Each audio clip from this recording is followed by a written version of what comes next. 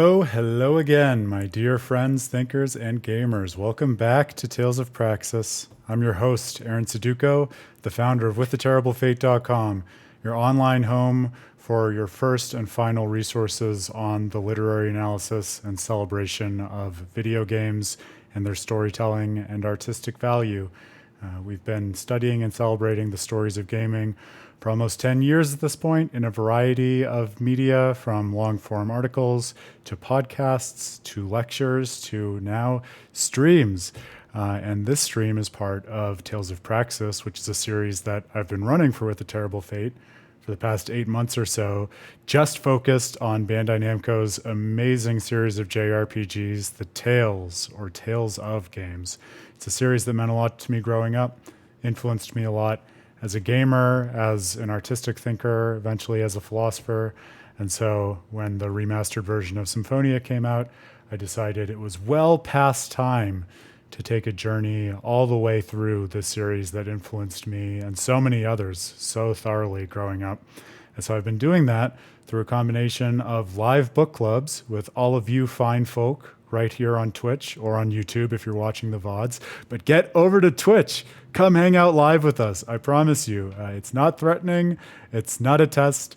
It's just fun. And you can join the real live JRPG party, because what we do is just work through these Tales games, going not in chronological order, but really just feeling whatever we want to sniff out in terms of thematic connections and continuity. Some people have encyclopedic background on the Tales games. Some have never played one and are just interested in thinking about video game storytelling in this way. So it makes for a wonderful mosaic of experiences and conversations and new insights, much as you would get in the party of a JRPG, whence the name Real Life JRPG Party. That's been one half of the adventure, and the other half has been more of my bread and butter, long involved analytical studies published on writhetterriblefate.com, which try to better understand and get at the heart of the storytelling language of the Tales series overall, asking questions like, what are the themes that are distinctly Tales that these games come back to in their own ways? What are the particular gameplay mechanics or character tropes, or even just representational elements according to which the games wrestle with these themes and give us, at the end of the day, actionable, practical guidance in terms of how we can take their insights and use it to inform our self-concept, our understanding of what it is that we want to do in the world based on where we've been, where the world has been, and where we want our communities and ourselves to go in the future. The thought being, this is one of those series such as Final Fantasy or many, many other long-running JRPG franchises or just storytelling franchises more broadly, where it's very easy to see each of these individual works in a vacuum, and certainly there's nothing wrong with that. But I think for me, one of the most enriching paradigm shifts that you can make in terms of your mode of engagement to get even more out of this is to see the games, again, not in chronological order, not just observing that a couple of them take place in literally the same world, but as this kind of thematic mosaic where all of them are trying to express related, cohesive ideas, and therefore can be better understood intertextually in conversation with all of the other games. So if you go and check out the articles that I've worked on, or if you stay around and just hang on the stream, you'll see that it's not just about reading an individual text. It's a lot about drawing connections between what we're seeing in this particular game and how that calls back to or informs our understanding of particular moments or arcs that have happened in other Tales games. And then, of course, always asking the all-important question, so what? It's one thing to observe the connections between these games. There are many very cool cameo callouts and Easter eggs, and the Tales series is known and rightly celebrated for all of that. But one of my main items on my agenda that I'm constantly pushing and trying to encourage people to think about is this thought that the connections aren't just there to entertain or wink and nod at the players. Far from it. In fact, they are oftentimes either directly constitutive of or otherwise clues pointing you in the direction of deep, substantive, thematic insights and various lessons that you can take away that are only properly recognized once you synthesize them from a multitude of different sources in the Tales series. So I want to convince you, or at least suggest to you, that you can substantively experience these games in different ways and ways that might even mean more to you, or at least something additive that you remember and add to your agential repertoire in the real world by putting them in exactly these kinds of conversations that we're focusing on in Tales of Praxis. That's what we're doing now with this wonderful new piece of Tales content that Bandai Namco has descended from Mount Olympus to bless us with. That's right, of course, I'm talking about Beyond the Dawn, this DLC for Tales of Arise. Would you believe it if I said that when we started this DLC back on its launch day, I didn't have any facial hair, and now here we are? Obviously, that's not the case, but I'm enjoying the fact that it's longer than I expected it to be, longer than some representations of it, which I saw in the media, made it out to be. I told Dan I still truly don't have a sense of exactly how long it's going to take, given the cadence that we've experienced so far, but I wouldn't be surprised if I ended up spending at least 1.5 times as long, and maybe even twice as long in it as I had anticipated initially, which is a wonderful gift. So all that to also say, this is the last day that was planned for the stream of Beyond the Dawn, because you may or may not know we interrupted our Tales of Graces stream in order to work through this and binge this as soon as it came out. And the thought was we would be going back to Tales of Graces tomorrow. We'll see whether or not we wrap up Beyond the Dawn tonight, but if we don't worry. The last thing we're going to do is rush it. Philosophy is thinking in slow motion, and With a Terrible Fate is gaming in slow motion. So if there's more to be done after we're through tonight, I will make a game plan for supplemental streams. It'll probably be the case, just to do right by our Tales of Graces stream and everyone who's been involved in that one way or another we will turn back to Tales of Graces tomorrow. And then my expectation right now, and keep an eye on the site's socials, because I'll announce everything there in terms of when it's set in stone. But I'm tentatively planning that if there's more to do in Beyond the Dawn at this point, since we're already coming up on a week out from its release, we'll just fill in the off days of the stream with Beyond the Dawn streams until we're done, which is to say, typically we've been doing Tales of Graces and our other mainline streams Monday, Wednesday, Friday. So if we're not done with this at the end of tonight, we can just pick it up on Thursday and then work through it over the weekend. And I imagine we'll probably be done at that point. But we will see. The plan, if you're just jumping into the stream in terms of format, is it is a wonderful, deep look at the game over an extended 5-hour block, which is longer than we typically do. We'll take an intermission roughly halfway through at the 2.5-hour mark or so for your dear host, as much as anyone, to reset, take a breather, and then come back fresh for you.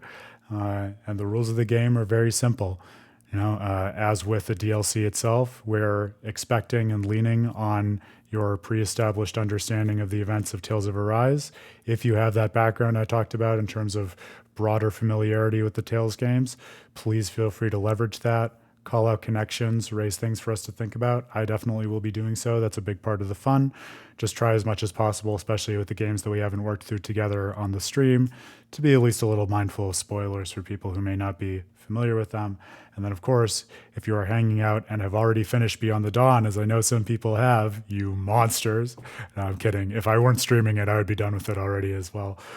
Just be extra mindful of please not even risking spoiling something minor that we have not been through yet together in terms of Beyond the Dawn, because the entire conceit of this enterprise is to play through it together for the first time as this sort of live book club, and so that would undermine it.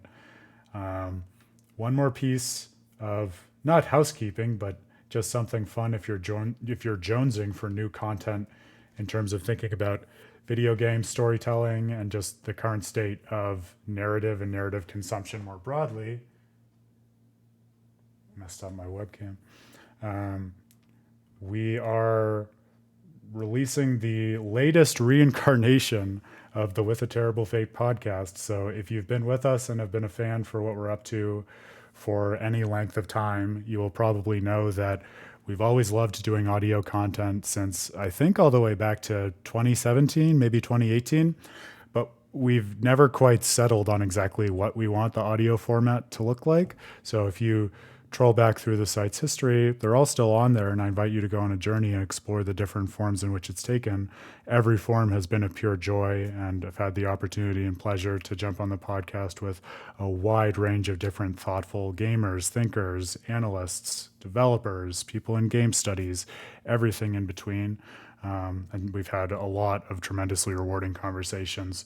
What we're thinking of doing this time around, and you'll see it immediately when you jump into the first episode, is it's myself and Dan. We may add more voices. I'm sure it will be very fun, in fact, to add more voices as time goes on. But the entire conceit of it is just to do something very purely deconstructed, as I think I was talking about on a previous stream. The thought being, there are so many insights and curiosities about the nature of video games and their stories, which can oftentimes prompt further reflection or analysis, and even the kinds of things that we might write up in articles that just stem from the truly everyday organic conversations that Dan and I, as so many other gamers do, have with each other when we're just shooting the breeze about what we're playing, what we're thinking about in terms of games that week, with no kind of pre-established agenda or script. In the past, we would oftentimes have at least a particular topic that we wanted to think about, and we would prep notes for it in one form or another. And so it was a bit more prepared and a bit less organic. I think I already know and can tell this is going to be kind of a more naturalistic format for us, which will be fun. But I also think, and it's my ardent hope, that it's something that's not only enjoyable for you to listen to, but also another piece in the overall oeuvre and model of With a Terrible Fate, where you can see the true point of origin in terms of where a lot of our ideas and thinking about games begins. Something that's even kind of more laid back and relaxed and conversational than what you get here on the stream in a kind of live book club format, and something that is far and away less formalized than what we do in written publication, but something without which none of those other formats would be possible. So I hope you like it. I hope you check it out. For a bit more of a colloquial pitch for why you might find it fun, among many JRPGs and Tales of Praxis and Pokemon, we also talk about the new Ghostbusters trailer and why Dan lost his mind over that. So it's also a lot of fun. Not that the other stuff isn't fun. It's all fun. It's fun all the way down. That's a big part of what makes the analysis of video games or any other popular medium about which you're intrinsically passionate so rewarding. You can get a lot of intellectual insights out of it because of all the fun that it consists in, not in spite of that or orthogonally to it. With that, my friends, let's get back to business with Beyond the Dawn. I think we're ready to jump right in, especially because I left us at a bit of a cliffhanger last time. We really have two plots, which to me are pretty representative of the two main threads that have developed in Beyond the Dawn, which we're pursuing in parallel. So one is this very fun, heartwarming, little bit tongue-in-cheek, but mostly extremely sincere EX, which we learned stands for Extra Quest, which centers on Alphen trying to learn everything about marriage just because he's purely intellectually interested in the subject matter and is definitely not thinking of marrying anyone down the line. And then the other one is finally reaching Nazamil and confronting her about what she's up to, what motivated her to undertake this plan, and what the endgame of the plan itself is. If you watched the last stream or the VOD of it, you'll recall we finally got some color about the nuts and bolts of her plan and how she's using these suppression masks. This, to me, incredibly interesting and stimulating idea, and I'm going to try to get you all as psyched about it as we move on here, that her exact goal is to align the value set and underlying motives of everyone in the world. So it's not quite the same thing as turning everyone into zombies or mind slaves or taking away their will. It's not reducing them to some kind of inert object like an X-sphere and just erasing all of their differences by brute force, like Mythos did with the Age of Lifeless Beings. It also has many things in common, yet is not the same as what we saw with Artorias in Tales of Vesperia, which I'm a little bit embarrassed about, to be honest with you, that I didn't think of that last night. But we were dwelling on the idea of, well, is Nazamil mythos? How is what she's doing similar yet different from the Age of Lifeless Beings? But another nice point of comparison and contrast to kind of form the overall constellation of the different ways in which these games are meditating on the same concept and theme in the way that I was talking about at the outset of this introduction, is to look at other examples of antagonists who are trying to do slightly related things and kind of triangulate where Nazamil sits in the broader spectrum of possible modes of manipulation and reduction that happen in the antagonistic plots of the Tales games. So Artorias, with his whole plan to invoke a Nominat and another plan called, to my recollection, the Suppression, was basically to prevent everyone in the world from falling into the clutches of malevolence and transforming into demons and basically corrupting their nature by suppressing the experience of negative emotions and aligning them according to these very utilitarian, instrumentalist, the good of the many outweighs the good of the few way of seeing the world.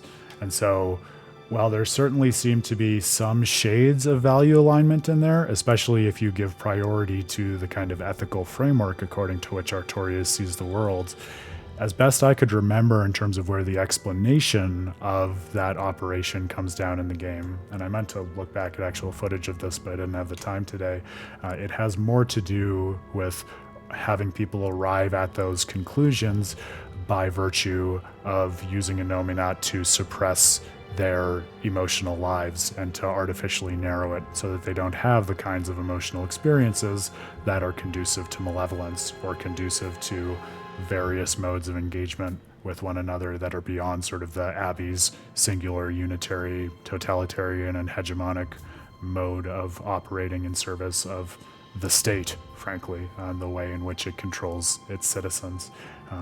So between that, in terms of shutting down certain aspects of emotional life, between the Age of Lifeless Beings in terms of just objectifying people and thereby reducing their differences by turning them almost into more of commodities than individuals and agents with intrinsic value. Here we have introduced Nazamil, someone who is trying, if we are to believe the people who are wearing her masks, and we have no reason to believe otherwise, she is trying to achieve world peace, but she's doing so by reducing the multitude of different value systems which we have seen richly on display in all of the subquests that we've been doing to instead a singular value system that is extended by her as the central governing body that's controlling all of the masks. And there's a term that we'll see come up again for that, which I'm blanking on right now because we were just introduced to it last time. Getting everyone else in the world to act of their own volition, but act solely according to the value system and frame of reference for situating themselves in the world that Nazamil herself has and explicitly endorses. And I raised that looming, threatening, very fun question last time. Okay, how is that different from what it is that the party is doing, both in terms of what they did in Tales of Arise and what they did in the earlier subquests in the game, and then how they've been approaching subquests ever since that pivotal moment in the DLC when Alphen stood up and changed the basic stakes and understanding of the disposition according to which he was accepting subquests and how he wanted people in the community to see that. And then also, how is what Nazamil doing in terms of this remote manipulation of people by dint of value alignment while still leaving space for their individual will, different from what the player is doing when she extends her agency into the world of a game and manipulates its characters without necessarily fully subsuming them within the player's decision making, still giving the characters space to, in some limited sense, be their own person, have their own desires and actions, but still to kind of direct them according to an underlying value system. If I know Tales games, and I think I do, will come down on the side of having reason for optimism and clarity of understanding in terms of why it is that what we do as players and what the party is doing are both substantially different activities in important and uplifting and ethical ways than what it is that Nazimil is doing. But right now, especially as Nazimil's plan has just been revealed to us, it's the moment in the arc where we should be feeling really uncomfortable about the patent similarities. And I imagine the game will go out of its way to make us feel more uncomfortable before we get any kind of resolution and path to hope moving forward from here. Suffice it to say, I can't wait to see where the DLC goes with it. I can't really say I'm surprised that there's this much in a DLC, given that it's the Tales series, but you can just tell the level of thought and care that they put into every aspect of it, and it's worth celebrating that too. So, Bandai Namco, thank you, even without being done with this yet. I am fully comfortable saying you've done it yet again, and I feel so blessed to be able to be working through this on my own on release, and to be working through it not on my own, but with all of you in this wonderful real-life JRPG community. So, with that, friends, welcome back to Tales of Praxis. Here we go. Let's do this. And I know we ended in the mausoleum, ostensibly on the precipice of facing Nazimil last time, but because we did also finally get the rapid meet that we needed in order to continue the wedding plot, I wanted to, without giving you too much whiplash, take the time to go back and try to pursue that extra quest, just so that we can hopefully knock out every possible side quest before moving on with the main story, because I think this is the kind of DLC that wants you to do that, and in terms of what it is saying with the thematic value of the exercises it puts you through, is going to reward having made that effort in one way or another.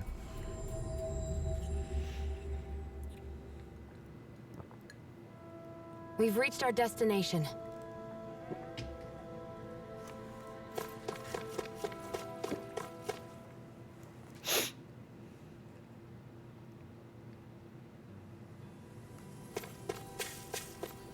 So many rapids. I love it. Isn't it nice to be able to actually see the animals we put in the farm, as opposed to just seeing the little icons of them on a UI managed at campfires? I almost wish there were a few more side quests or a bit more content about the farm, even in the main game, let alone in this DLC, because it is such a nice, quiet, and peaceful idea, and the thought of spending time and cultivating people's characters through bonds with animals is such a beautiful thing, which I really love, and everyone here should know I love when a game does it really thoughtfully, as with Rapide, which I speak about at length in my most recent study of Tales of Vesperia, but it's nice to have. I don't have a recollection that they did as much as I would have liked with it in the main game. Though I will admit, I did not go back and do 100% of all of the subquests and side content on my most recent replay, so I also may just be eliding things from my memory. You better not come back. Got it? Oh, I forgot that we can also chase away mice and such when we come back here. So there are some built-in mechanics to the farm. If only you take the time to make the effort.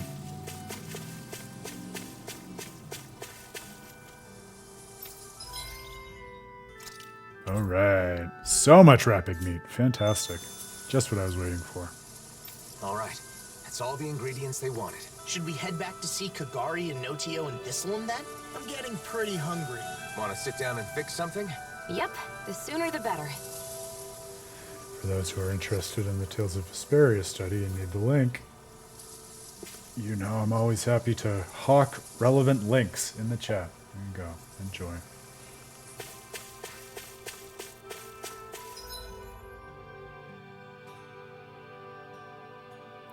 I spent the rest of I spent the rest of the day on this day writing, but not writing for With a Terrible Fate, doing something that's more squarely on the academic side of philosophy and philosophy of gaming. So, if my mind is a little melted as per my inability to talk just then, forgive me. I've been spending all of my thought points today already, so it'll take some time to recharge, I'm sure. But also, it's got me excited to be back in the writing jag, so once I've made progress on this one project, you can expect updates and incoming new written studies as part of the Tales of Praxis series as well. But, as you may or may not know, that last piece is pretty hefty and substantive, the one on Tales of Vesperia and Tales of Destiny, so hopefully, if you haven't taken the time to look at it yet, it will be enough to tide you over and give you some material to think about in the Tales series more broadly until the next work comes along, which will probably be on Tales of Arise. Probably. I really want to write about Looks like we Eternia made it here in also, one and I piece. really want to go back and write about Destiny and its contribution to the trilogy of which it's a part, so many options and many good things on the horizon. I might have said Tales of Destiny, I meant Tales of Fantasia in terms of the trilogy. And I went on and on about how hard it'd be to get them.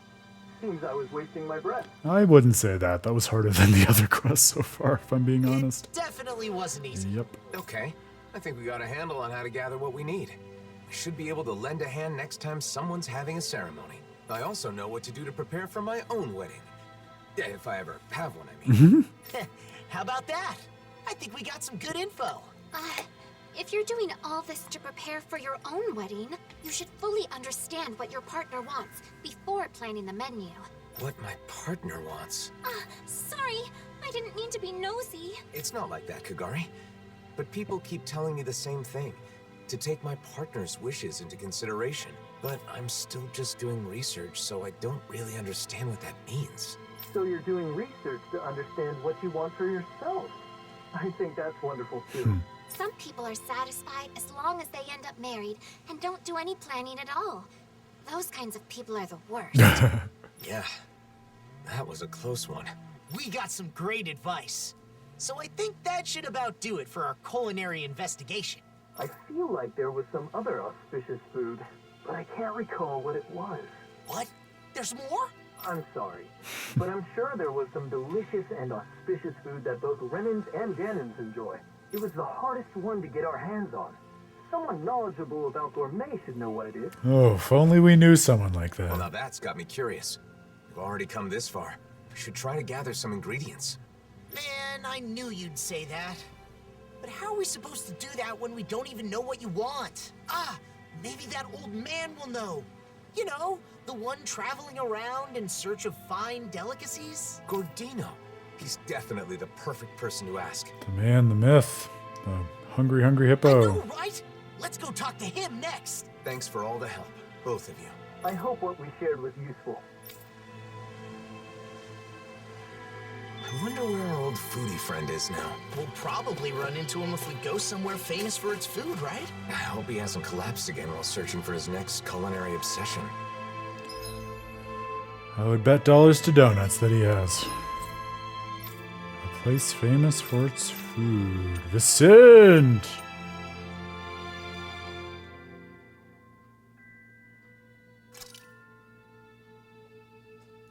Hey, Pottery. Yeah, it's a good question.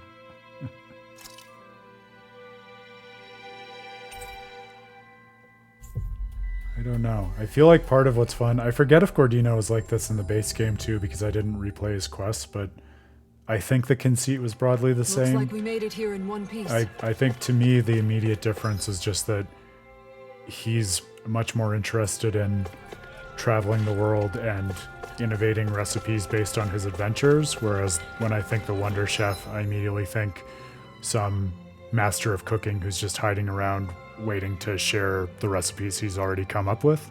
So it's more of a mere transmission as opposed to a development based on the journeys through the world, which makes Gordino feel a little more Tales of Arise to me, but I know what you mean. It does seem interesting to develop a whole new culinary character as opposed to going back to the roots of the Wonder Chef. Oh, look who it is. What can I do for you? Got more questions about gastronomy? Boy, do we. An auspicious food for weddings that both Denons and Renans enjoy. I know a few things that fit the bill. Okay, so are any of them something that she likes? Yeah, I get your point, and I'm trying to be charitable, right? I mean, we also understand from even just Tales of Symphonia that there's at least enough hinting at the end of the Wonder Chef's quest with the Dark Chef that they're part of a lineage of chefs that, you know, you could introduce another member of the Wonder Chef clan with a different spin on things.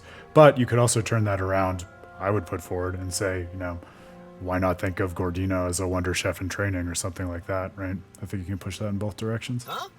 What was that? Speak up! Well, it's, Shion. I need something Shion likes. Wow! What are you so angry about? What did I do? You didn't do anything wrong, Gordino. Shion's name just kinda came to mind. Just leave it at that. Well, I've got no idea what's going on. But I know just the thing for that young woman who's always hungry. Oh, come on, just say it already. Danins love it. Renans love it. That young woman who is always hungry does too. And it's auspicious. Boss Fish checks all the boxes. Oh, we have that already. In the gastronomy world, they say that if you eat a boss fish at a special occasion, your family will be bestowed with safety. I didn't know there were legends like that in gastronomy. But it sounds like Boss Fish is perfect. We'll scrounge some up. Oh, it won't be that easy. Boss fish are hard to find. However, if you aren't able to pass this test, you won't get my blessing to marry my daughter. But who said anything about marrying your daughter? I don't need your blessing. Obviously, I'm joking. I don't have a daughter, but I've always wanted to say that. You might say saying that was my dream. At any rate, I'm not kidding about boss fish. Good luck getting your hands on some. You'll need it. Don't we already have the boss fish he's talking about? Should we give it to him, Alphen? I just bought it at a store, I think in like hour 2 of the DLC, because I had a hunch it would show up sooner rather than later as something we needed. And honestly, I feel like we earned this after all the time we had to spend waiting for the rat pig meat. Gordino, is this what you need? Oh, there's no mistaking it. That's a boss fish for sure.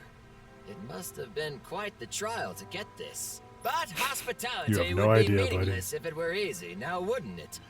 You've done well, We had to son. take out our wallet, take out the gold from the wallet, hand the gold to the cashier. Okay. It's a whole thing. I'll allow you to marry her, but I won't forgive you if you make my daughter unhappy. Not this again. Yes, exactly. Jokes aside, if you can get your hands on boss fish, then you should be able to get any ingredients you need. It's true, they are the ultimate dealers in delicacies and rarities, those owls. Thanks. I think it's fair to say we've perfectly understood how to gather what we need. We learned about wedding dishes and how to gather the ingredients. So you must be satisfied now, right, Alphen? Indeed. I owe you my thanks as well, Law. If you ever need more advice about the menu for your wedding, don't hesitate to come see your friend Gordino. Regardless, my fabulous recipe deserves a name. Absolutely exquisite! Harmonized!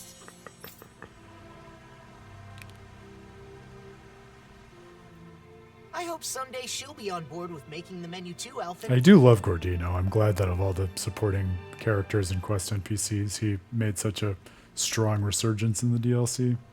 Feels like he's thematically of a I'm sure piece with she, it. your partner, will be happy with anything Gordino cooks. Shior, your partner. Something my partner will enjoy. I need to think about that, too. Something bothering you? No, it's just... everyone we've talked to has mentioned the same thing. My ultimate goal is to learn more about weddings and marriage. That hasn't changed. But Kagari and Notio said that isn't enough. And that I have to think more about my partner. Right, that's why we looked into boss fish. Isn't that enough? Maybe. But I don't know if it counts as taking my partner into consideration. I'll have to give it some more thought.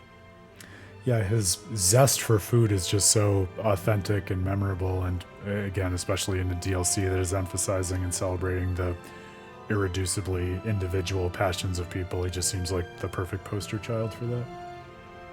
Hey, Big Moon Echo. Yeah, that's right. How many times has it been, Grail? that you have introduced yourself in that way. Oh, we got more diary too. All right.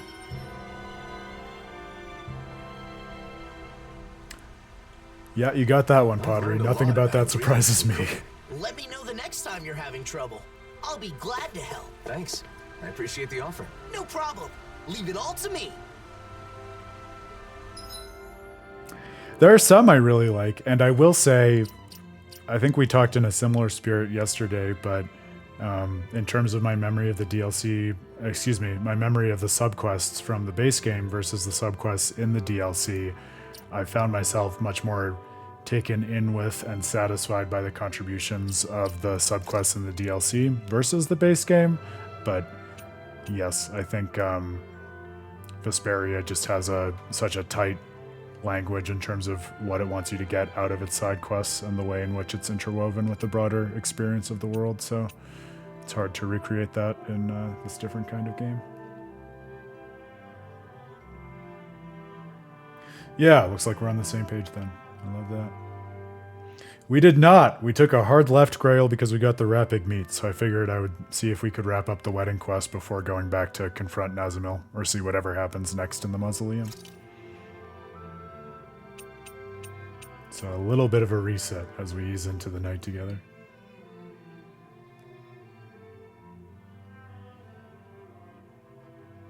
I really didn't feel like that many of them were time-boxed.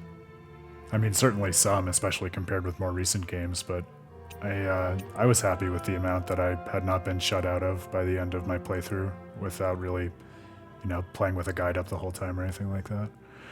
I ran into the old foodie and he said something confusing. If I had a daughter, she'd be like you. If you ever end up in a different situation and things get rough, you can always come back home. He'd been wandering around on a journey, hasn't he? He's been. So what does he mean, come back home? And why would I go to him anyway? I have no idea what he was trying to say. Maybe the reason he talked to me like that is because everyone already knows about my secret?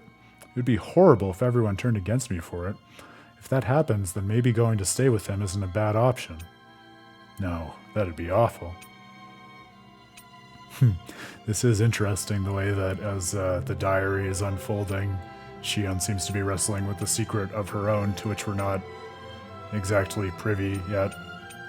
Presumably her affections for Alphen, but it seems to remain an open question at this point. It's got me hooked! Not that I needed much to be excited about a diary.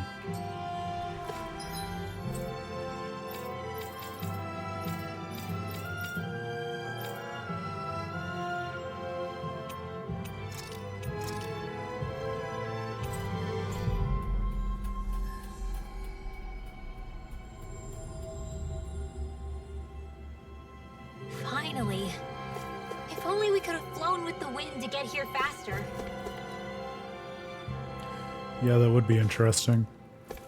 I don't think we mentioned it in exactly this context yesterday, but I think it came up in one way or another. Oh, it's because we were talking about the distribution of after-battle conversation based on party composition. But I think in a similar spirit to what we were saying about that, I feel kind of the same way about the side quests, where because there are just so many, like, if you're a crazy person like me and you want to say something about the game, yeah, you can go out of your way and out of your mind to go through them all. But if you're just casually playing through it and thinking about your experience as you go, I think the missability of some, as much as anything, can contribute to the feeling that you've had like a unique and distinctly representative of you as a player experience with the story, based on the contours of what it is that you experience and even what you missed, right? I know for the completionists among us that can be a frustrating concept, but sometimes your playthrough can say as much by dint of what it is that you didn't experience as it does according to what you did. So are we just out of this side quest for the moment? We might need to progress the main game further first. Yeah, hasn't opened up yet. All right, well, there you go. It was just a very small wedding coda for the moment, and now we can go back to the main quest. There you go. Just make sure there are no other side quests that have popped up. Fantastic. Might as well rest at the inn while we're here, and then we will venture back into the mausoleum.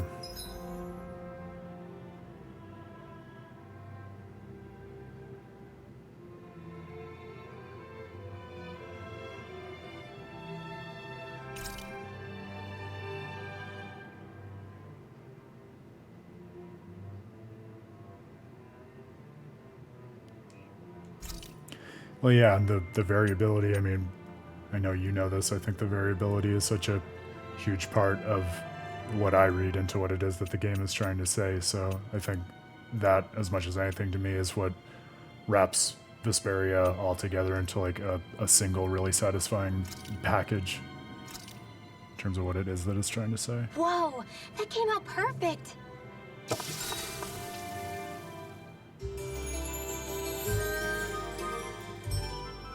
I don't know that I would say Arise is totally flat, though, to come to Arise's defense a little bit. Like, I take the point that there's a difference in the approach between Vesperia and Arise, and I think it says something that even with my playthrough, I did not feel compelled to go back and play every single side quest. But there were some that I said to myself, okay, I would like to do that again because it feels worthwhile to me and like it adds something in a way that others don't. Like, I'm thinking in particular of the side quest or mission, whatever you want to call it, to take on the 4 lights that descend from Lenegus to absorb the astral energy from Dana. Like, that strikes me as something that is significant and distinct from a lot of the other side quests in the base game. But that's not to dispute that it's compositionally different from what you have going on in Vesperia.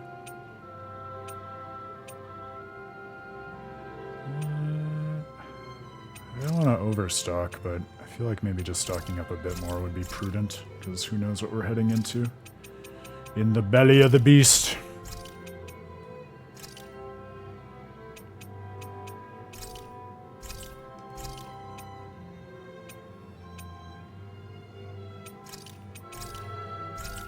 Okay.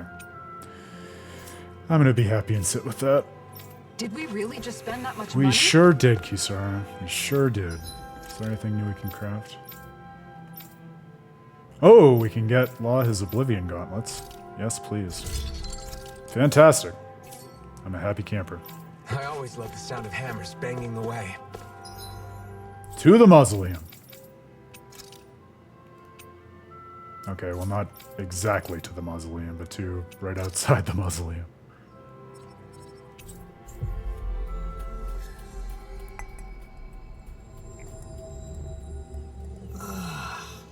You finally made it. You might have dipped into the stream after I said this, Pottery, but I've spent all day working on an academic philosophy paper, so wrong day to hope I wouldn't call you out on careless wording. No, but you know I'm playing. Yeah, and like I said, I certainly take your point. I still think, even with that, I mean, you know the way I am about this stuff, I hesitate to say that one is better than the other, because I really do feel like all of these games strike me as very thoughtful in terms of how they want to represent their optional content in the broader context of the world that they're exploring and the cadence of the plot. So it would be interesting to do that kind of study in terms of some kind of justification, or at least that kind of examination of what Tales of Arise is up to. I don't know if that's one that I would do, but I think in that spirit, it would be This worth place is rather gloomy. interrogating at Why don't least. you lighten the mood for us while we're here then? I'll see what I can do.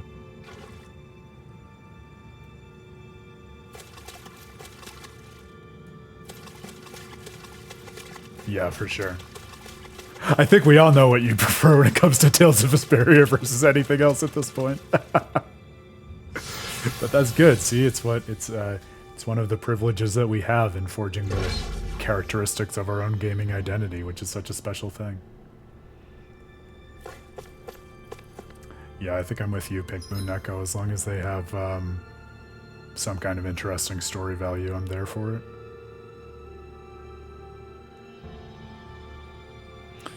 Yep. Mystery, and especially, like, I think for me, there's a special kind of, oh, we unlocked one of the doors for the giant Zoogle, so I did want to do that before we went to Nazimil. I think there's a special kind of mystery in a side quest in terms of, like, not knowing how involved or how long it's going to be, or which characters it might end up involving, or, like you were saying, in terms of the Vesperia one's Pottery, like, what the outcome will be, whether it's some kind of weapon or just some little sort of insight into the world or something in between. I think that's all tremendously interesting and a fun way to keep you engaged and guessing as you work through it over the course of the game.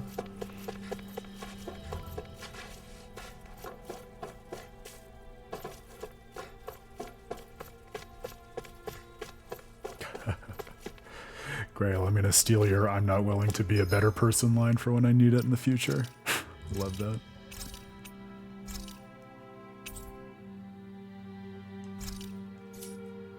Yeah, and I see that in terms of, making sure content doesn't drag on as just like one manifestation of something that I think it was Stefan, a game scholar who used to be on our podcast, talked about once very thoughtfully, just in terms of the question of, is a game respectful of my time?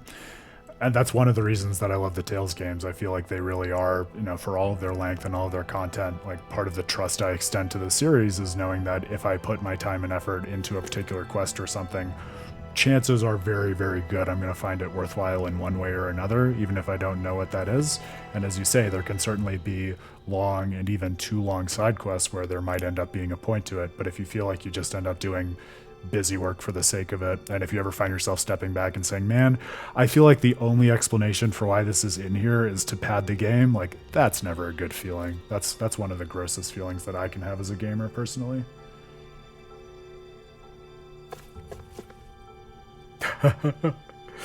That is the typical move, isn't it, Pottery?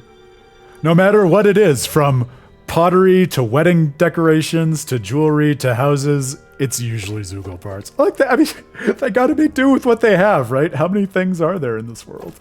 All right, speaking of, Nomos Juggernaut. That's a good name.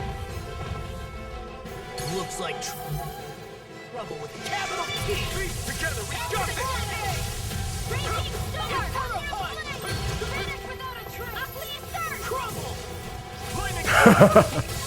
We've already had it, but it definitely seems like you still have more to process about it, Grail. Show me on the doll where Lenegus hurt you.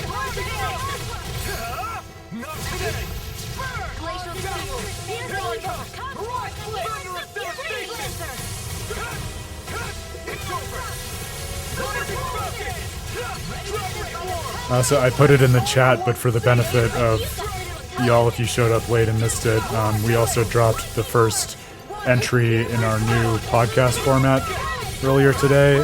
So if you're interested in a more deconstructed, conversational, game and media related hang with me and Dan, and as much as anything to do with gaming, also Dan venting about why the new Ghostbusters trailer made him so mad in a way that yields further insights to video game storytelling. Turn it on if you need something in the background for an hour. Let me know what you think. We're going to try to do it every week, and like I mentioned on the stream before, I'm really hopeful we can also make it a like a live video streamed podcast at some point. So I'll keep you posted on that.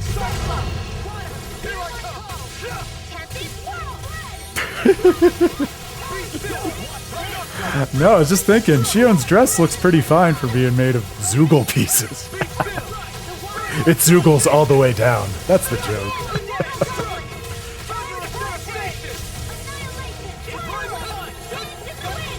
It hurt you everywhere, Grail. That would have been my guess.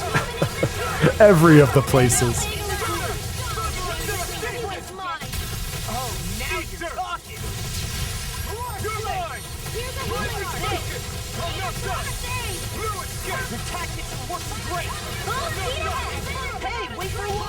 No, seriously.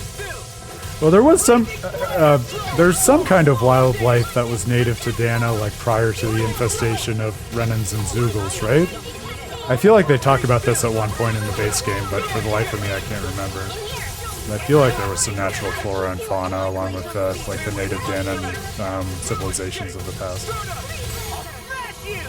It stands to reason in my head, at least. Yeah, presumably exactly. See, and that's a kind of side quest too, where like when I find myself reflecting on the world and wanting to know the answers to those questions, I find myself wanting to go back because that strikes me as such good side quest content. I'm like, oh, is there a particular side quest that'll help us to get a little bit of a better understanding of that old school wildlife or something like that? Yeah, there you go. The Zoogle dress is not just a joke, it is real. It really is Zoogles all the way down. We won. Yeah, like bioengineered and mind controlled, right? So interesting, kind of like, and seen through that lens, a little bit of a like a progenitor and foreshadowing and mirror to what it is that Nazamil is doing now to people. That's interesting. Oh, I love that you call that your Aaron hat. I was actually, and I just had a very you moment, Pottery, because I was similarly sitting here saying, I wonder if Pottery is going to call me out on what I was saying about that, because unsurprisingly, I definitely see the merit in that too. And that's the kind of thing that I was saying before in terms of like, well, what does the nature of like the side quests and the contours of the optional content in Tales of Arise say about what themes it's considering? And I think that idea of like erasure of the past certainly looms large with all of its considerations of colonization and post-colonization. Novus Aetas, a sword embracing the brilliance of black silver bearing the name of the new era. It is up to the bearer to decide the era created with its power. Hey, That is new awesome. equipment. What does that mean? I have to look that up. I assume it's Latin? It seems Latin.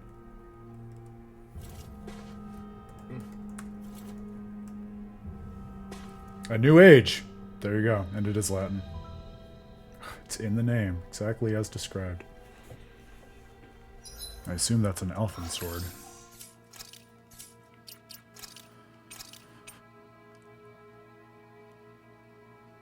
Very nice. I wouldn't call it breathtaking, but a standardly handsome sword, which I can certainly get behind. Yeah, Aetus was the question mark word for me. I'd never heard that before. But there you go. All I know about Latin I learned through, well, philosophy too, I guess, but also JRPGs. Initium Lucas. A gun that shoots magic bullets bearing the name of the light of the beginning. Yeah, first light, initial light. Initium must be the like the Latin root for initial and things like that. For the target, those magic bullets are the beginning of the end. There you go. Like the Kav in Kabbalah, the primordial animating light from which creation originates.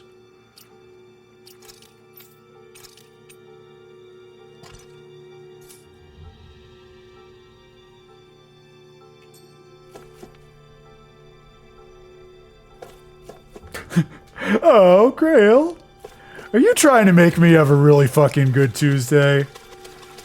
I'm gonna call you out for making me have a really fucking good Tuesday, guy.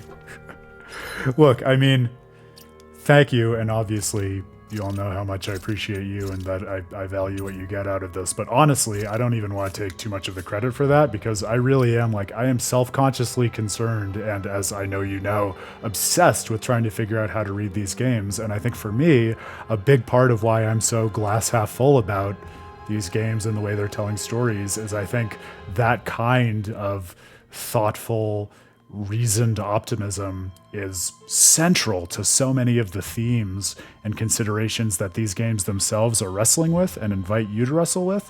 So there's just something about it to me, especially in my older years here, where if you're sitting down and playing this kind of JRPG and you're going out of your way to be cynical about it, like, of course you can like what you like and take what you want out of it, and no one's going to fault you for that. But I feel like you're leaving so much on the table if you don't, try to optimistically buy into what it is that it's trying to get you to think about or celebrate. So that's where it comes from for me.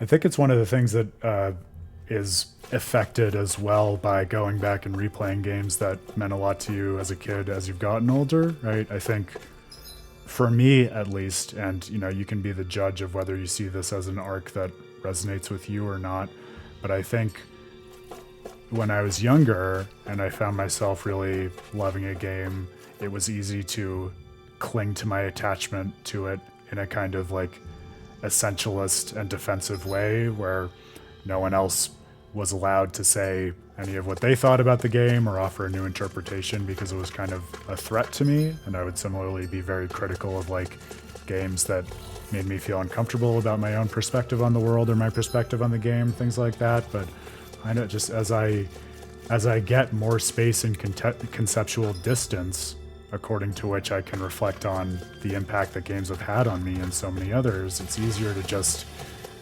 again, take the lesson from JRPGs and sit back and smile and appreciate the sheer diversity of different views that they can represent and experiences that they can encourage in players who come to them for different reasons. I think that's just so magical, and it's hard not to be delighted by it.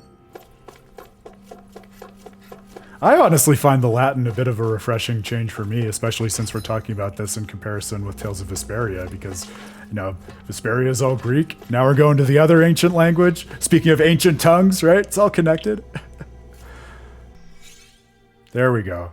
That was the other thing I wanted to find, because I know we had passed another cage, but I could not for the life of me figure out where the unlock mechanism was. But I think that was the only other one. Now I just need to remember where that cage was.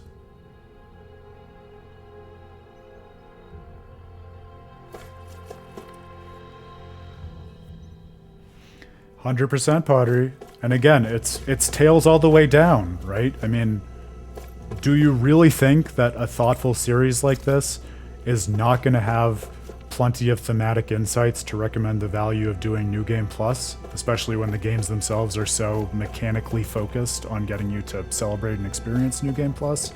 Like, they as much as any game, are so concerned with getting you to appreciate the value of trying things again, seeing new perspectives, making different choices.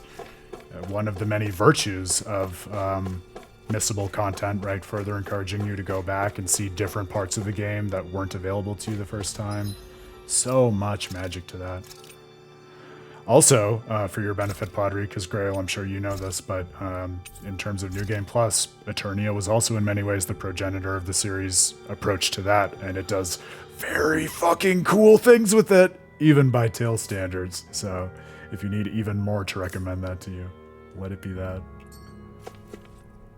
Yeah, I think it's powerful to recognize the pull of cynicism, but elect not to engage with it, Pink Moon Echo. Again, that strikes me as a very JRPG theme, right? And form of empowerment, because you're right, like, that's, that's one of the core lessons of Xenoblade Chronicles 3 as well, right? Like, that little cynic and darkness, I think, lives in any of us and is, one face of the critical lens that it can be good to use on things, right? But to allow yourself to be consumed by cynicism, probably not so much is a good thing.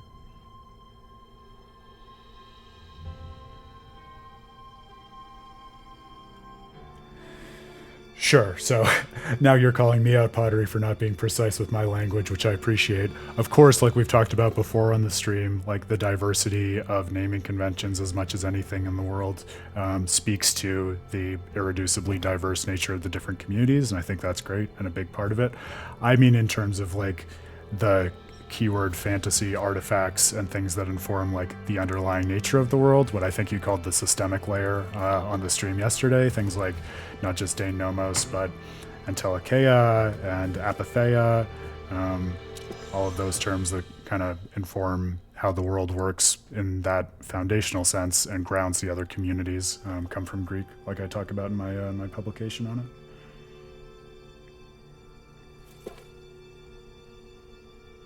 Adaphagos, yes, that's the other one, thank you.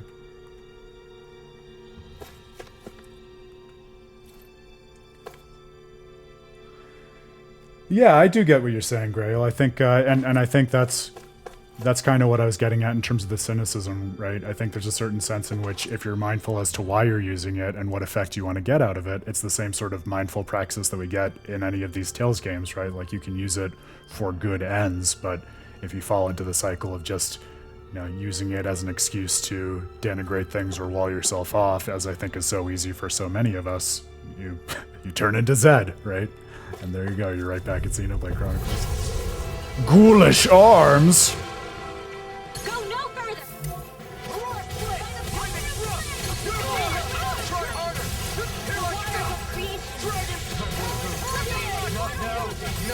See what I can do!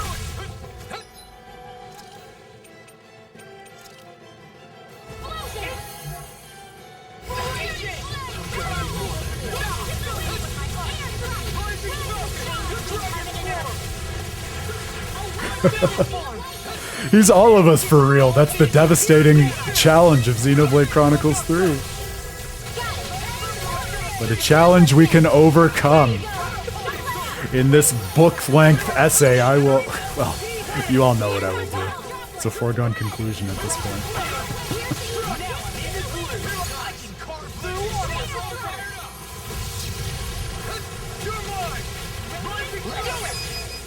Xenoblade... Oh no!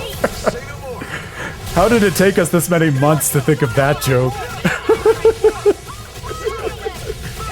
More like Zed, oh no, Blade Chronicles 3.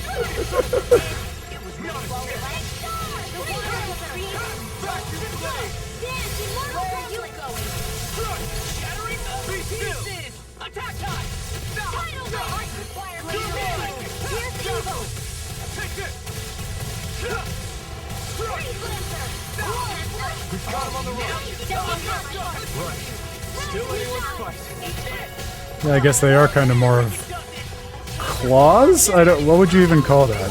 I mean, I would be okay with calling them arms. They're kind of like spider arms, you know? They kind of strike me more as like an arachnid's appendages than a human's.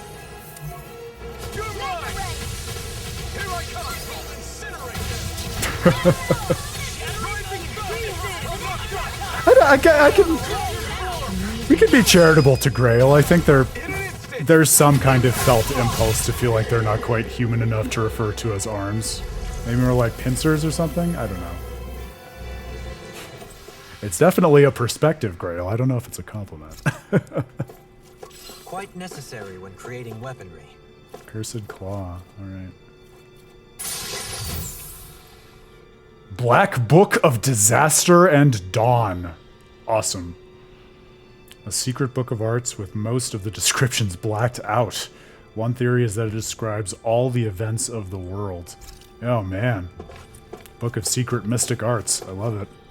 The Alpha and Omega. Which also would have been a great name for it, but probably outside the design language of Tales of Arise, speaking of different traditions from which it draws and doesn't draw. Divine Hand Armor. Arm braces that can quell even the greatest of raging forces. It is said that in the instant of attack, the fist is freed from the fetters of the body. I understand that the creative process for these games doesn't work like this, but I have to imagine it would be such a fun job for your sole responsibility to just be sitting down and writing the poetic, thoughtful, challenging descriptions of all the end game equipment, like all and only that, these weapons and the armor that we're getting in this area. That would be a lot of fun. So we got Rinwells.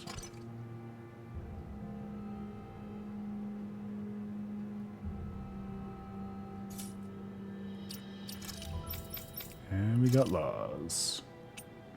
Oh, but the O gauntlets are better than the Divine Hand Armor. Huh. That's frustrating. Well, I'm going to have everyone be paired up in the set for now. It's a certain kind of aesthetic sensibility to that. And then when push comes to shove, we can give him his Oblivion gauntlets back. Alright. Well, that was more of a diversion than I expected, but I definitely did not clock any more of the sealed off cages, so I think we're good, unless there are any passageways that I missed. But thankfully the map does make that pretty easy to negotiate. I was surprised that I missed that earlier path, but I'm glad I went back for it.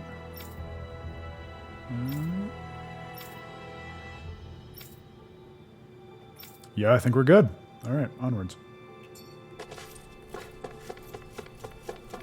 I might just warp out of it though, because I'm a little confused as to where I am, and I'd rather just get directly there via the warp point. Yeah, let's do that.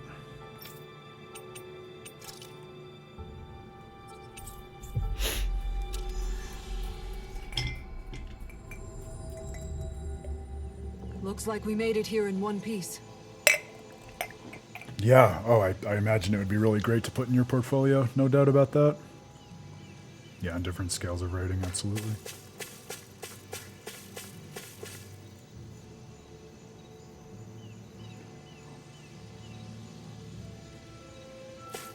Oh, that's interesting, Grail. Yeah, my background went immediately to thinking of it as forbidden mystic knowledge, like the kind of stuff that was not meant for man because man wouldn't have like the right perspective from which to understand it and would only be able to misuse it. That kind of like level-based ascension of mystical truths. But I had never even heard that that verse from the Bible, so that's really interesting. I can certainly see that coming through too.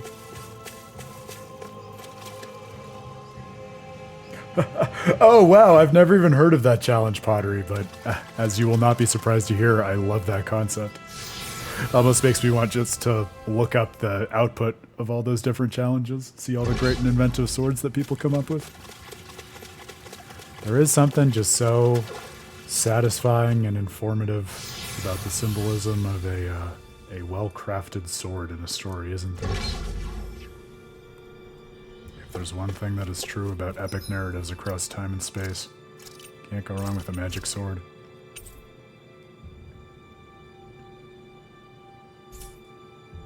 Oh, very cool. Yeah, I'll have to check that out after this. All right.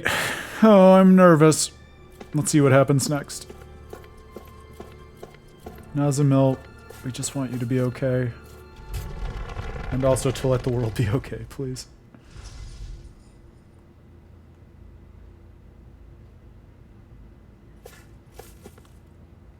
Distortion Blade. Ah, Chris Albane wants to know your location.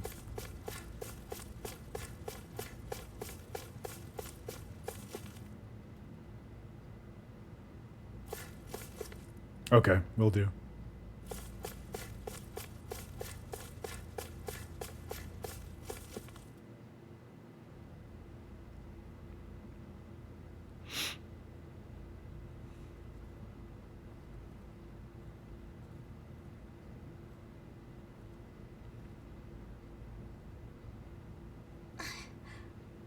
You all came.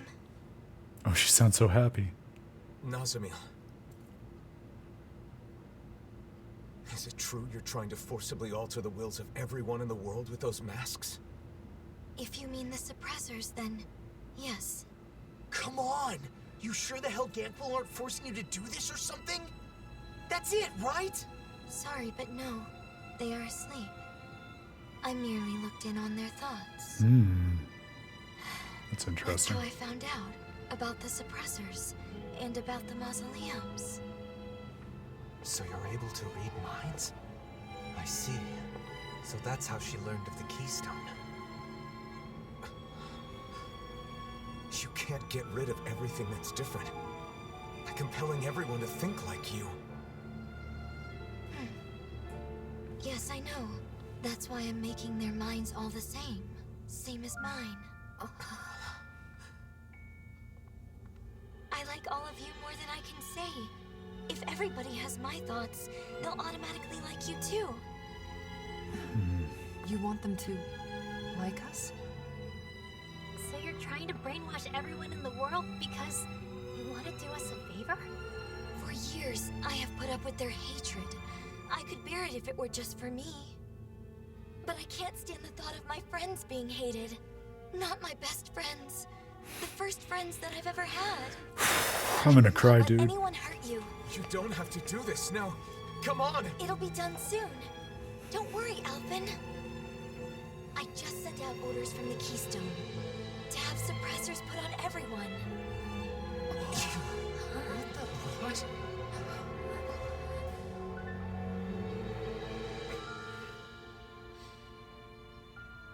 You can't.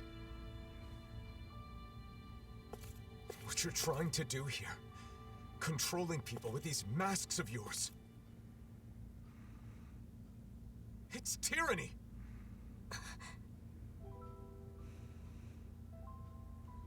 I wanted to make you happy. Nazamil, please stop this. Come back with us. No way. Why would you say something like that? Nazamil, listen. I'm doing all this for you. You're supposed to be my friends. Why are you throwing it back in my face? Nazamil! I get it. It's because I was useless, wasn't I? Why do you despise me? Of course Jesus I don't Christ. hate you. I have an idea. All I have have to do is put my thoughts in your heads as well, and we'll be the same. Nosamil!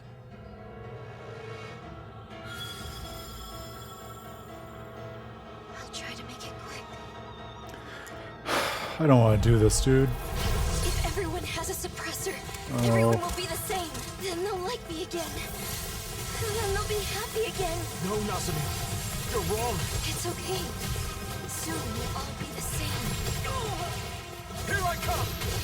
This is a Dawn of the New World moment where I wish we didn't have to have this fight, but I don't think it's a Dawn of the New World moment where we don't have to have this fight. I'm going to need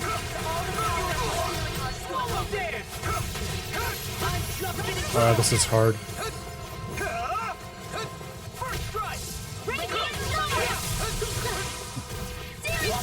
I know you're trolling me, Grail. That doesn't make it better.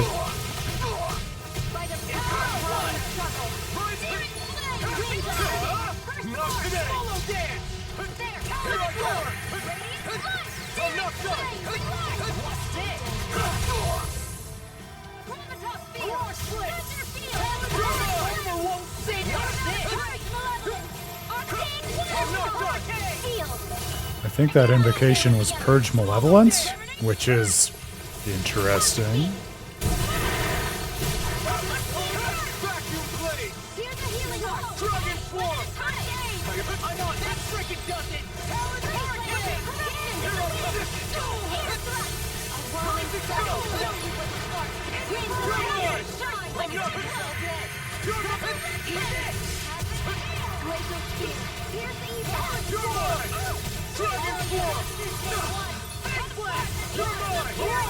Just getting started. Hold still. I can't get your suppressor on. One of those things on. Then I'll have to make you. Is she serious? I don't like this, you guys. I mean, I love this, but I don't like this. Not today! What am I gonna do? Ugh, I missed the timing. Dragon Form!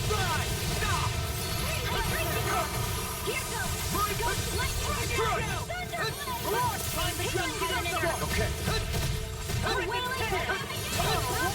I'm gonna teleport you to a different check, Grail.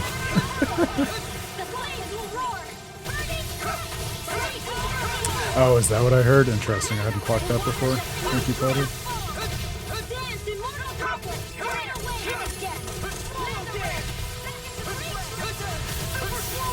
Yeah, I mean, I'm seeing it as a breaking from isolation, like you say, Pink Moon Neko. I think it's also like, if you think about what it was that allowed her to cultivate any kind of self-concept and see a path for herself to become like a person who was acknowledged in a positive way by others, I think it's perfectly reasonable to understand how, you know, she drew so much strength and a firmament of identity from this idea that her first friends, as she so lovingly called them, were people who actually like saw and recognized and valued her thoughts, especially now that we know that she can read thoughts, right? And now that they're presenting an alternative view, I mean, you hear her crying to the heavens, why would they reject me, right? It's like a complete nullification of the identity that she's been able to develop and feel good about for herself. Stronger. What do we do? I don't see a way out of this without hurting her. Nasamil, please stop this. We're your friends, aren't we? Yeah, that's a good point, Potter. You hadn't thought of that, but that strikes me as a really good explanation for why she'd be that way about it. Now you see what I can do. Dragon Form. It does it.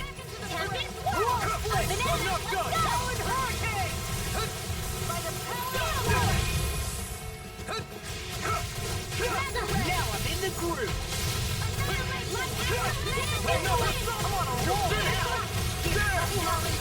Yeah, I mean, you might suppose it has something to do in Tales of Arise with, like, Strength of Astral Arts. Like, if you have this masterful manipulator of all 6 elements like Nasamil, perhaps they need to put in less intentional effort to invoking arts in order to channel them. But yeah, the Rinwell explanation doesn't go any distance towards explaining that for sure.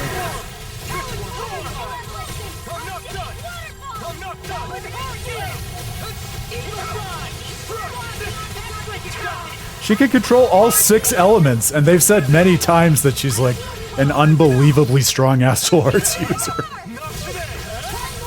Her mere presence was able to talk many of those people we saw into putting on the suppressors. It must consume energy to stop our attacks. Each blow's gotta be chipping away at it. We'll have to keep wearing it down. Right. Then it looks like this will be a battle of endurance. Won't be easy, but it's our only shot. Blazing away! I'm not done yet!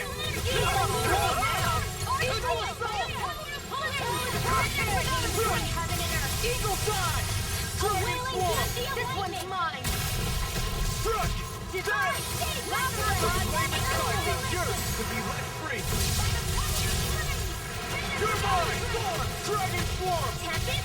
Vacuum blade! Dragon form! Don't mind if I do. I understand why she recoiled so much when they tried to correct her, but it's still just impossible for me to wrap my head around this as anything beyond further abusing a poor girl who's been only abused throughout her entire life. They've done such a meticulous job of getting you to feel so bad about what you're doing in this fight. Yeah, I think she is. I've never seen or heard of anything like it before now. Indeed. The danger is all too clear. Nazami, did you push your astral arts too far? It's too much stress on her body. Please, you've got to stop this recklessness! Not today! Don't mind if I do. You're mine! There! Dragon! What a relief. I'm not done! Eagle side! Blazing cascade! Blazing cut! I'm not done! There! It was nice while it Dance lasted. immortal You're mine! I'm on! Morgula Crystallis. It's a great name.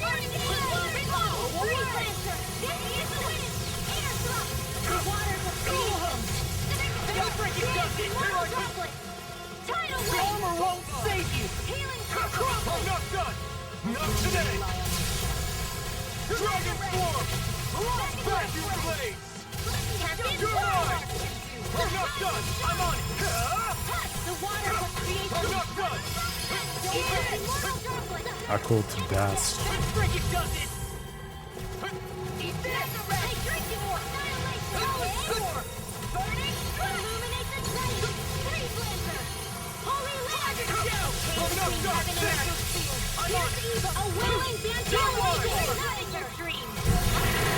I managed to steal an astral art from her, but I only got one of them. Nazamiel's astral energy Oh, that's interesting. is strong. Cool gameplay connection also. Power must be taking its toll on her. Right. We've got to stop her quickly. Stop this, Nazamiel. Why? Why would you interfere? What you're trying to do is tyranny! Listen to me! I knew you hated me. Nasamil, Jesus. I owe you one! This reminds me a little bit of Tales of Eternia also, that specifically the way in which she's using astral arts and how they've never seen anything like it. The whole concept of fringing Grail, so I know you know what I'm talking about. But synthesizing different elements together in order to achieve powerful and unnatural combinations. I'm not done! Not today!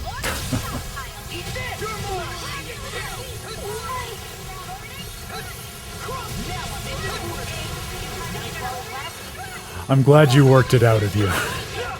It took you long enough.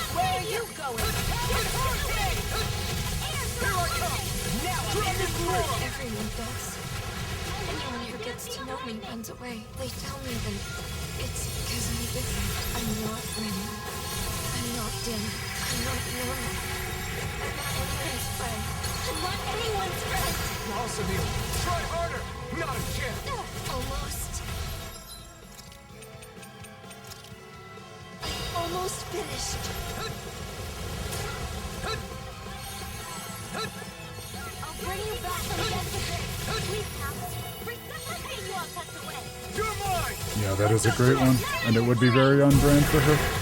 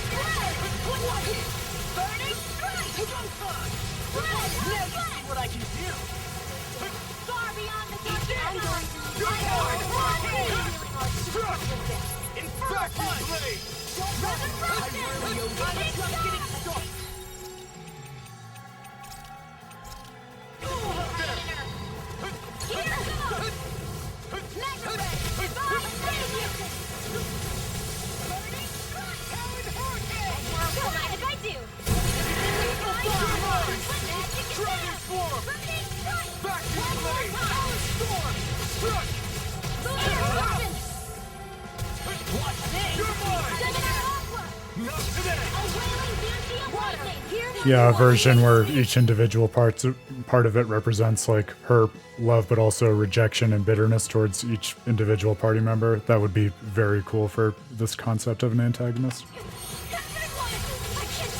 That's the kind of idea that makes me bummed out that it's not in the game. It's so good.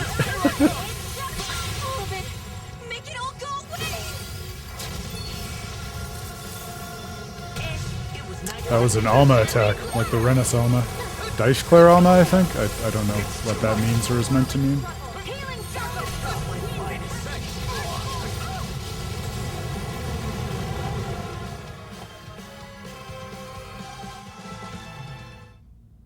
Well, she wiped us out.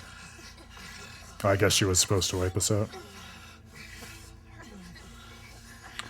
Well, I'm glad. I thought it was a skill issue for a second.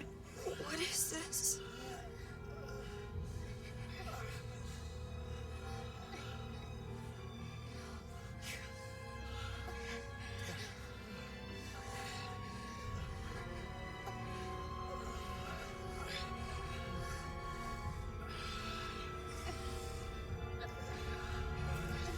I don't understand. It wasn't supposed to be like this. I thought you were my friends. The controller just vibrated again when she clutched the necklace. What to do? I don't want to be alone again.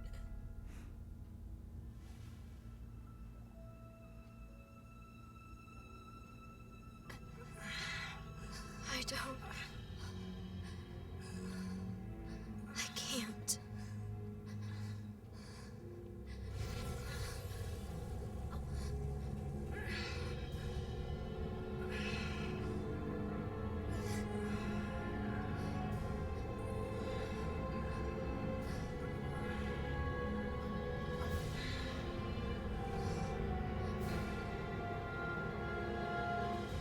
I'm despicable.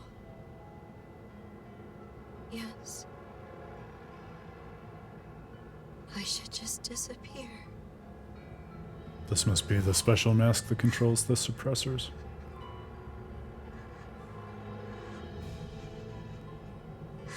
Yeah, truly heartbreaking.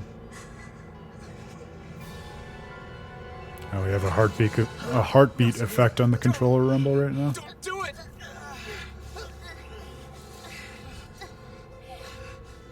And it's getting faster.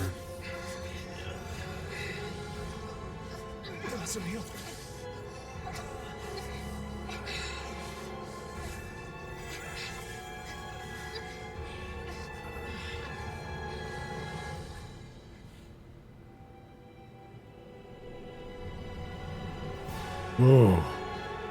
That's chilling. What a simple effect, but look at how alienating that is. Wait!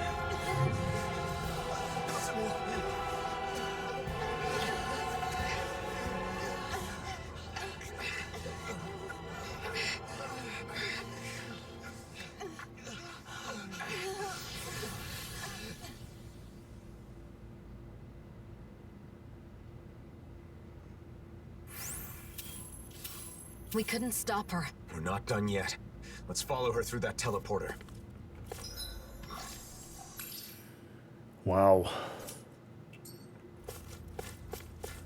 So we had, as we talked about on the last stream, the Chekhov's gun that the raining mask, whatever it's called, can be used to suppress its wearer's own will as well, or to manipulate their own psychology. And so I have to imagine, I mean, that struck me as a girl who was so fundamentally broken by the difference between those who had witnessed and supported her in the first place and what it was that she was trying to achieve, that she just could no longer be in the world and cope with her own sense of self, and so chose self-erasure as a coping mechanism. Kind of a more explicit and symbolic recapitulation of probably how she, coped and withdrew into herself even before the party found her. Except all the sadder because she's brought out of her shell and nurtured into an individual, only then to have that, from her perspective, robbed from her. And so it's like more of a loss than it was to never have it in the first place. Tell us about the Keystone Information Terminal. The central control facility for planetary adjustment piles has control privileges for all piles, the piles being the mausoleums, I'm sure, regulates astral energy controls for each pile, and can collect and distribute astral energy when necessary. Ryugola Uraluk, also known as the Keystone, has supreme transmission functionality over all piles in order to control them. Select a topic to explore. Well, that's the other thing. I mean, we can, and obviously have, and will continue to talk to death all of the different layers of meaning and connections with, other antagonistic plots like Mythos and Artorias and whomever, but also just let it not go unsaid how artistically deft that scene was. Like, exactly as you say, Grail, you don't even need the background context in order to feel something at just that broken girl, how small she is, how she's desperately trying to regain the approval of her friends because she doesn't understand what it means for them to be disagreeing with her, and the way she collapses both inward on herself and outward in the face of them. Just amazingly done, and so sad. Just feel desiccated after that. Regarding suppressor projection range.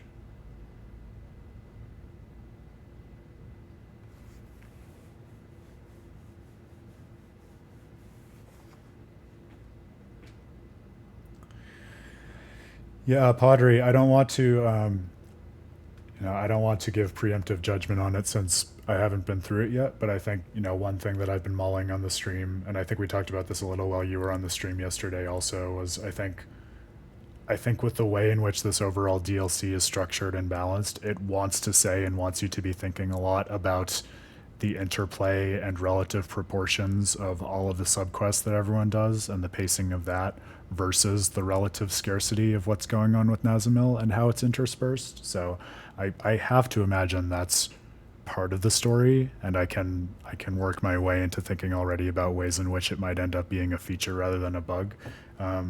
But I definitely feel, as much as we want to, explain why it's represented in the way it is, and I think it's worthwhile to do that, I think it's also totally warranted, and I feel this with so many characters, to say like, oh man, there's so much there.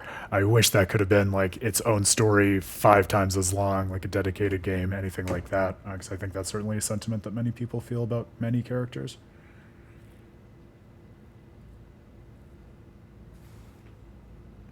I don't know about that. I think one of the things that I've been talking about in this DLC, Grail, is I think one of the things that is interesting and kind of fun to me about DLC is it's such a young medium, even in comparison with video games, which is also a young medium, relatively speaking, that I really feel like people and gamers are still trying to sort of figure out the language for what a formula looks like, if anything, and what they want from it. So I think there's a ton of variability, but I at least could name DLC where I feel like it's not the same pace as a main game, but that's good because it's DLC, and I have a really fun time with it and think it's really interesting and engaging on its own terms. Miyazaki's work comes to mind. We talked about it even in a favorable way with Alicia's story, so I think it's possible. I think it's just definitely not something you can count on.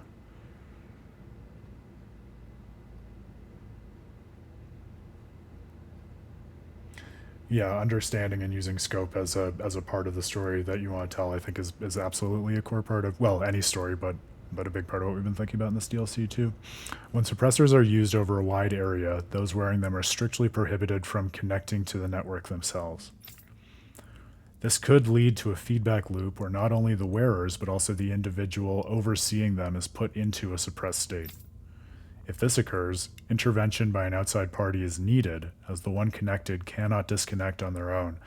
So, okay, see where we're kind of going here. The idea of the sort of black hole with sufficient gravity that Nazamil is drawn into her own despair in the sense of trying to cope through suppression and walling herself off to the extent that she and those connected to her can't find their way out of it, where presumably the player and the party will have to figure out how to intervene.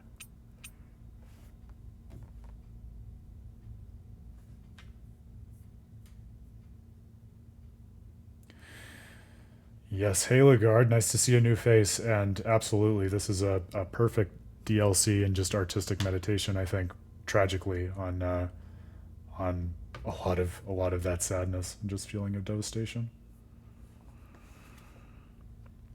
Orders for suppressor distribution. All right, all wearing suppressors must force anyone they see without a suppressor to wear one. So it's a contagion as much as a mode of control. Avoid violence as much as possible and be quick. Alphen and the others are waiting. Wow. Oh, that's chilling. They're directly mentioned in the commands of the terminal, presumably an extension or implementation of Nazamil's intentions, right? That's so unlike all of the other information terminals that we've encountered throughout the game, though, and the base game. I know you said you didn't like the approach to exposition in Lenegus Grail, and I respect that, but I don't know. I feel like, to me, in terms of like the way in which this world was structured and the way in which information is controlled and orders are issued, it's a really fun and satisfying way to uncover like little elements of the world and little perspectives that you can't find elsewhere in the way that we just did.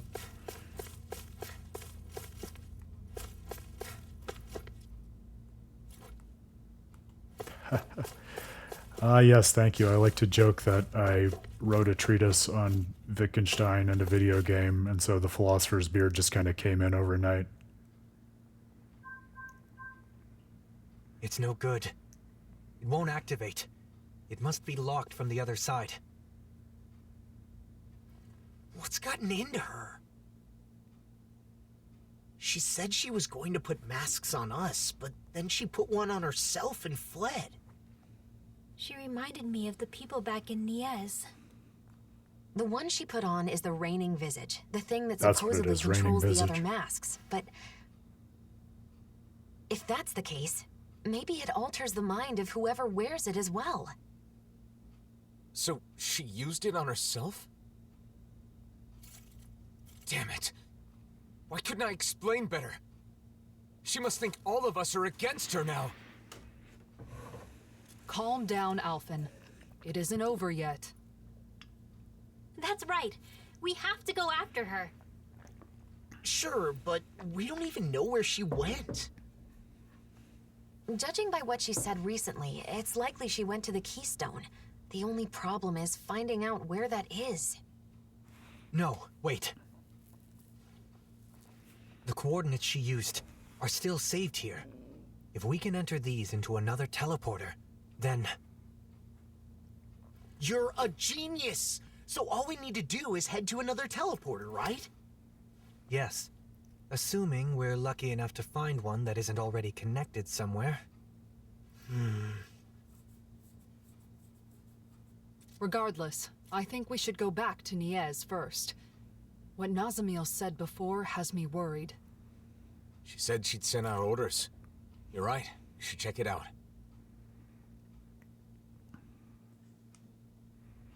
Before we leave, we should seal this room. Nazamil might be able to unseal it with her power, but it's better than doing nothing. So I want to remind Pottery that he had said he had a question for the group, and as I remind you, and I'm sure you can type that out, Pottery, one thing that I just want to plant in folks' head folks' heads, I guess, your collective heads, as we move on with this. So totally recognize the concern and frustration with pacing, but since like you called out earlier on the stream, since I guess in some dimensions I'm Mr. Brightside, let me Mr. Brightside that for you and just give you another model through which to think about it as we continue on with the DLC. And you can decide if you want to take it or leave it or like it or not.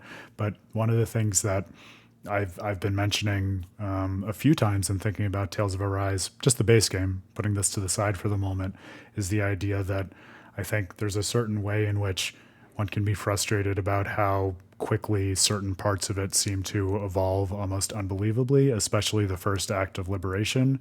And my own inclination is to turn that on its head and say, this is a game that wants to be very aggressive. It wants to show you that the pacing is so fast because you need to catalyze a certain amount of momentum and spark within people in order to achieve that kind of upheaval.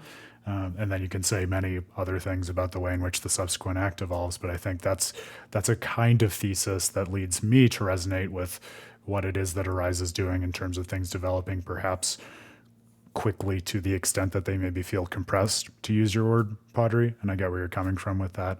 And then remember also, one of the things that we took pains to talk about and consider yesterday was this thought that when it comes to this DLC, one of the many shifts that you can see in it and the relationships in which it stands to the base game is this idea that we're moving from something on a cultural and societal and indeed cosmic level to something that is much more intimate, much more individualistic in terms of thinking not just about a particular isolated abused child, but also all sorts of individuals with their own dreams and aspirations, and individual children trying to figure out their place in the world, the individual over and over again, right? And I think to me, one way in which we might try to link up something like the haphazard or perhaps too fast or perhaps compressed pacing of getting to know a new character with that thematic content, especially in light of the precedent that the base game sets for this kind of accelerated pacing,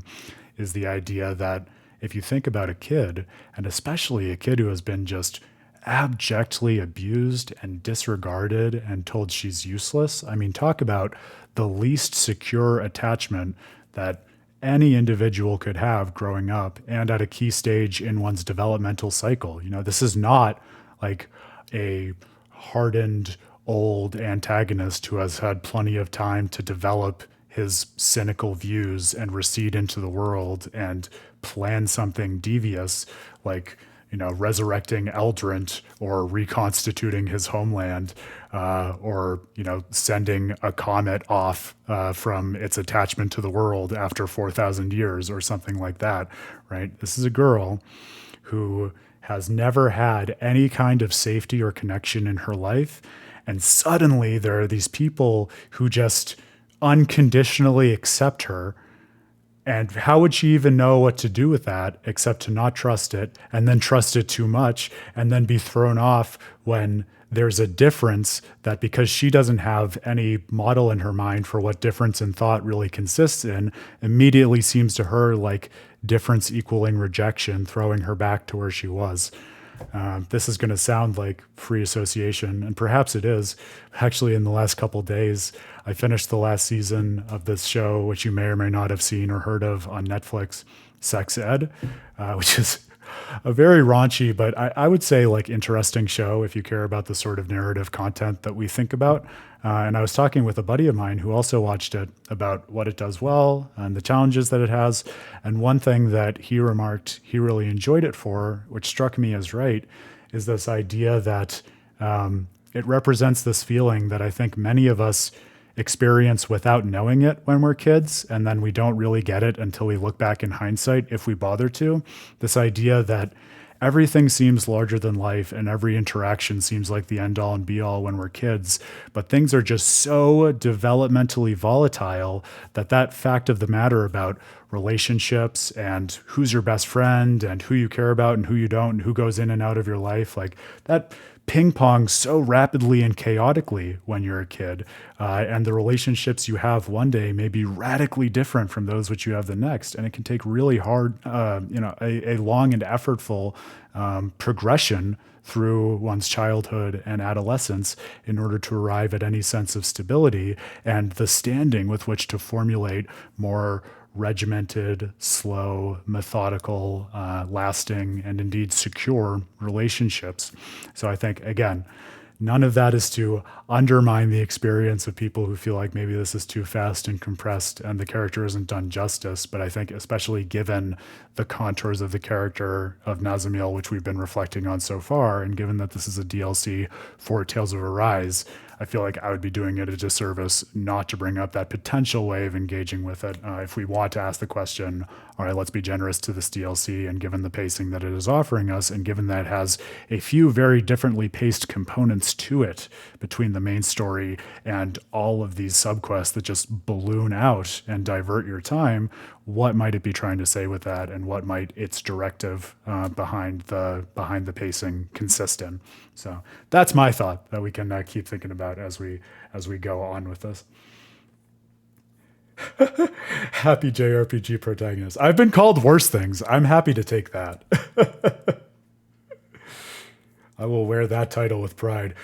That's something we should start racking up on the stream. All of the titles that different people in the real life JRPG party get since we're doing Tales. That sounds fun. All right, I'll read your question, Pottery. I assume this is the question, and then we'll catch up.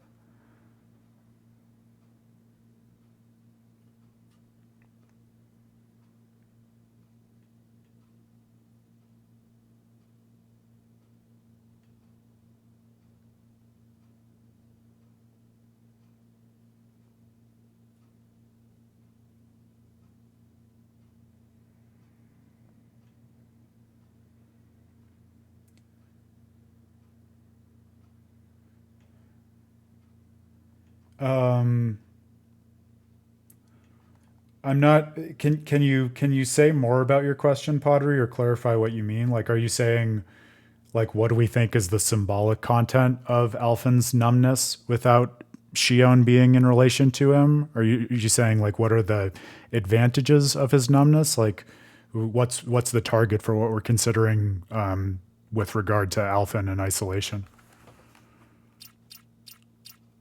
So I'm with you. I think, understanding the dynamic with their relationship is, for me, a big part of what motivates and drives and explains the plot and the message of Arise. But I think part and parcel of that is the significance of understanding them on their own terms so we can understand how it is that they come into relation with one another. So I think that's important.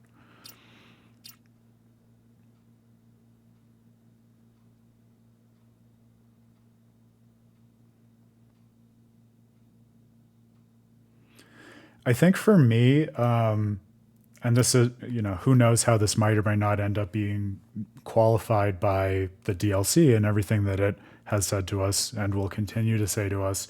But the kind of reading that I had of it, and the sort of thing that I talked about at PAX West a couple months ago, is, I think for me, what kind of pairs them up in terms of those things like relating to their own struggles and then also being complementary so that they can support each other is, I think they're both certain stances and representations of dealing with the past.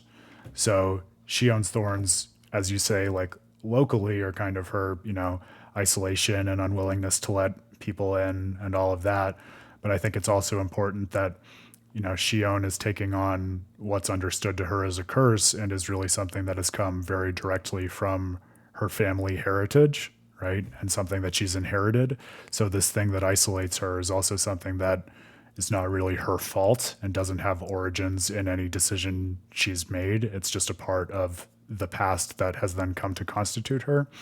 And I think something that's kind of complementary and related to that on Alphen's own terms is the numbness as a way of basically turning away from the past and suppressing it, right? Because remember, the reason he's numb is as an artifact of the iron mask that Naori put on him in order to, basically make it so he wouldn't lose his mind from the frenzy of what it is that he did up on Lenegis, right? So I think one way in which, if you want to like dig into the symbology of it, that you could say they're complementary is the idea that like Shion is kind of like she's living her life totally obsessively focused on this heritage of hers and using it as this kind of defensive barrier that isolates herself from the world, whereas Alphen is doing almost the diametrically opposed thing of like very literally, because of the mask and the numbness, like putting his past out of his own mind for the sake of the present. And of course, like then I think them coming together is this idea of like it's the like the mystic recognition of the other and the self that you get in sort of the merging of the energies of Rena and Dana, and the way that that's, you know, mirrored in the fusion of the worlds. Ultimately, this idea that, you know, what it is in order to actually support each other in the present and work towards another future is to recognize each other, you know, and honor the pain of the past, but recognize that the identity of someone else is not based on any of those contingent factors of what it is that they did in the past. And so it's that old Tales chestnut of, you know, not ignoring the past and recognizing the past, but also recognizing that the agents in the present are who they are in a way that is intrinsically valuable to them, regardless of how they participated in the past. That would be my take on it, at least.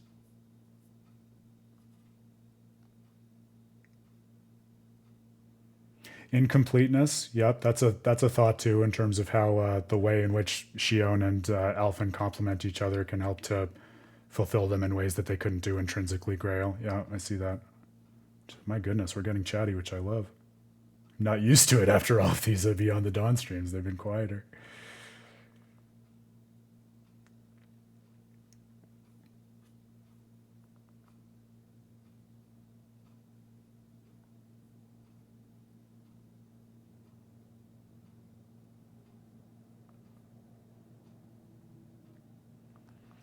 Yeah, together somewhere in the middle. Yeah, I think that's a thought consonant with the stuff we're wrestling with. Pink Moon Echo, definitely.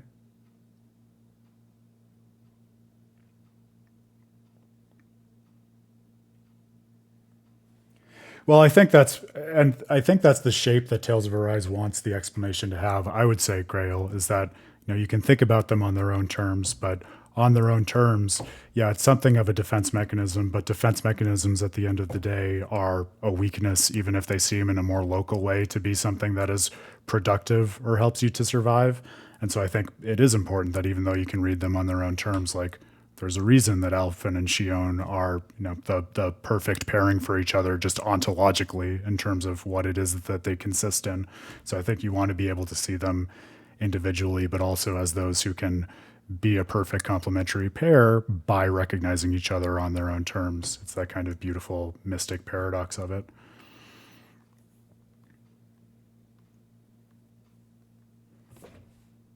I mean, I think the numbness of not accepting your past, Pottery, is just, I mean, I think this is perhaps a flat-footed answer, but I don't know that there's more to it than the idea that just some things are so horrific that if you don't have the right community and context around you to help you process it, it could totally destroy you and cause you to break down. Actually, not totally dissimilar to what we just saw happen with Nazamil. You know what I mean?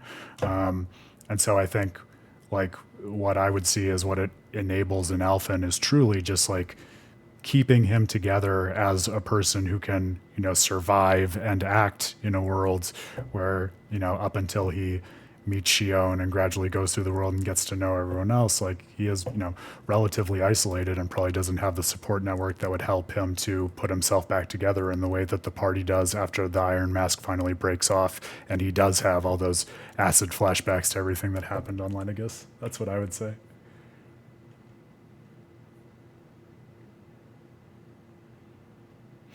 Yeah, I think that's perfectly of a piece with what I'm suggesting too, Pink Moon Echo, this idea that, like, it's almost, if anything, the numbness is sort of a Band-Aid that community ought to fix and help you to process, like, the deeper trauma that you can't really reconcile on your own.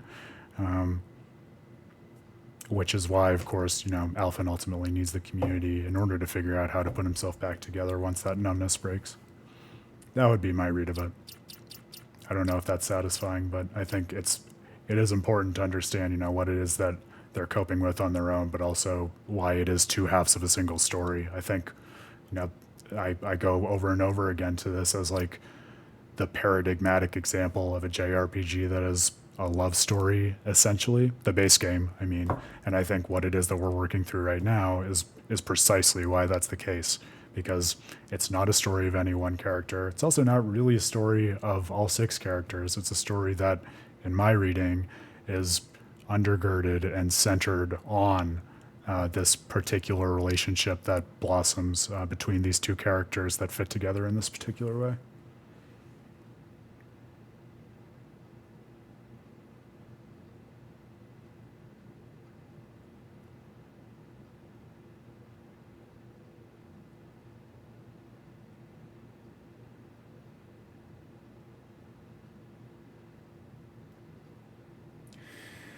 Yeah, maybe we just need to wrestle with it more. We can keep going in the game, but now I'm worried I might just be misunderstanding what you're getting at, Pottery, because I feel like, I mean, Shion's able to protect herself with her thorns. That's something that's, you know, defensive and keeps people at bay for reasons that she doesn't totally understand.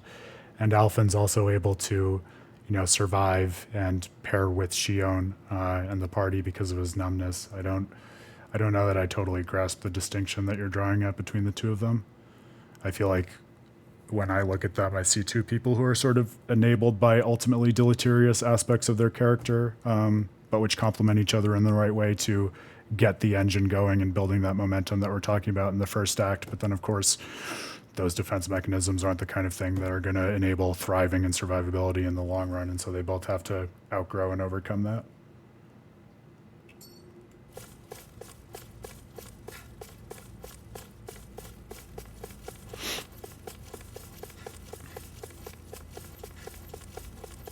Ouch, that's smart. Are you okay, What, a Reynolds? Tales game that's a character Possibly study? some No, that crazy doesn't tricks sound up her right. sleeve.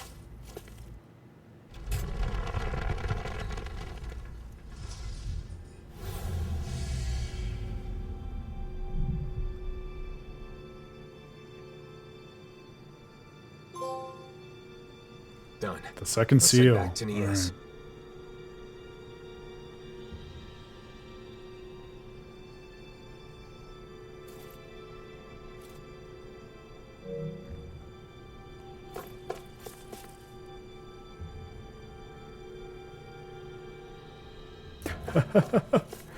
No, we're needling you much worse than that. We're saying you have to figure out how to articulate the question better so that we can help you answer it.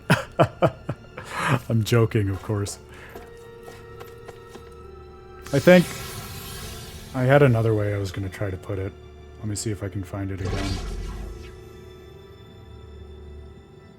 Yeah, so here's another way that I would think about it, and you may not be satisfied with that either, and that's okay. But I would say, like, you know, regardless of how you want to cash out cost and benefit in terms of being forever numb and also causing pain to everyone you touch, which, by the way, I mean, just extrapolate those conditions to the real world for a second for a gut check. Like, neither of those is a good thing, right? And people who cannot feel pain are, like, routinely unable to live, like, any kind of normal quality of life existence because it's, you know, there's nothing they can do to basically keep track and safety of themselves in the real world. Speaking of safety, right? So, like, do with the benefits and you know, downsides what you will in terms of, like, the essential concepts, and do with the coping with history what you will. I think for me, another way to think about it, and a way which perhaps explains, like, what gets the momentum off the ground in terms of why it is that Shion and Alphen are able to team up and motivate each other and the world to action in the first act, is this idea that whereas alone, both of these character traits are mere band-aids with maybe positives and benefits, but that are basically just patching up these two people in ways that are rather inert. Like, there's no real sense in which I would say Shion is going to be able to achieve anything productive by virtue of her thorns in isolation, right? And just so with Alphen and his numbness. But I think it's precisely because they're able to share this bond where, like, Shion's thorniness, Shion's possession of the fire core, Alphen's numbness, his resistance to the kind of pain that is emanated from Shion. It allows them to put their various attributes to a certain use and conceive of how those things might not be static character traits, but tools that can actually affect different kinds of changes in themselves and the world more broadly. And again, maybe this is another part of what you were thinking about, Pottery. Like, yeah, you might say that like Alphen's numbness is something that like enables him to do what he does in the first act, and Shion's thorns aren't really kind of an enabling mechanism in the same way, but they are like a key identification and enablement ultimately of the harmonization and the recognition of what it is that the world ought to be, right? And so perhaps another framework for thinking about it that might be more useful is this idea that it's almost a two-step, right? Like, when does Alphen's unique attribute become useful? Well, it becomes useful to kind of jostle the current world into another state of being or an activity and capacity to change, because, you know, he's sort of numb to his past history and able to therefore see the current context of things for what it is without that baggage, even though it's not ultimately the healthiest way in which to be with himself and in which for the world to be, right? But it's enough to jostle it out of the way it's always been for the past 300 years, right? Then what do we realize? We realize that even though, you know, the world ought to be in a way that is different than this Renin, Danon oppression, there's something more foundational. There's something essential to the nature of the cosmos that was not organized in the right way and needs to be fixed and rectified.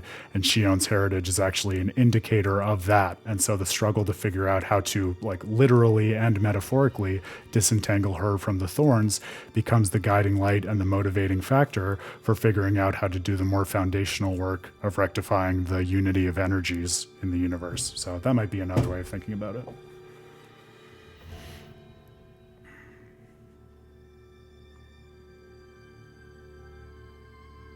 I just answered the question, I think, that you asked, Pottery. So Ish. whether that's satisfying to you is up to you. But I think, yes, as we're teasing this out a bit more, I think it's maybe just looking for the utility of them at different places in the plot. That might be the missing link.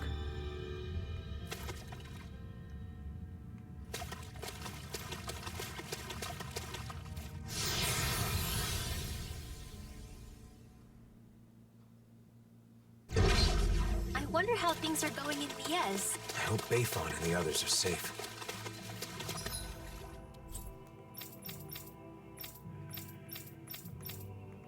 Still no side quest opened up yet. Where was... Yes, there we go.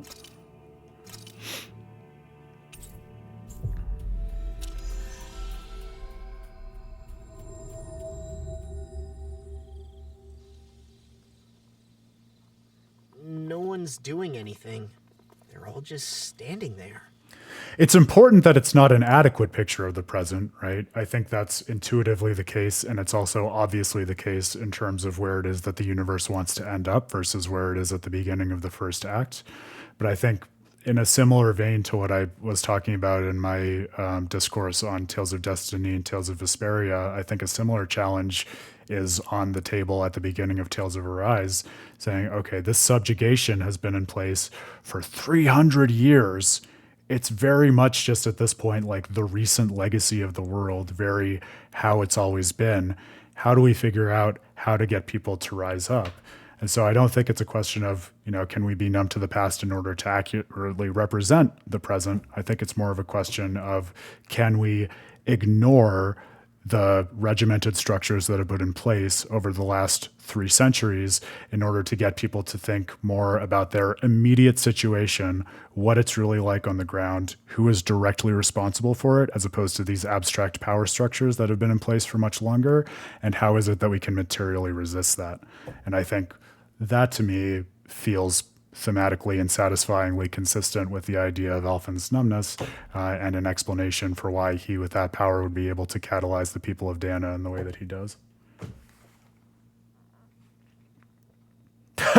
It's a plan, Pottery. You know I'm here for that. I don't understand. Nazamiel didn't order her puppets to attack? Or maybe it just hasn't started yet.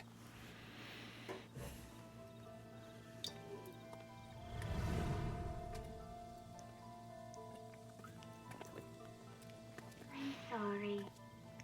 Huh? It wasn't supposed to be like this. I'm sorry. Oh, Wait, what?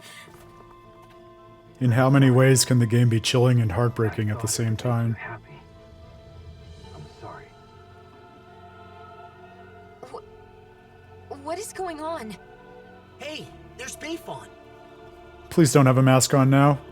Oh! That feels like such a failure. I'm sorry. Are they all being manipulated by the masks? The suppressors?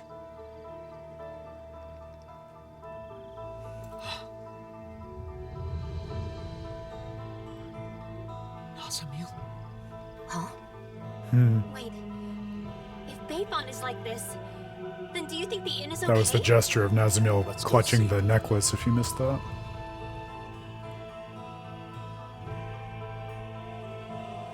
What is going on with these people? I'm glad they're not attacking us. Why do they keep apologizing?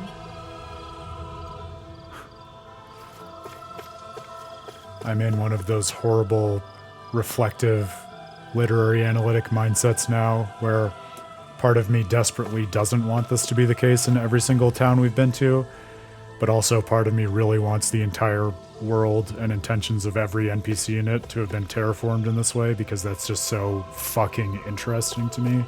But I recognize I'm a monster for thinking that.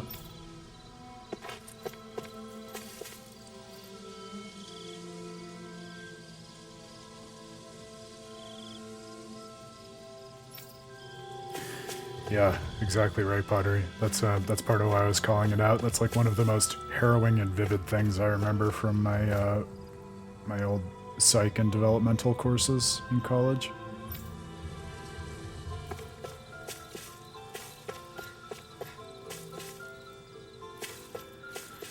Which again, even that, it doesn't immediately invite like an easy comparison between the base game and the DLC, but that idea of difficulties with getting out of the early stages of development and childhood, I think, run deep. Skill issue. Oh, a deep and heartbreaking skill issue. At this rate, there might not be anyone left not wearing a mask. And Nazamiel plans to do this to the entire world? It wasn't supposed to be like this. I'm sorry. I thought it would make you happy.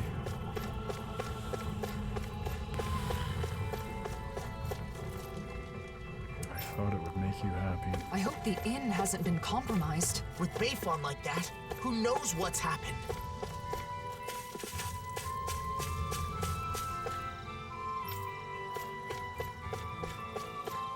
This is a great track as well, the music.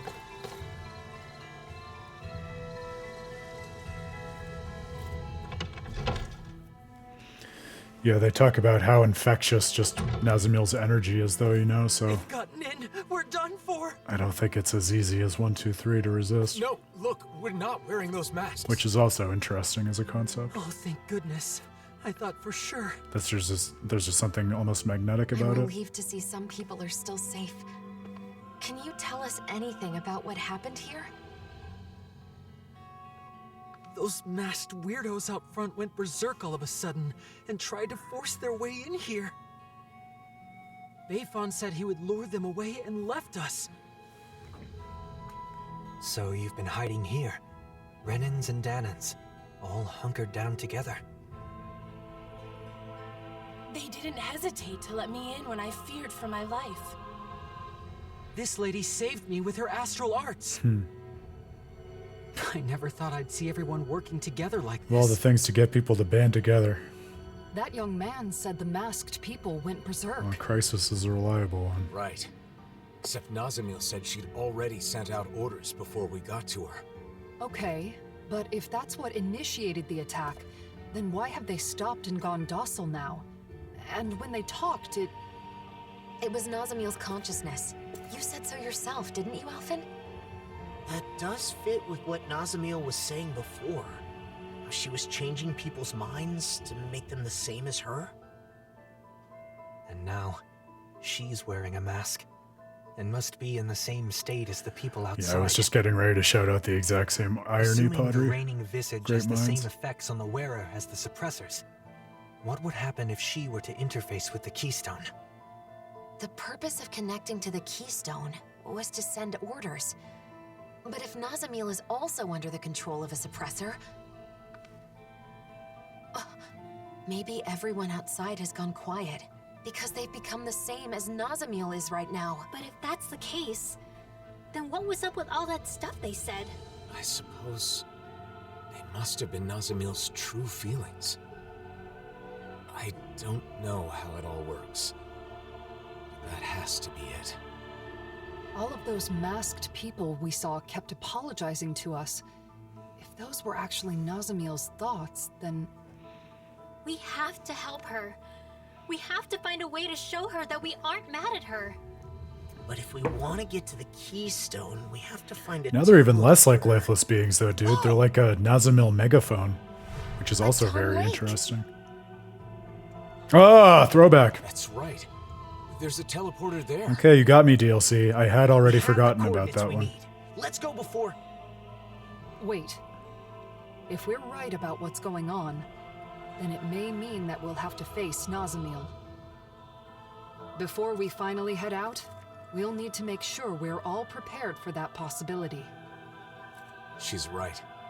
We can't afford to fail.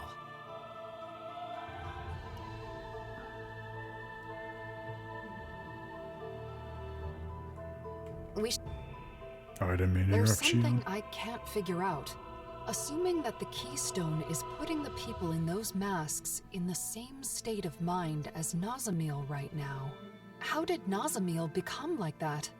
Oh, yeah, seriously. Put on the mask, right? Yes. However, when Cal Basel first showed up in Niez, Nazamiel was wearing the mask. But then when we saw her after that, she wasn't wearing it anymore. Could that mean she wasn't being controlled by it at first? Perhaps the mind control function is something that can be shut off.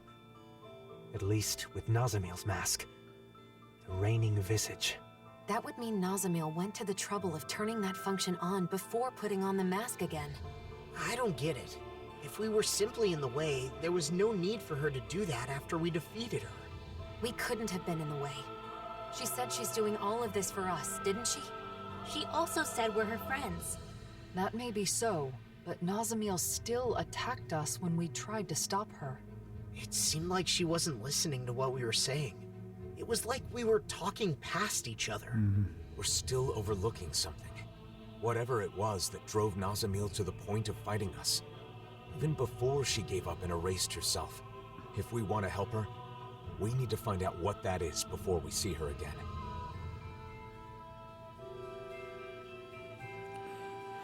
Yeah, I don't know if Doug's here this evening because he hasn't been in the chat, but I remember he was commenting at the end of last stream, and I don't know if joking or speculating is a more appropriate word, but talking about the prospect of Ghost Dad or Zombie Dad, but Urwagil in one way or another showing up. I do wonder when they talk about something's missing, like, it seems like the missing piece of the puzzle is that, not only is she such an abused and beaten child, but there's also like the persistent bullying presence and interpretation of herself voiced by her dad in her head to some extent. So I wonder how much of that influence is going to be made manifest in one way or another in terms of what's influencing Nazamiel or coloring the mask's influence on her or something like that. No. We'll talk later. It's not a super deep reason, Pottery. I put Alphen and Shion in the outfits just because the first part of Alphen's character-specific subquest was resolving to move past his negative associations with the Maiden and Sovereign outfits and get them back from Doc. So it just felt warranted in terms of the story and his development to actually have them wear them, whereas similar things haven't happened with the other characters. So that was my reason.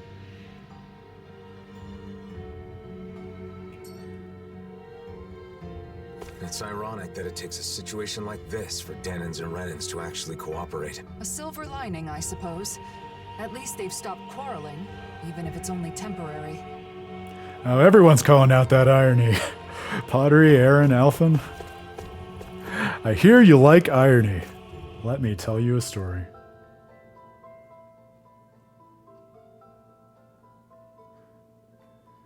Yeah, I think I was talking about this in a Beyond the Dawn stream that you weren't in, Pottery, because I love how thoughtful these games are about the meaning and ethos behind their outfits, and there have been some great moments with Shion and Alphen about that in this DLC. Just how everyone should feel free to assign whatever meaning they want to their clothes, which I think does justify in a cool way within the story however much customization you want to do. But I don't know if I'm boring, I don't know if I'm old school, I don't know if I'm just inconsistent, but just in exactly the way that I was talking about with the outfits you see now, like, unless there is a direct narrative reason in the plot to motivate putting the character in the outfit, it's weird for me to just decide to go into the menus and play dress up, which I recognize is probably more of a me thing than a game thing.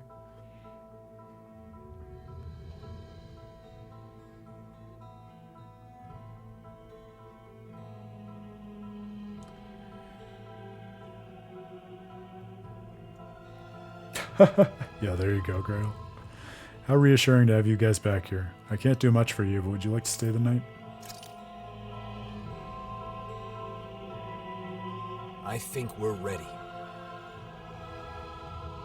Let's all rest up today. Then tomorrow, we'll head out to confront Nazamil. I wonder what she's doing right now. She's still under the mask's control. It is possible that she can't. That's a fair point. I do think that's the kind of fun that is good to have in a fourth playthrough. Even so, her heart is crying out. And I think it's my fault that it is. Your fault? How do you figure? I'm just really good at being guilty, Law. I've been thinking about it nonstop. When we had to fight Nazamil, where did I go wrong? Nazamil tried to take over people's minds, to control them. That is wrong. There's no excuse for it. But in the end, ultimately, she did it for us. Yeah, she did say that. She had no place where she belonged. To her, it must have seemed like the rest of the world didn't even exist. So when she joined us, it was like we became her entire world. I love that way of putting it. We were her first friends. So when we rejected her too... It meant Nazamil lost her whole world. That's why she was so devastated that she tried to erase her own mind. From the beginning, all she wanted was to earn our approval. And I flat out rejected her. Because I didn't understand. I was so focused on rebuking her actions that I couldn't empathize with her. Let's show her we're sorry. Then we can hold hands with her, like we did before. I'm sure the charm will help us reconnect.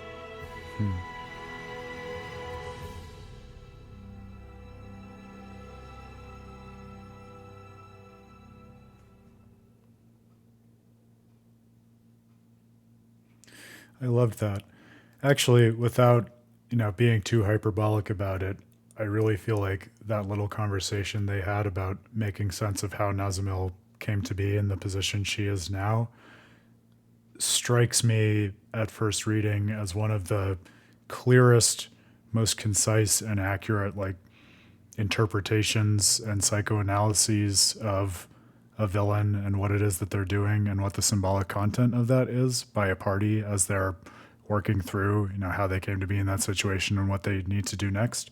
Because so oftentimes in a JRPG, right, either there's a lot of heavy character perspective that gets in the way of the characters themselves understanding that, or there might just be too many threads for it to coalesce in that singular kind of moment.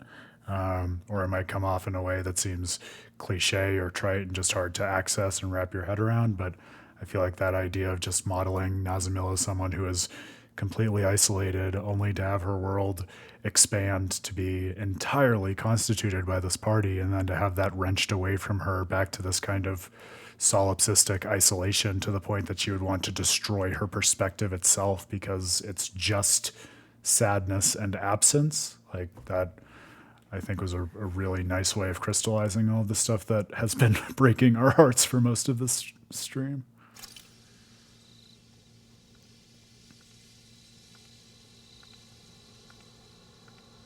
Yeah, great scene. Shouldn't you get some sleep? In theory, yes. But I knew you were off by yourself somewhere, lost in thought. Can't hide anything from you, can I?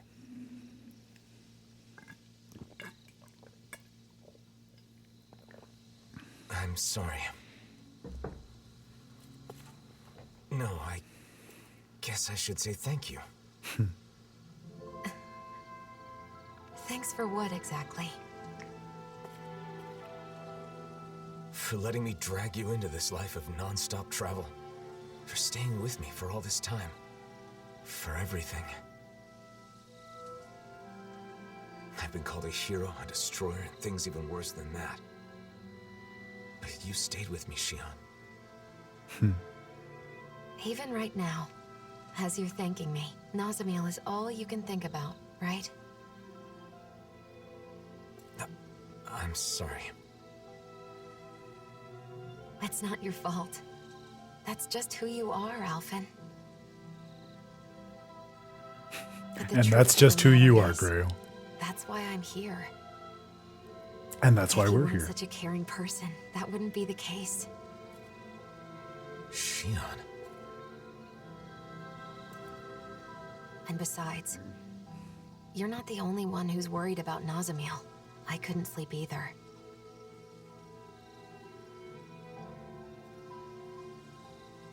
When I look at her, I see myself. Saddled with a fate she never wanted. Treated like an outsider by everybody. Alone. You know that pain. Really, I think that we all do. Every one of us has scars like Nazamil's.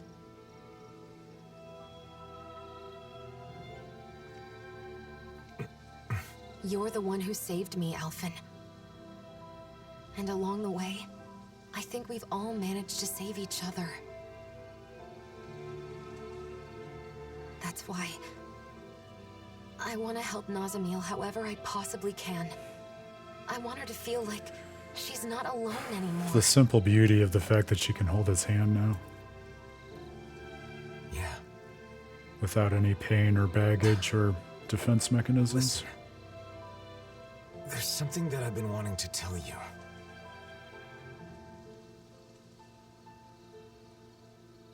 I think I'm ready to say it. Now that I'm prepared to move forward. Shion, would... Now's not the time. What? Boo! Not while we still have more important things to do. Their resolution scenes only consist in her making the brother wait for it. Try not to look so worried. I'm not going anywhere, okay? I love that, though. Is that all right? You're always 5 steps ahead of me. And if I were to decline... Oh, and the way they laugh together. I love them so much. We can and have and will continue to analyze them to death, as is our moral and analytical obligation, but also just how can you not love them? Pure and simple. All right. Did everybody get enough rest? I genuinely cannot imagine, with the Tales games in general, but especially with characters such as these, how you could write such compelling character study without emotionally being attached to your characters. It strikes me that they must. Otherwise, it would be too weird an accident otherwise that it was also compellingly articulated in my mind. Let's get moving. Nazamil is waiting for us. Let's show her she has friends who care about her. And put an end to this chaos once and for all. That's right. Then we can have a tasty meal together. I guess that means I'll have to put all of my cooking skills to work then. Yeah, I'm sure, It's bro. time. We're bringing her back, no matter what.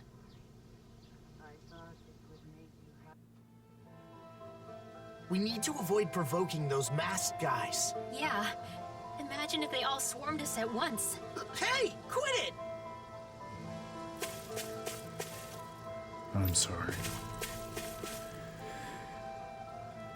Well, and I must imagine, based on that resolution scene, that we probably have the last side quest opening up too now.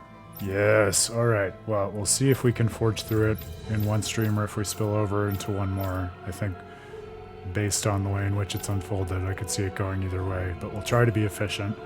I'm going to take our little intermission now, but I'm going to leave you with this thought, because I think it's perhaps an obvious thought, but it's one worth also holding in our minds as we work through the back portion of this. In a game where, for all the reasons we've talked about and more, I think the base story is so unified in what it's wrestling with by the theme of love and how to come to understand love and what it means to move from sort of the contingent aspects of a person that might draw you to them and make them a good fit for you in the first place, to then see them intrinsically and categorically as someone whom you recognize on their own terms and love. It makes so much sense to me, and is a really cool note to touch in the DLC to say, yeah, like we were talking about before, wrestling with the symbology of Shion and Alphen, like there are so many ways in which they're able to use their bond and their feelings and ultimately their love for each other as this kind of force and momentum for not just catalyzing their own relationship, but also the bonds of community in the world and ultimately the entire rectification of the world. But what are the full contours and nature of using love as a tool? And are there ways in which it can be deleterious? Are there ways in which you need to figure out how to mediate it differently according to the different perspectives and values of individual people in the world, everything we've been thinking about in this DLC, such that it can find the right size and right application for empowering everyone on their own terms? As Alphen was wrestling with and as he and Shion were talking about, like so much of the guilt and the challenge about Nazamil is that from the get-go, like the first moment they saw her, part of what helped to cultivate their bond was that the party just accepted her unquestioningly in the way that was perfectly fitting of them coming out of the end of the last game.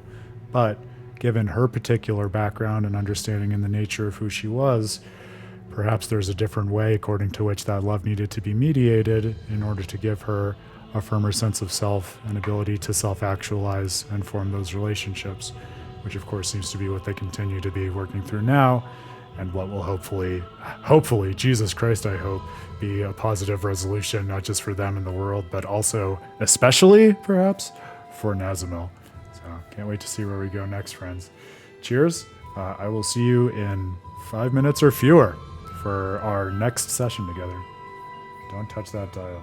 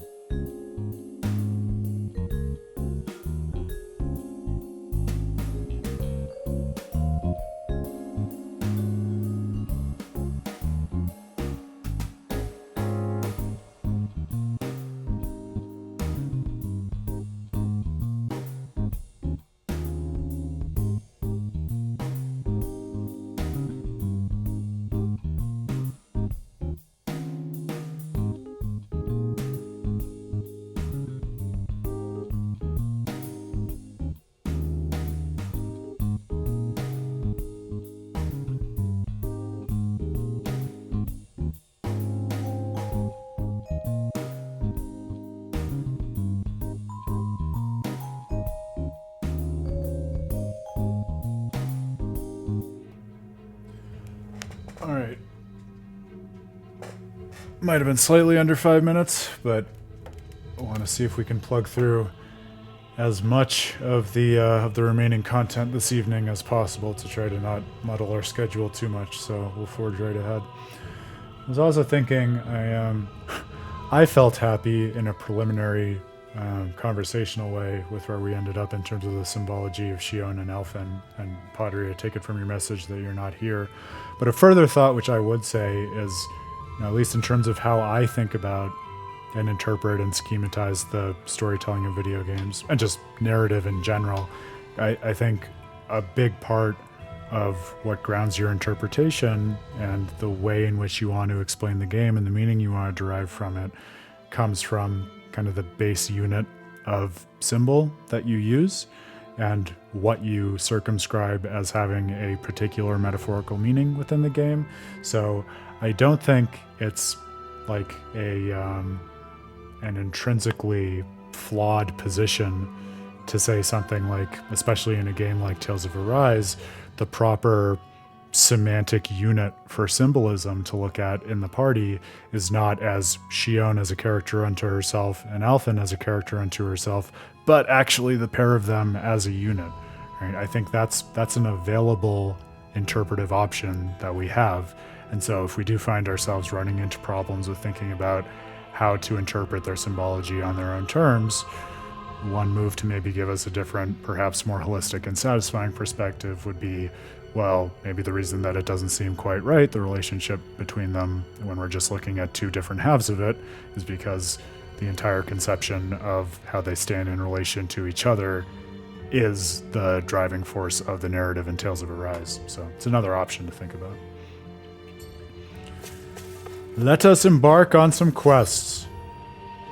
Oh, I think it was you, Grail, who was asking for their wedding outfits. My not so sly plan had been to slide them into their wedding outfits after the conclusion of the EX quests that we've been working on. So, and maybe that can just be a reason now to start with those, and then we can work downwards from there.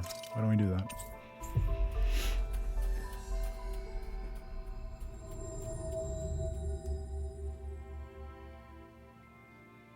So, Alphen, how's your pursuit of wedding knowledge progressing? With everyone's help, I've been able to look into several things I was curious about. Happy to hear it. I'm still clueless when it comes to marriage in general. I'm still in the dark on what married life is like after the ceremony is over. It does seem as though that would be a separate set of knowledge. You'd need a new home, furnishings for it, things of that ilk. A home?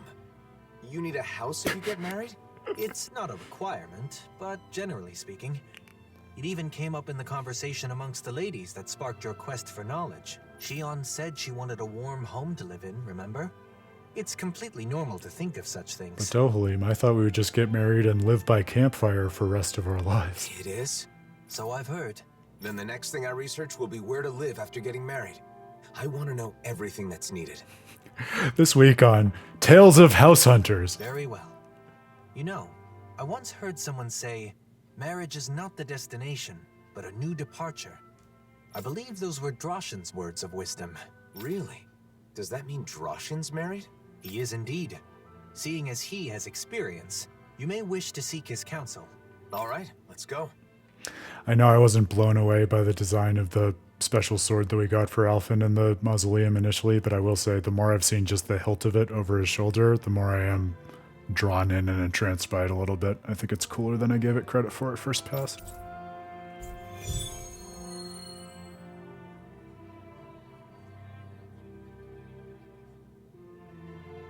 Now that I think about it, life after marriage is obviously more important than the wedding itself. The wedding is a single day, but your life together after that Spike goes on or for years and years. almost the end of like a medieval It is mace or certainly a something. topic worthy of careful It consideration. evokes some particular aesthetic that is interesting to me. Yeah, almost like you'd see in like a Final Fantasy 16 or Game of Thrones style fantasy world, something like that.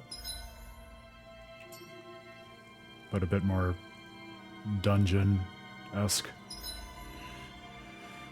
Shion's diary. All right. Did Rinwell discover my secret? Alphen and Dohalim were whispering to each other. Or so I thought, but when I tried to get closer, Rinwell came over and started talking to me. She was obviously trying to stop me from overhearing them. Don't tell me you're in on this too, Rinwell. Have you discovered my secret after all our time together? I was hoping you alone would be there for me, no matter what happens. No, I shouldn't doubt her. Maybe she did just want to talk. But what if... I really can't tell if the secret is going to end up being like a heartfelt truth about her attachment to Alphen, or it's going to be a totally joke misdirection. I feel like in this style of Tales game, in this kind of quest, it could go either way, which is fun.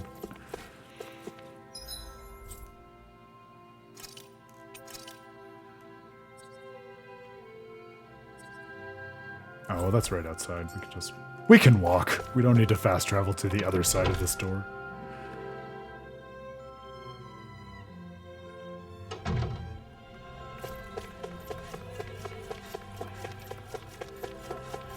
I do wonder if word of the masks has spread out here. Is there anything we can do? We're men and Seans, the people who live in this country, so we don't mind working together. I appreciate the offer. Please see if you can find anyone else wearing a mask. I guess it has. Got it. Well, I suppose with all the trade relations we've established between the different countries, it would be more surprising if word hadn't reached.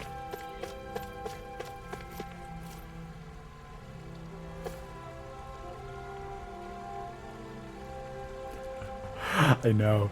It's all the more reason, Grail, why I'm blown away when there's a game that just seems to have so many different unusual and compelling and really symbolically resonant swords. Like, how can you do that for an entire armory of weapons in a game? I can barely manage to think of one or two as well, but I can appreciate it when I see it.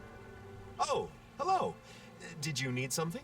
There's something I want to talk to you about. I heard you're a married man, so... You once spoke to me about the necessities in everyday life after marriage. Do you recall? We've come to you because Alphen would like to hear what you have to say. Can you inform him of what is necessary? Is that so? Now that's a serious consultation. If you're going to get married, I think you first need to decide where you want to live.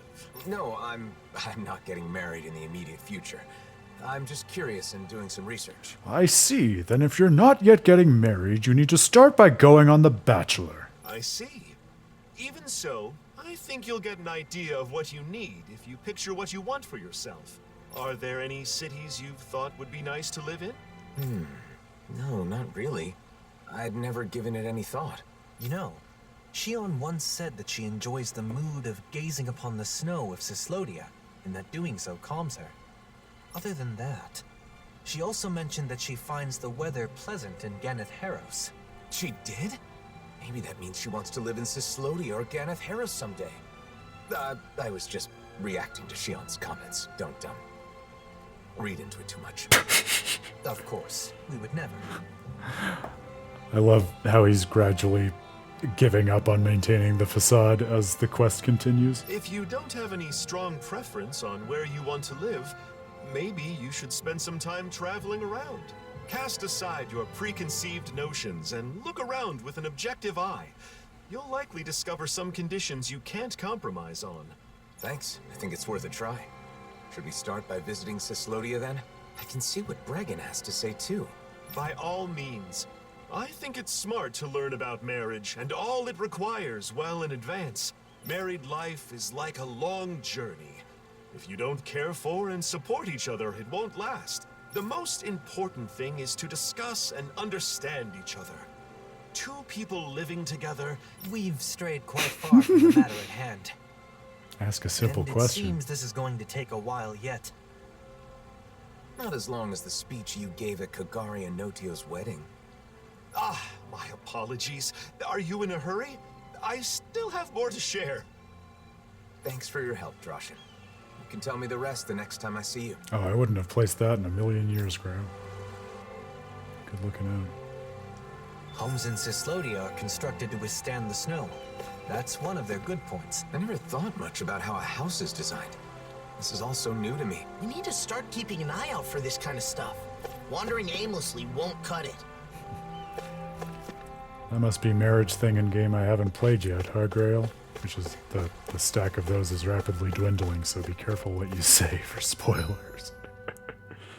I've come this far. It's been this long. Don't spoil things for me now, dude.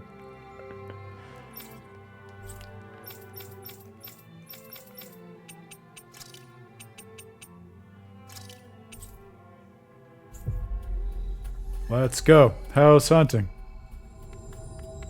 Property We've hunters. reached our destination. Tales of Arise edition.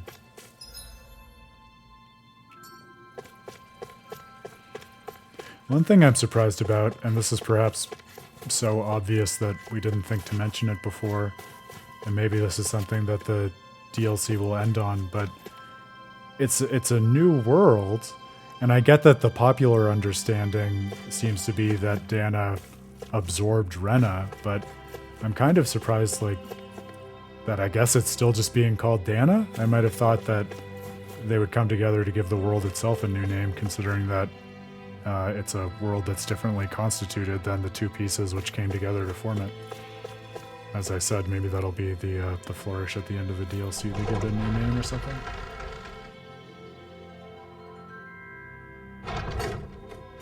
No, I literally don't think I can think of another example in the ones that I've played.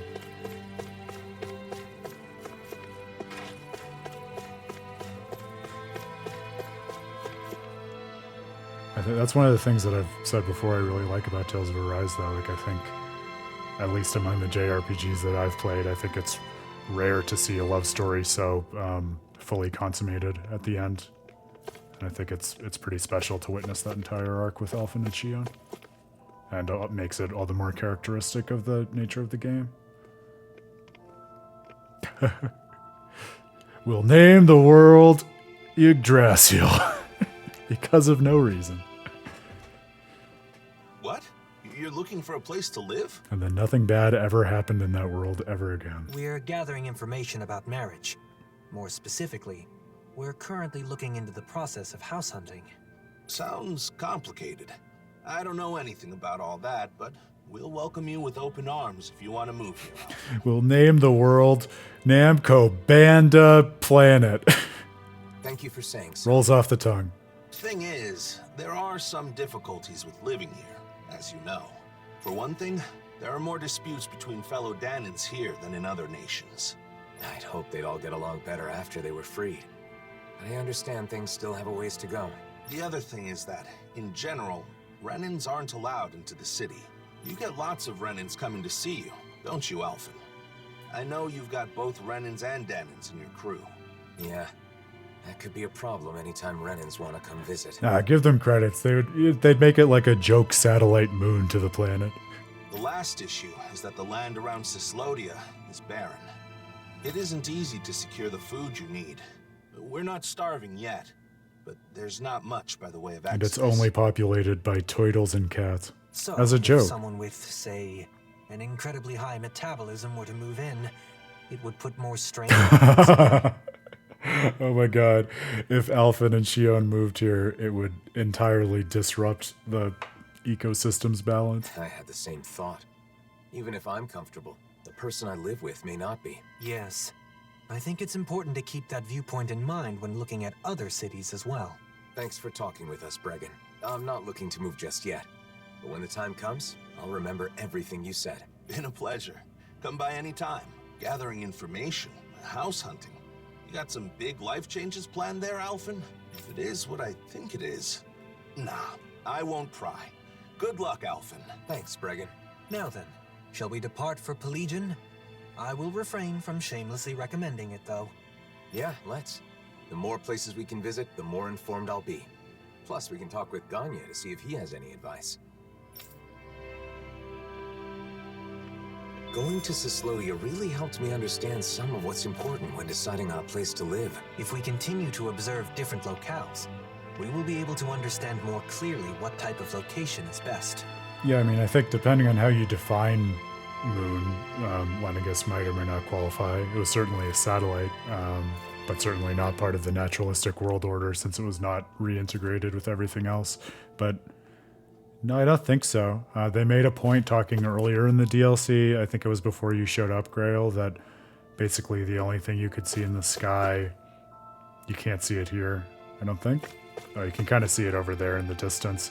It's just the belt of rubble that has now been situated in the sky, which is the remnants from Lenegus having been destroyed.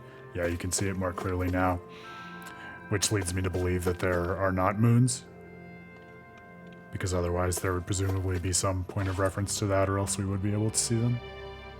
So I don't think so.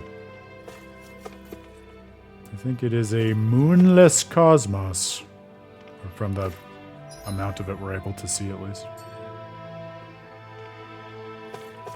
It is interesting. It's cool to see in some games how even though you get to know the world so well and it becomes, a fight for a particular world and maybe reconfiguring it at the end of the day, that world is not always the only one in the universe. Like sometimes you do see other planets or moons and things like that, and it can really change the context, at least according to which I think about the shaping and restructuring of the world and what it means for the broader ecosystem within which the world is embedded. Elfin? Do you already have a special someone in mind? Sorry, I said I wouldn't pry, but I couldn't help myself. I mean, I think it can be true that there was always something going on between them without Deadheim being right in his, very prejudiced and derisive comments when he first met them. I think even if his factual conclusion was accurate, the intention behind it maybe left some gap between it and the reality of things. I did love, and this was something that came up in the DLC too. We see her again, Deadheim's mom. Looks like we made it here in one piece. And I think the whole that's another subquest that was really touching to me, actually. So this is like when we have occasion to stop and dwell on particular subquests, I don't think it's exactly as flat or homogeneous as we were kind of bemoaning earlier in the stream. Like for instance, getting to know Deadheim's mom and the owls that were like mementos of him, that was touching to me and added more context. But man, also a testament to the game, I think, that quests like that can give you a different perspective on Deadheim, but still just the entire character of him can just give you gross feelings. What a despicable character, in my view. But I think the game wants you to think he's despicable. Did you need something? I have a question for you. Can you spare some time if you're not busy with your duties? I've always got time for you. I still owe you a huge debt. After all, it's thanks to what you all did a year ago that we regained the most important thing a human has. The ability to think. Oh yeah, that's a nice mirror to Nazmil too, isn't it? All we did was help. It's you guys who actually took it back. Even then, I still have a debt owed to you. So, what do you want to talk about? I'm trying to decide where I want to live a little further down the road. When I'm ready to settle down. We're traveling around to various places to see how they strike me. Now we're here. So, how's life in Pelegion? Hey, it's great that things have calmed down enough for you to think about settling down, even if it's still a ways off. But as far as living here, look, it's a beautiful city, and Renans live here comfortably. The problem is, Danans can't say the same. This is like Goldilocks and the Three Plus, Bears. There are probably more than a few Renans here that would be less than pleased with your presence. I guess it isn't the best for me. The city being beautiful is important to people who care about aesthetics, but... I think Ganya is right. Pelegion is far from ideal for you, at least in its current state. If our efforts are met with continued success, perhaps one day it will be a city where anyone can live without issue. If possible, it would be great to reach that point before you've chosen a place to settle. I'll be working hard towards that goal myself. You once told me that you fight against anyone who uses force to take what doesn't belong to them. That's right. I really took those words to heart and decided I wanted to help create a society free from hate. You've never let me down. Never betrayed my trust. This time, I want you to trust in me. I will make this city a suitable place for you and your future family to live. All right. I believe you, Ganya. I'm glad we came to Pelegion. Even though it was for my own personal reasons. It gave me the chance to talk with Ganya and you about these kinds of things. So, what should we do next? Should we make our way to Mahag Sar? Tensions are still high there. so I'm not sure if it'd be right to take anyone's time with my personal issues. I think we can rule out Nies. I'd cause way too many problems for Bayfon, and I wouldn't want to do that to him. Also, everyone is sealed in masks at the moment. We keep in touch with Nies through trade and the occasional information exchange. If the opportunity arises, can I let them know you've begun thinking about your future? Sure, as long as you don't make a big deal out of it. I'm really just doing some research for now. I was thinking about that, Grayle, yeah. Should we return to Vicente then? It is a relaxed and cozy place after all. Who could we talk to there? How about Kisara's friend, Legio? She can likely offer opinions from a viewpoint different from Droshin's. Good idea. Let's go see if she'll talk with us. If Vicente isn't a good fit, I'm not sure what options will be left. I had no idea it was this hard to find a place to live. I'm glad I had the chance to experience it for myself. The situation changes by the day. Even if it was difficult this time, it may not be the same in the future. Plus, Legio's a reliable person to go to for advice. I bet she can provide us with useful information. Yeah, and very interesting how the two of them, that is Volron and Nazamil, arrive at, well, I don't want to say relatively similar plans, because the subjugation of Ganeth Harros, I don't think is really Volron's plan so much as just the way in which he manages being sovereign. Not even being sovereign, excuse me, I mean being the lord of that particular region before he becomes kind of co-opted to be used in the resorption scheme by the great astral spirit of Rena. But all the same, the fact that almost diametrically opposed people in terms of just the resentment and irredeemability of Volron versus just the sad, broken, childish nature of Nazamil, and yet they impose similar things on people is interesting to think about in the broader context of the story.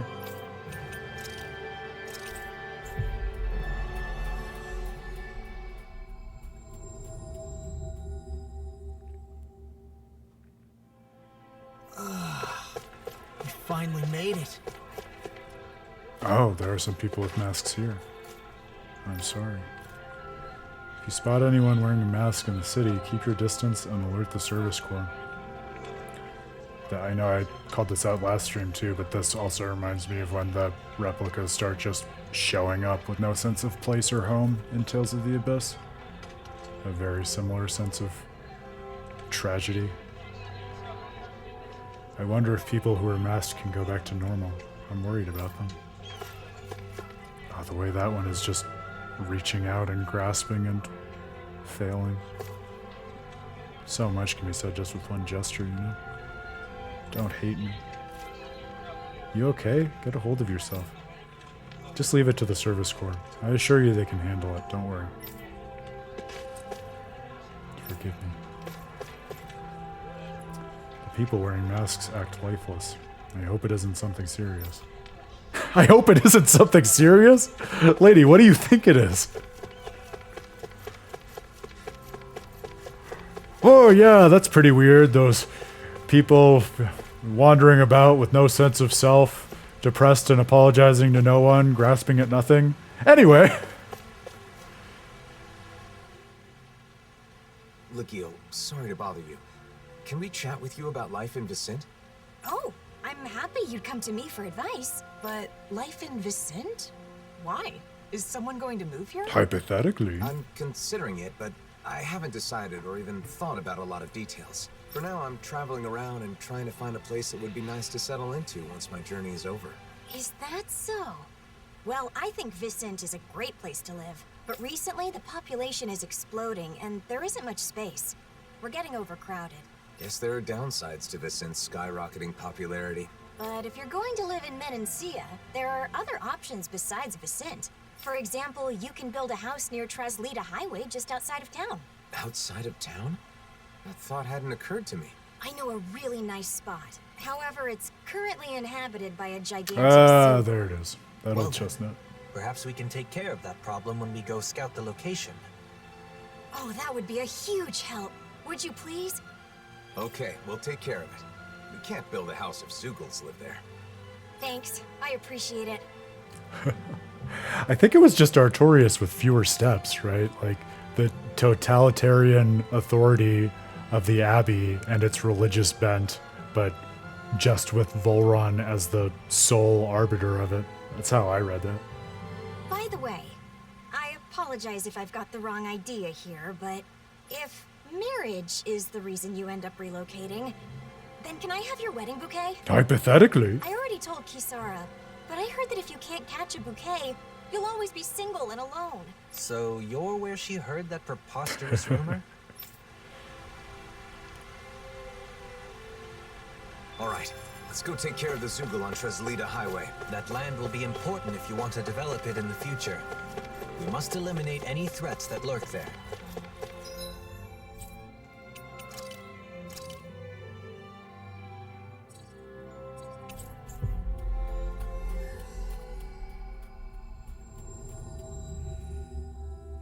Finally.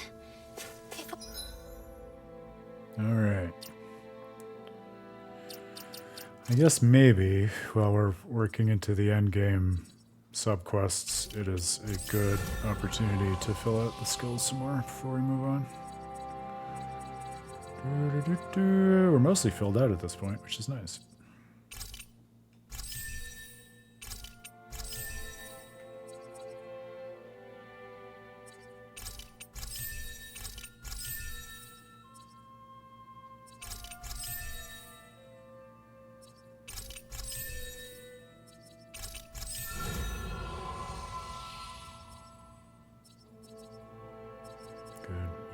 Much more CP. I imagine once we get through these last few subquests, we'll probably have enough to fill these out all the way. Get back to where we were at the end of the main game.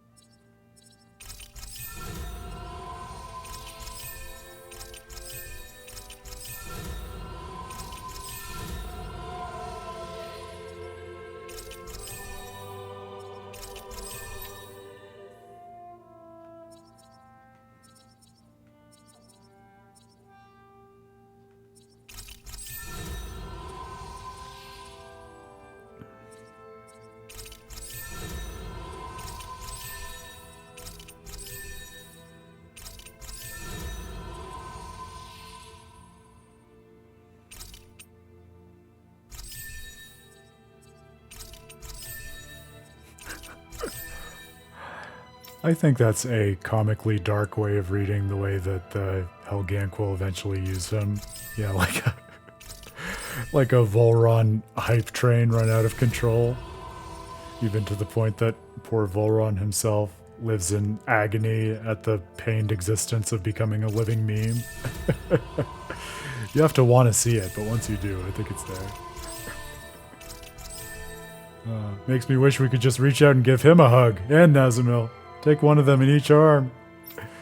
Volron would not appreciate that, though. I feel like it would be trying to hug a cat.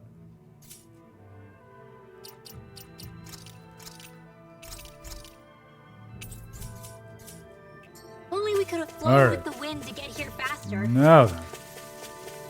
Look! Isn't that what Legil was talking about? A giant Zugel? Looks like it. Let's get this done.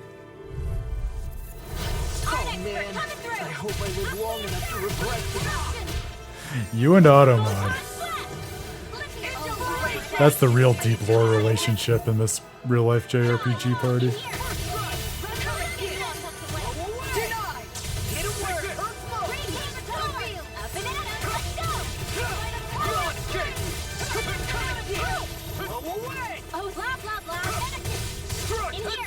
think it's more boar-like than brutal, isn't it? I don't remember brutal as that much of a hog, but I can't perfectly picture him in my head. Your best friend, whether you like it or not.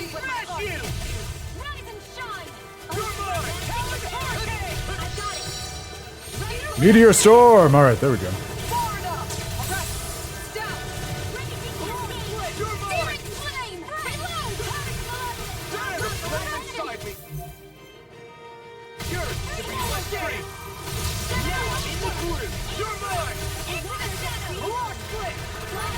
I wasn't even watching his HP. This guy's a pushover.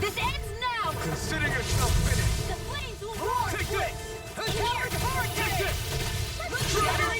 Take this. Dragon form. You're mine. Dragon form. They're not playing around.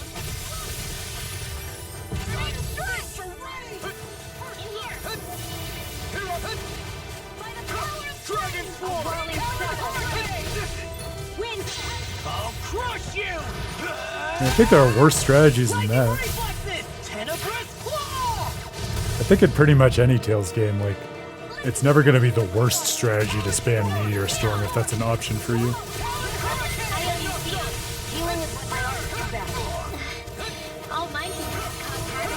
That an extension got me through the end game in Fantasia. And Pluto, of course, but once you have Pluto, there's not really anything left worth using him on anyway.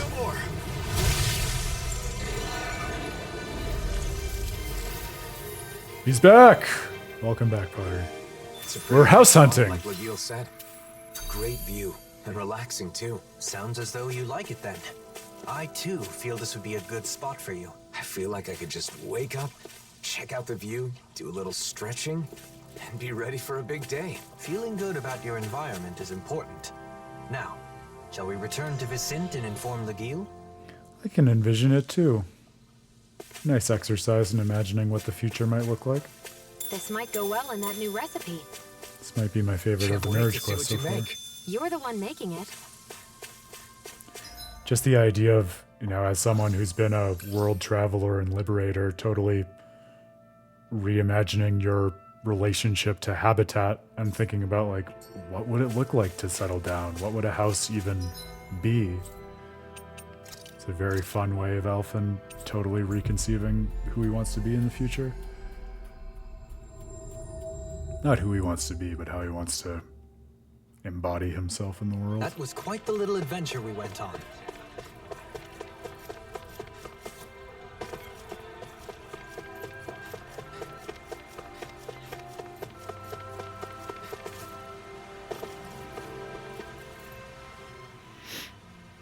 We defeated the Zoogle, Lagil. Thanks. So, how was the location? Man, that was a nice spot. I can see myself enjoying life there. Grail coming in swinging as always. Maybe that means it's a good fit for me. I think that when you get married and look for a home in earnest, what we've learned will aid quite a bit in your search. Yeah, I thought that as long as they had 4 walls and a roof, all houses were the same regardless of where they are. But I was wrong. I thought that much was obvious. I'm glad you like it. If you seriously consider moving here, please let me know. He's put in his 10,000 hours breaking down different types of wall. You'd think you wouldn't think that all 4 walls are the same. The house itself is just as important as the location. So I can introduce you to a pro who can help with everything from layout to paint color. Thanks, Lagil. You'll have a lot to think about, especially considering you won't be the only person living in the house. It seemed you had someone on your mind as we were traveling. But are you satisfied with the information we gathered? I really don't know anything, so I thought that it would be enough to learn about marriage in general. But that isn't enough. Nearly everyone we met told me to think more about my partner, so I was trying to keep my partner in mind as I did my research, but honestly, I'm not sure if what I've done is correct. I see. I believe that no knowledge or experience is without its merits. Right now, your head is full of worry and doubt. But it's a necessary step towards finding a better future for yourself. I hope you're right. You've only just begun to think about your future. There is no need to rush these things, Alphen. Dohalim, thank you. This itself is a pretty nuanced and cool reflection on the idea of different value sets and how they can inform even modes of inquiry and the nature of knowledge too. The idea that there's certain practical information or know-how or just ways of relating to the world that are indexed to particular people or relationships and have to essentially refer to attributes of those people's identity or interest or motivations in order to be complete and useful. So that there's a sense in which, even without all of the winking and nodding that Alphen is talking about Shion without saying Shion, like, no matter who his partner might be, like, it would never be enough to abstractly learn about the customs of marriage, because the entire institution and like nature of that activity in the world is something that has to be essentially referring to the values of the person involved in it. The exact kind of thing that poor Nazimil can't understand, and which the masks prevent. That's not what I'm looking for. I'm looking for this. Only my diary will know the truth. And us, but we're special. I don't know how this ended up happening, but we've been going around to various places, like checking out the different locations. Speaking of which, in Vicent we saw Legil, and she apologized for telling me a lie. But what was she talking about? Kisara and Rinwell both looked strangely flustered about it. Everyone is definitely acting weird. If this is how it's going to be, maybe I should just go ahead and confess, to Rinwell at least, and apologize. I'm sure she'll forgive me. About the secret I keep mentioning. Well, when it's my turn to cook, I secretly eat an extra plate of food under the guise of testing the flavor. It was a joke all along. I said, even odds on that one. When we eat together, I get a second serving then, too. So they all think I'm having seconds, but I'm not. I'm actually having thirds. But only when there's extra food to go around, of course. Will they forgive me? Oh, girl. I don't know how secret that secret is. The home is basically setting your future life in stone. It's important to think practically about the future. For example, calculating your spending so you know how much you'll save in 1 year. I bet you're good at planning out your future down to the smallest detail, Kisara. You'll really have your hands full once you start building a new house, Alphen. But don't worry. Absolutely. We have to pay you back for all you've done. You can leave this to us. A true character in every sense of the term, Grail.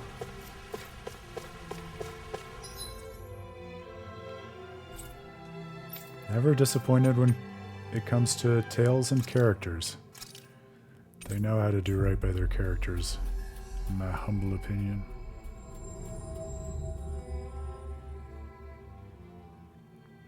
One more, I reckon. Seems like your research into weddings and marriage is going well, Alphen. Or maybe two, if the ultimate one actually loops Shion in. Yeah, thanks to everyone's help. I've got Law and Shion distraction duty, so I have some time. But there may not be anything left to look into. I didn't know a thing before. But I've learned a lot, and have gained a little confidence now. That's great. I want to thank you again, Kisara. I've given things a lot of thought, and I think I've come to understand what makes weddings great. It's a ceremony to bring happiness to the person you care about most. Maybe that's why they're so popular these days. You've come a long way. Remember how you panicked when you realized you knew nothing about marriage? By the way, I think there's something else that comes before the wedding. Have you already looked into it? What? Something that comes before the wedding? The P word? Is it the P word? Are you going to say the P word? Of course. Ah! To propose, right? Yes. I haven't gotten any info on that yet, but I think it's enough to simply ask, will you marry me? Wait, that's it? What else is there? Don't worry about it. You'll come up with something. Now then, I must be off. Kisara, wait! Don't forsake me! Please, I'm Goodbye. begging you. I don't know what the person you want to marry will think, but usually the atmosphere when you profess your feelings is important. Oh, that. You're asking them to spend the rest of their life with you, so you have to make that idea as enticing as possible, or they may say no. The location's also important. It's a moment you'll both remember forever. It should be in an elegant and beautiful place. Say, take her to a floral garden by the seaside. Gently take her by the hand and sweetly whisper to her your everlasting love. Or something. A floral garden by the sea. I don't know any place like that. That was, just an example. Some people put a lot of thought into proposals, whether they be marriage proposals or not. Oh. But I should choose a place that makes me seem enticing. That won't be easy. I think your best traits are your kindness, decisiveness, and strength. By strength? Do you mean with the sword? That's part of it, but you also have the strength of mind to stand firm in your beliefs. Like touching Shion without fearing her thorns. If you can show those traits to your partner, then she's sure to say yes. I see. The problem is, I don't know how I can show her how strong my feelings are. Well, I just heard a disturbing rumor. Apparently, a dangerous Zoogle has taken up residence in the Iglia Wastes. Wasn't there a garden in the Volron's castle in Ganatheros? Isn't that's because when Act 2 kicks off, I think that's where, actually, fittingly enough, Alphen has a conversation with Shion. We've definitely got to do something about that. But what It's is either that? Zoogles or What Zoogle we were parts. talking about? Either the part or the whole, right? You don't get it? The strength of your feelings is basically your courage. You should show Shion you're not afraid to face powerful enemies. Yeah, but like you can see water from there. It's the water realm. You know, gotta wave your hands a little, but it's beautiful. Well, I don't have a partner yet. Plus, is something that simple good enough? I'm not saying it's the best method, but I think it's one way of going about it. If that's the case, then I should face the Zoogle alone. That should prove that my feelings are true, right? Zoogle solo That might fight. be a little too dangerous. There's a difference between courage and recklessness, Alphen. I know, I get it. But I want to give it a shot. I want you to watch and afterwards let me know what you thought. So you want to practice on the Zoogle in the Iglia Wastes, right? Got it. If it doesn't go well, we can just think of something else. If things get hairy, I'll jump in to help. Thanks. Then all I have to do is decide on a place. Elegant and beautiful. Nothing comes to mind. Don't worry about it for now. You have time. Let's head to the Iglia Wastes and lay waste to that Zoogle. Words for the future.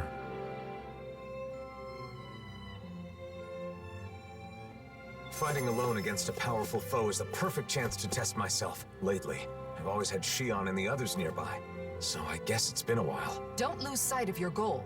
You're trying to show your courage, not your recklessness.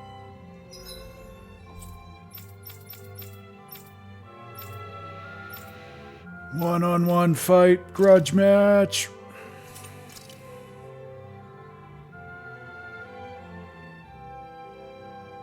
Ooh, not that corner of the map. I remember a gross Zoogle fight that happened there in the base game too, if memory serves. Looks like we made it here in one piece.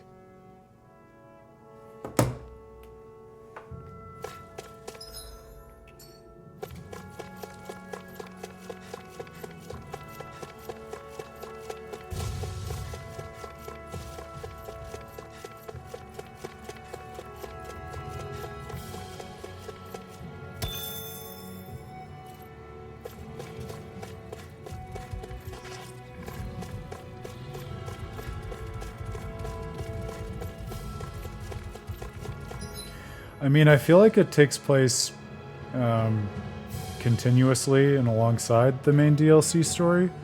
'Cause, I mean, this part of it we couldn't unlock until the resolution sequence that we saw in Niaz, which I think tracks. I had a similar thought because now he seems to be talking about proposals, and it sounded like he was getting ready to propose in Niaz, but he also said in that conversation with Kisara, like, oh, I thought all that went into a proposal was asking if you'd marry me, which seems to be what he was thinking about doing with Shion, so I feel like that tracks. Alright, let's save up. Hopefully this won't be nutso.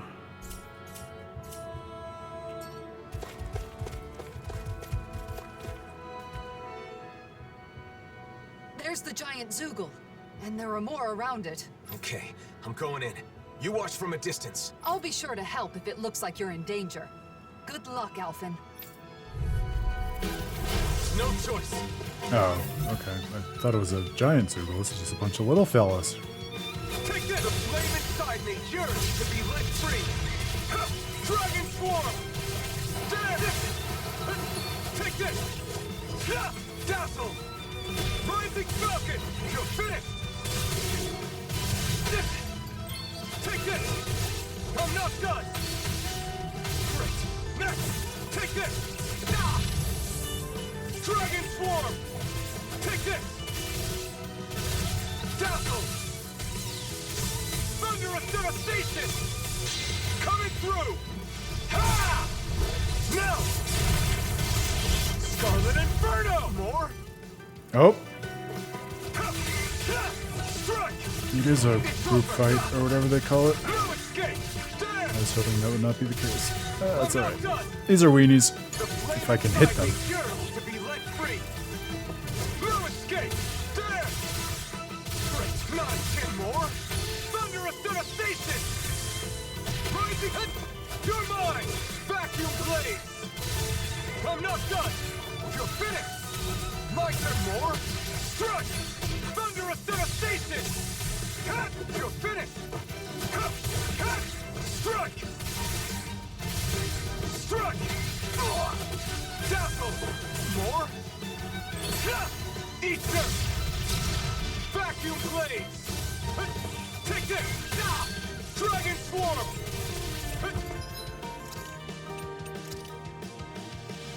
That did it!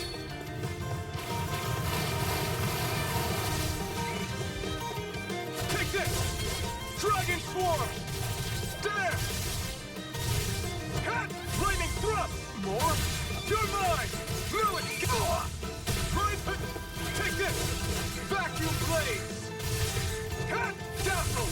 Thunderous Devastation! Like more! Hat! Stardust! No escape! Rising Falcon! The flame inside me! Get more! Ignite! There! Dragon Swarm! Strike! Dazzle! Great! Next, my turn! Take this! Lewis! I'm not done! Dazzle! Rising Falcon! Take this! I'm not done! Dragon Swarm! Lightning Thrust! Rising Falcon! But it's aerial sword rain, which is very cool. And it does seem like... Wow, I'm glad I had that skill because I was not keeping track of his HP. The flame inside me yearns to be let free! It's, for me, the aerials are all about just figuring out the right ones to keep you and the enemy in the right relative position so that you don't lose the combo, which is more of a balancing act than I remembered, but Stardust seems to be just the right ticket for that. Well, most of the time. That's a bad example.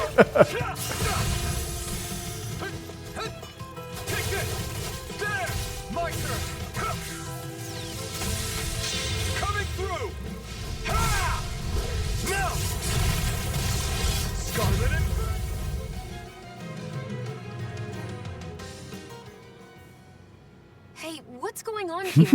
Why is Alphen fighting by himself? It's a long and secret story. Gion? Wait, I can explain. Hold on, Alphen. I'm coming to help. Oh, This one's tough. it's cute. Scary, but the story is cute. Villain and Desperado? This I gotta see. No choice. Let me know if you need healing. Here's a healing art. When I do switch it up, I find myself having fun with a large percentage of the arts. Like, I like the flow of a lot of them, but yeah, I do have to kind of make the active decision to switch it up for the sake of variety, as opposed to some other games that more directly incentivize you to use a bunch of different ones. I'm not done. It's weakened. Dragon Swarm. This ends now. This should do it. Thanks. Dragon Swarm. Struck. Jesus. Radiant Pierce. Let's try to get the other core. Water, hear my call. Now, while it's reeling! Take it down!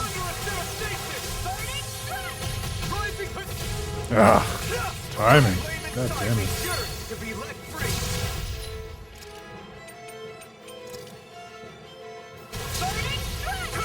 I'm not done!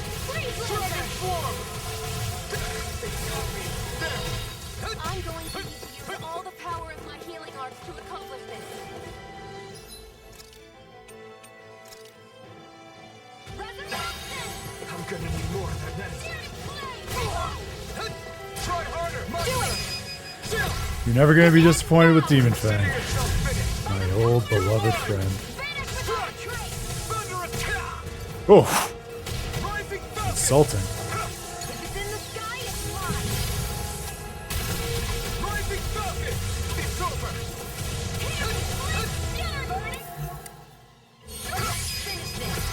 This ends now! Consider yourself finished! Water, Here I my come! call! I'm not done! Spread! No escape! Glacial spear, here's evil! Vacuum blade! Freeze blade! It's over! Annihilation! By the power You're of mine! Finish with No escape! The flame inside me yearns to be let free! Not today! You're mine! There! Dragon form! It's too much! Try harder! You're mine! No escape! You're finished! Need to pull Nice! myself Now I can together. keep at it! I didn't heal you just so you can get hurt again. I know! Explosion! Focus your attack! Almost there. Don't let your guard down. Do it! This ends now! Consider yourself finished. There you go, Alphen. It's time to end this battle. I'm right beside you. Yeah, and resurrection, revitalize. Thanks. Or resuscitation. Careful Not, not to overdo but it. yes, also not exactly what it was meant to be. It is interesting. This ends now! I wonder if there's a story as to how that happened, because it is pretty unexpected from my perspective that they would have an issue like Xion, that. before we talk, can we go someplace quiet? Sure. Now that you're safe, I'm in no hurry. Oh, Thanks. Let's head for the volcano then.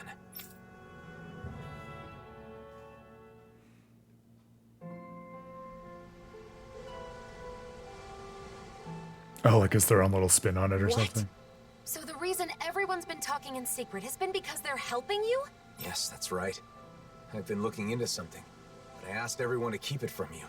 Looking into something? What is it?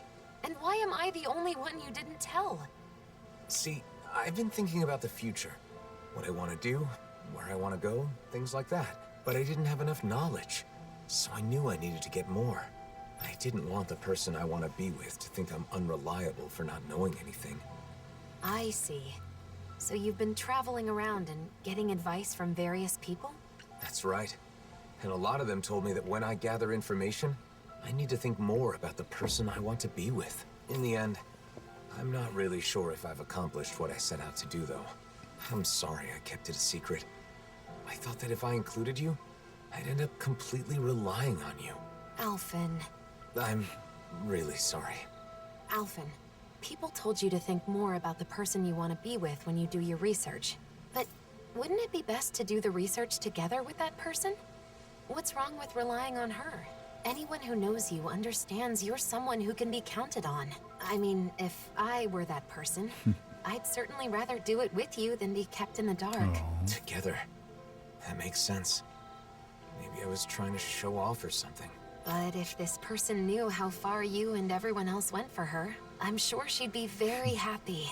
Your methods may have been flawed, but your heart was in the right place. I'm sure she'd be thrilled to know how much you and everyone else care about her. Xion. Just let me say this. Once everything is calmed down and you're ready, let's sit down and talk. It is a beautiful vista, isn't it? Okay, got it. Let me say something too. The next time there's something I want to research, will you come with me? Of course, Alphen. You don't even need to ask. I'm looking forward to it. Oh, I love them. I love them so much. It really is maybe my favorite love story in the last several years. First, in gaming I at wasn't least, sure but what maybe would even happen. period. But it seems like you found out what you wanted to know. So I guess things worked out. Although Shion did scold us a bit. And that's no surprise. We did keep a secret from her, even if it was only for a short time. Not telling her the truth was so hard. I was at the end of my rope and almost blurted it out a few times. I'm so glad she found out. Sorry for putting you through all that, guys. But I learned a lot from this. Then it was worth the trouble. We always wish the best for you, Alphen. You guys want to rest here? See, my first instinct at the conclusion of that, and let's put them in our marriage outfits for them now, because now I would say we've earned it. My first instinct is to say, man, that was such a touching quest, which for the reasons that we spoke about during it, felt so perfectly consonant with the rest of the DLC in terms of the themes it was concerned with, and extending the story of their romance in a way that was a nice bridge between where they were at the end of the game and where we see them getting married, and then also serving as exactly the counterpoint that we need and the reply that is warranted to Nazamil. I'm saying, man, is that really something that they left as a pre-order bonus as opposed to something that they just included in the DLC? But then there's a small part of me who wants to do, well, the kind of stuff that we do with Tales of Praxis and with The Terrible Fate all the time, and ask like, well, is there a way where we can move the explanation back a step and say like, maybe there's something according to like the intention and disposition of the player who cares enough about the game and the relationship that was left at the end of Tales of Arise with Alphen and Shion, that they're sufficiently invested to anticipate that and express that through a pre-order, where we could infuse it with some kind of narrative meaning, even based on the intention and relation in which it stands to the rest of the DLC, which like intellectually is interesting to me, but also I am the last person in the world who wants to justify and offer substantiations for why companies should, wall off content as time-boxed pre-order stuff. So sometimes you don't want to ask the question because you fear the answer. All right, now then, let's wrap up Alphen's character quests.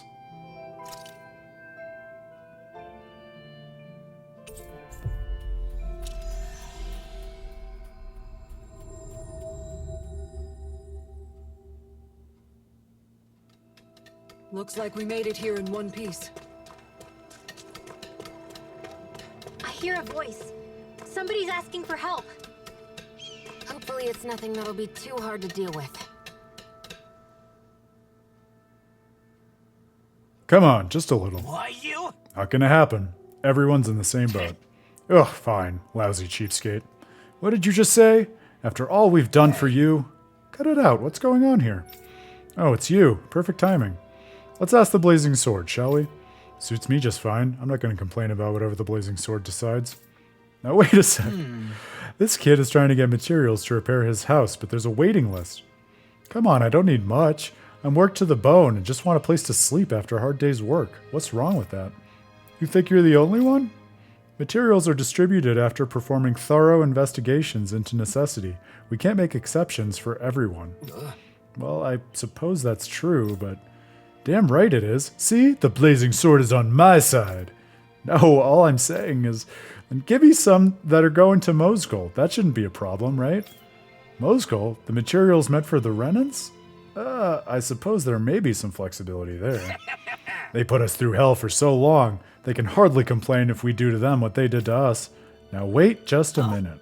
What, you have a problem with that? You, the one who pummeled the Renans?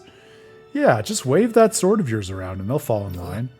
I only wanted to end their tyranny. I'm not out for revenge. That's what you say, but I know how you feel. But with that kind of thinking, the fighting will never end. You've got to understand, you can't inflict the same pain you've suffered onto others.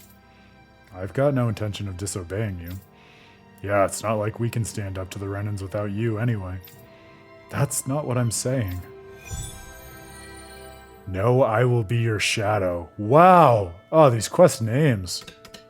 Talk about the little things that continually impress me. Through. It's not about what the blazing sword says. You didn't drop Zephyr's name. I can't play that card forever. I do understand how both of them feel. It's just that... It's important to explain yourself using your own words. But it's just as important to rest when you need to. Let's call it a day. Yeah, all right.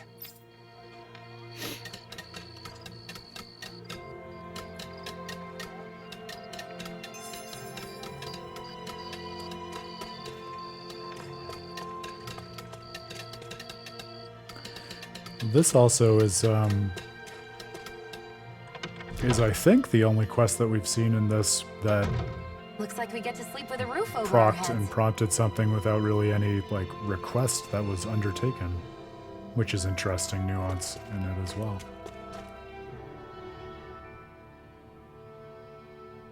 You look thoroughly beat. Would you care to take a rest? Yes.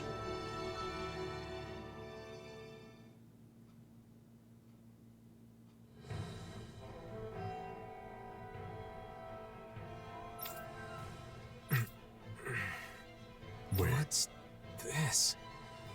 Look at you. Oh. What the? They are gonna do it. It's you! Weak as always. You make me sick. Oh, we're having more than one mind battle in this DLC. Bull run. But you're dead! I'm very excited, but I'm also not excited at all. Oh? Then how am I here before you now? As a joke, mostly, I have to assume. It's a dream. I'm just dreaming. Or a dream. Is that what you think?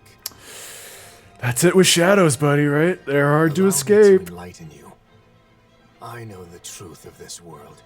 I did. There was plenty of gushing and thinking about it. If you want to go back to the VODs at some point. Trust. I was in love with that. All that you believe in is fragile and fleeting. Yeah, I loved it.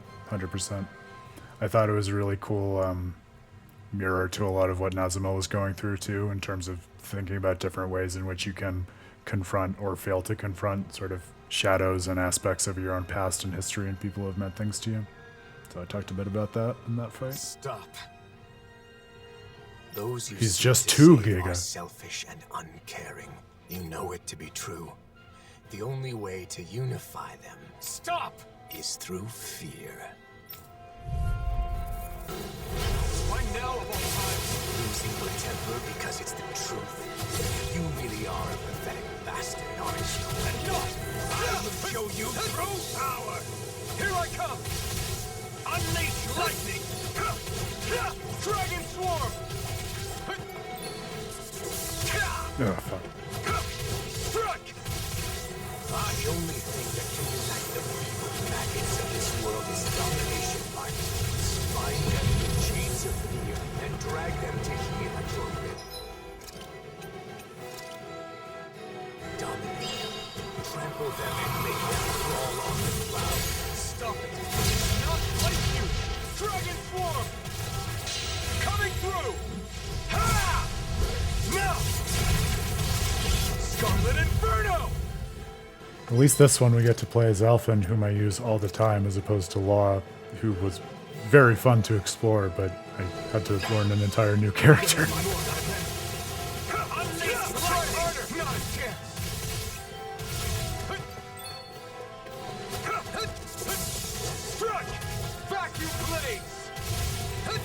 It's impossible. Oh, that man who caused you so much pain, who caused Ganeth Harrow so much suffering.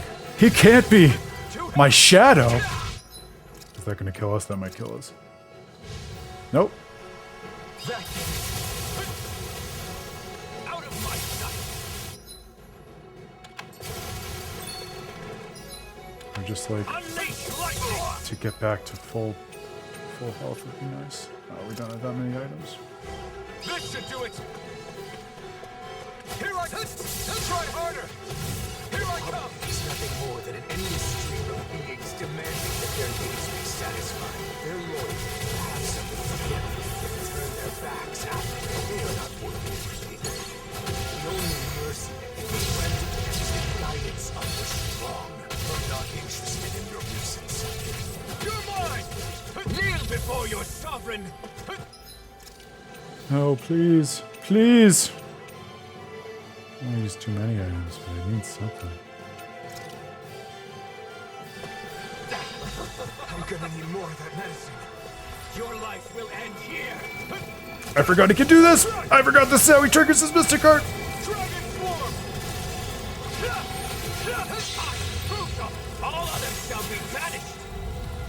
Ah, no! That's so much cooler now that I played Tales of Eternia! Fuck!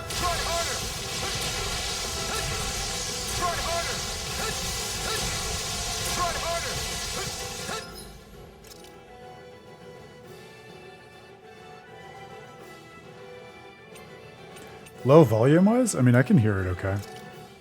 Maybe not as clearly as it would be nice to, but... I'm gonna need more of that medicine. Oh. Elfin is my divine aura.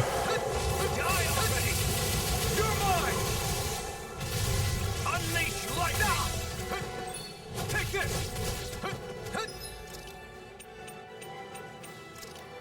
No, I think Reed actually ends up being even more enlightened than Elfin, and most other protagonists, if I'm being honest, but that's an article for another day. Fuck, oh, I missed it. At least we got away from it. We missed it, and it missed us. Burn down all who oppose you until only ash remains. It's already in your hands. All you have to do is use it. No, you're wrong. It's like the most evil pep talk in the world. I love it. Unleash lightning!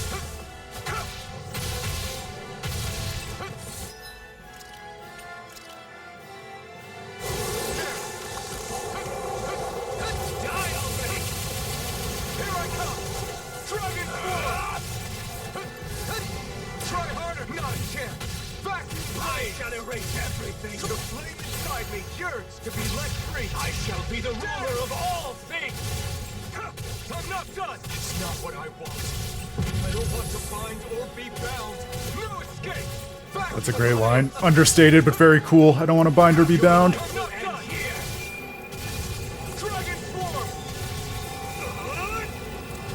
Know your place! Alright. Whew. That was a fun fight. I liked that. What's the matter? No words to disagree? Are you so afraid to admit the truth? That power and fear will always win over faith and honor? Yeah, that's what you get from the character quests, right? The most intimate details of their inner lives. Only comes out in dreams. Or will it take the pain of the whip to open your eyes? Ah, transitions. Got us. Maybe. It's true that I don't know the pain of the whip. I couldn't feel pain when they struck me, after all. And I understand what you're saying. People can be selfish. That much I can't deny. They hide their true intentions to get what they want. I've seen it countless times. Even so, I choose a path free of oppression. So a refusal, then. At the very least, you have no choice but to use force if you wish to destroy me. Do I? Maybe you can be defeated with force. But that would make me no better than you. If you utilize fear to rise above others, you'll only live in fear of when you yourself will fall. It's another form of oppression. You aren't Volron. You're a shadow born from my doubts. Even if that's true, I still have the power to engulf you in darkness. What will you do if not destroy me? If you were born from me, then that means you're a part of me. I was dream drop distance the whole time. I'll accept that and keep on living. Taking the weak route, are we? Go on then, but stay vigilant, or the night may come when this shadow consumes you. I'm used to your threats, but I'll heed your warning all the same. I loved that.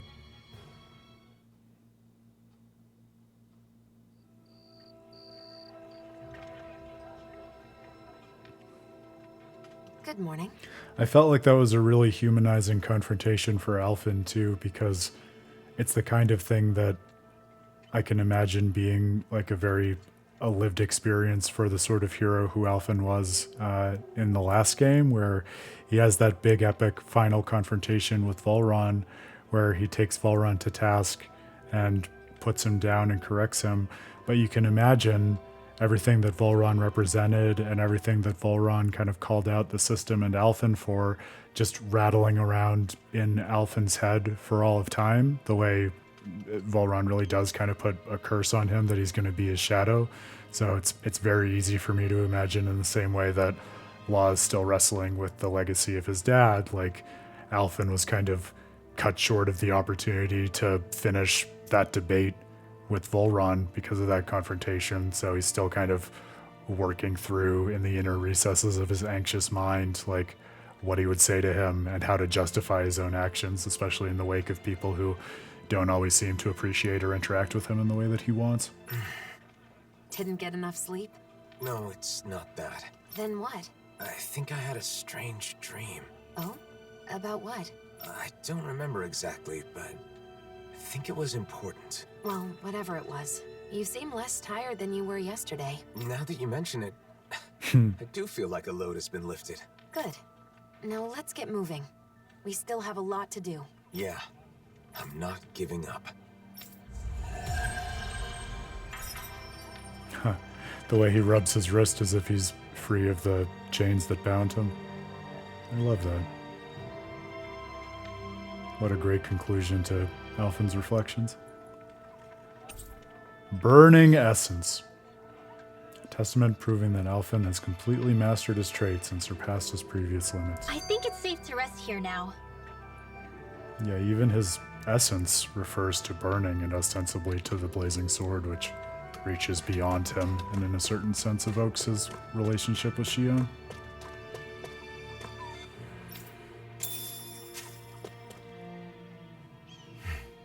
What are you looking at? I'm not sure. The world in front of me, I guess. Nothing has really changed, but somehow it feels like I'm looking at something new. I know. I mentioned that before. That is like, if I had to launch a complaint, and it's such a minor thing, but it's hard to be Mr. Brightside about there not being new titles. It would have made me happy. It is cool, though, at this moment to have the idea of, like, I do appreciate that they added these special items, the concept of, like, essence, and just something that captures, like, the true heart of the character. That strikes me as something thoughtful and interesting that's not quite the same as titles, and therefore interesting according to the difference it affords, maybe pointing at something more basic and foundational to the character than any particular title can get at. So I think that is interesting in the context of these character subquests, but I still wish that there were more titles in the DLC. That would be nice.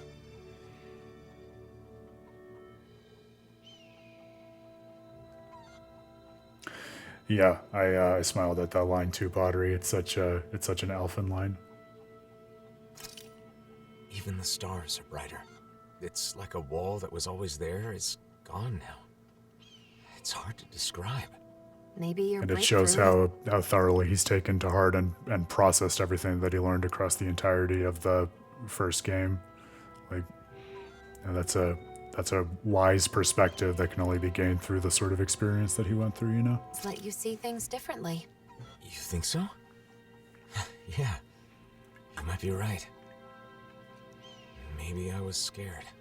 That people would be disappointed in you? Yes. But then I was thinking, do you remember the last thing Volron said to me? If you choose to walk that path, you choose that path. You choose a path of betrayal, despair, and corruption. I remember. Me too. If I kept trying to play the hero everyone wanted me to be, I may have ended up just like he said. Of course, I know this won't solve all my problems. I'm sure there will still be times when I face betrayal or despair. But I can accept that if it's the result of my own choices. As long as I make my own decisions, I will be the master of my own fate. It's strange how a simple change in one's mindset can make such a big difference. It's not like I'm doing anything differently. You freed yourself. Talking about different value systems, grounding the same actions, but making their content and substance different. Just while we're keeping track of the themes that are guiding the story. It's been a while, but you finally look like yourself again, Alphen. Thanks. Thank you, Shion. That was great. A wonderful comment, too, on just the value of interpretation and reinterpretation spurring these characters forward. I mean, what an esoteric reading of the last line of Volron, basically turning him from a bitter and small and isolated shadow of Alphen into basically a kind of secret mystical guide for Alphen to become the man he has to be. Basically saying that last line was telling Alphen not to remain in the role of the hero forever, but to actually free himself by just becoming a person who can support others without that weight on his shoulders. And the fact that Alphen has the agency and the proper perspective with which to be able to do that now, I think is a very Tales feeling, and something that makes him feel like justifiably more articulated and developed even than he was at the end of the main game.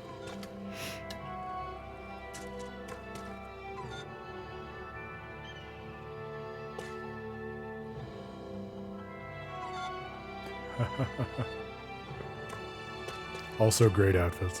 A lot of great outfits in this game. A lot of great outfits in all the games.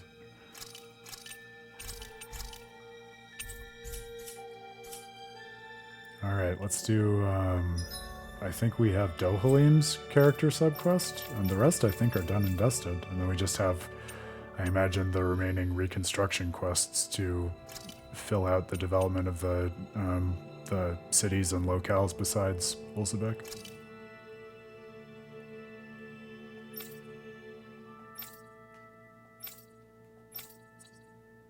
Oh, there it is.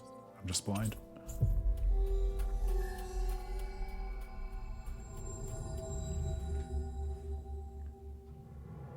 Looks like we made it here in one piece.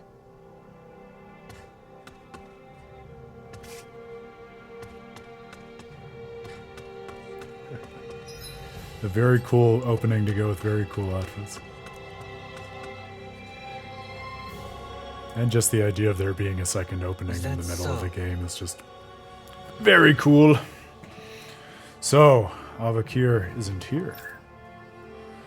He's one of the friends you asked to look after things in your absence, isn't he? He must be at work. He's the type who feels guilty when he has too much free time.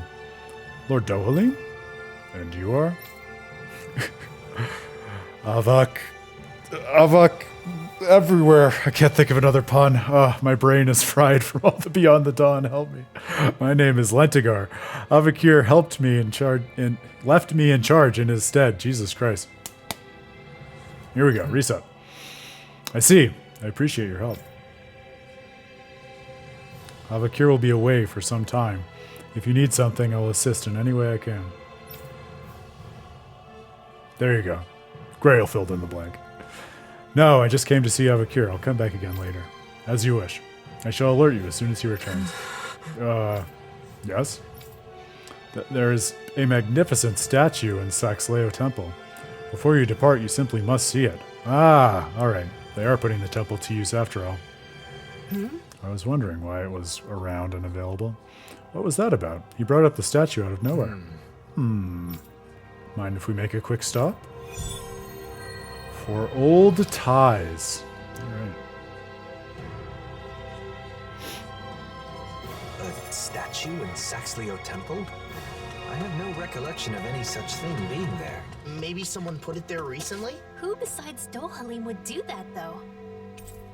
It's not a giant, glorious statue of Lord Dohalim. You're very let down.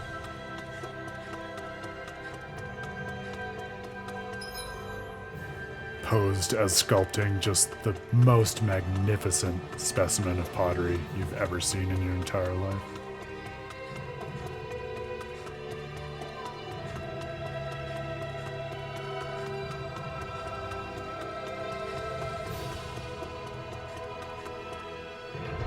I was waiting for you to pick that one up.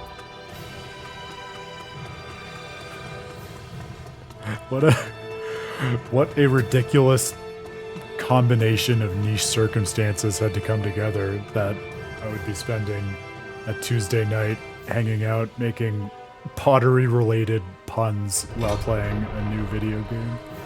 And I love it. It's a very Tales thing, that combination of circumstances. This is the place Lentigar mentioned. Oh yeah? I don't see any statue. My lord. I see. I thought you'd be here. You guided us here to meet in secret, didn't you? Yes. The truth is, Faria has been abducted. Oh my god! I did not see that coming. Abducted. Avakira's gone alone to rescue her. Alone? The fool. What is he thinking? There's more. He forbade me from mentioning, but... What? Tell me all you know. Traces found at the scene suggest the culprits are Danon. Ah! Surely you understand. If news of this were to spread in the city, things could get ugly. That's why Avakir went on his own. Knowing Avakir, he must have felt responsible to me and Tarnagan. This is just the kind of thing he would do. Dohalim? Dohalim. Thank you for telling me about the situation. Kisara, I apologize, but we need intel. For anything related to Danon's, Ganya's the one to ask. Thank you.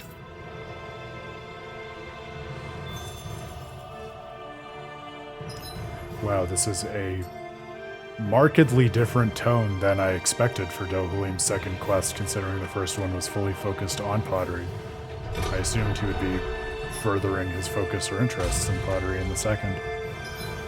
But perhaps it will be more of a symbolic insight from the act of potting.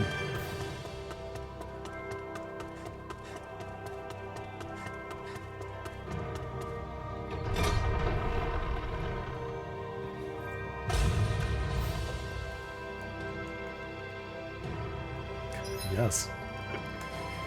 It was exclusively focused on our friend Pottery's thoughts on Tales of Arise. Every question about the game Pottery raised was answered by Dohalim in that quest. And we'll never be able to do it again, so the world will never know.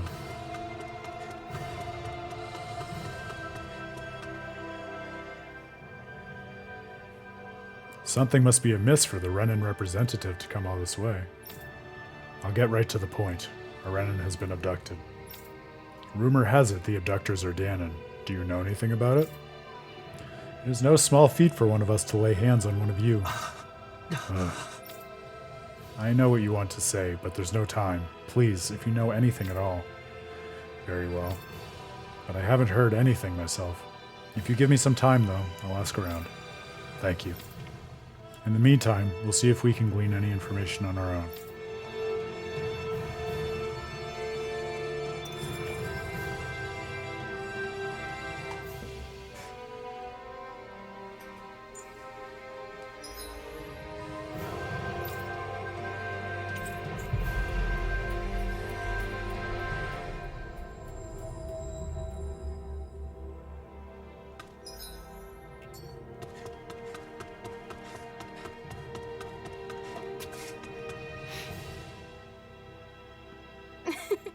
Lord Dohalim, when did you return? Have you noticed anything out of the ordinary of late? It's not exactly that recent, but more and more people have been voicing grievances. Grievances with the current situation? How Renans must rely on Danons for survival? Sure. Yes, quite a few are wondering if we can't at least have this city to ourselves. Some say it would be easy for your lordship to grant that with but a single command. Enough. The era of one-sided rule by Renans is over.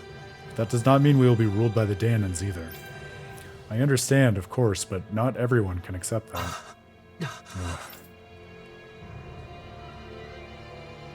Seems a lot of the Renans still have high expectations for you as the last remaining lord. It's been like this since the Convergence.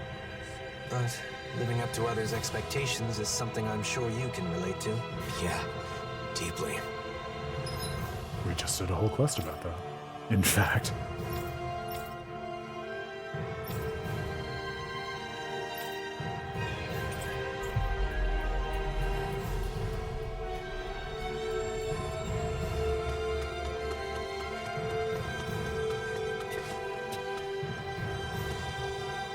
Silver Swords and Darkwings protected us by letting themselves be masked in our place.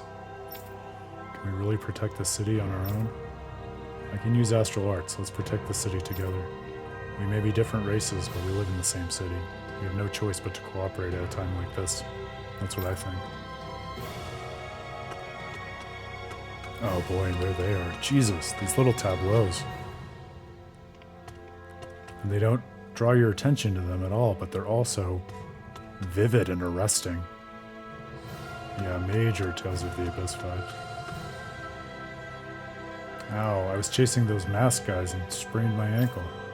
I'm indebted to you, but why would a Renin like you help a Danon like me? Because someone I respect said, no, because I want to live alongside you and your people. I dressed like this to protect myself. I'm always getting saved by other people, and now it's happening again. I'm pathetic.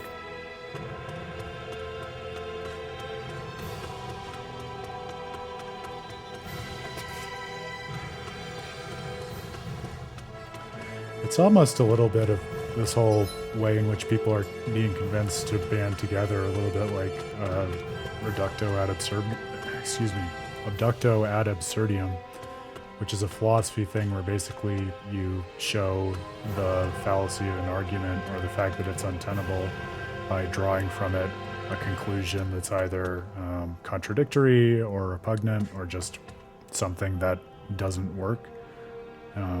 And this almost seems like it's taking a vivid demonstration of what the consequences really would be of everyone having just unitary alignment around a value system, for everyone to kind of loosen their hold on their prejudices and accept that maybe it's okay if people care about different things, and maybe it's totally compatible with that to support each other. Hey! Excuse us. Have you seen anyone suspicious recently? Huh? Anyone suspicious? I sure have. The upper floors are full of them. I see, but it's not as if they've actually done anything, have they? That ain't funny. Not in the last year, but have you forgotten what they did before that? No telling what they might get up to in the future. And don't even get me started about all the folks in the other regions. Sending all their Renins to this city, only caring about their own damn safety. And just what are we supposed to do if all these Renins they've gathered here start an uprising? What then? I'm sure steps have been taken to prevent that. I think you're lying. I certainly hope so. The people here must have a lot of anxiety and frustration. I can't blame them for that, but it is still a difficult issue.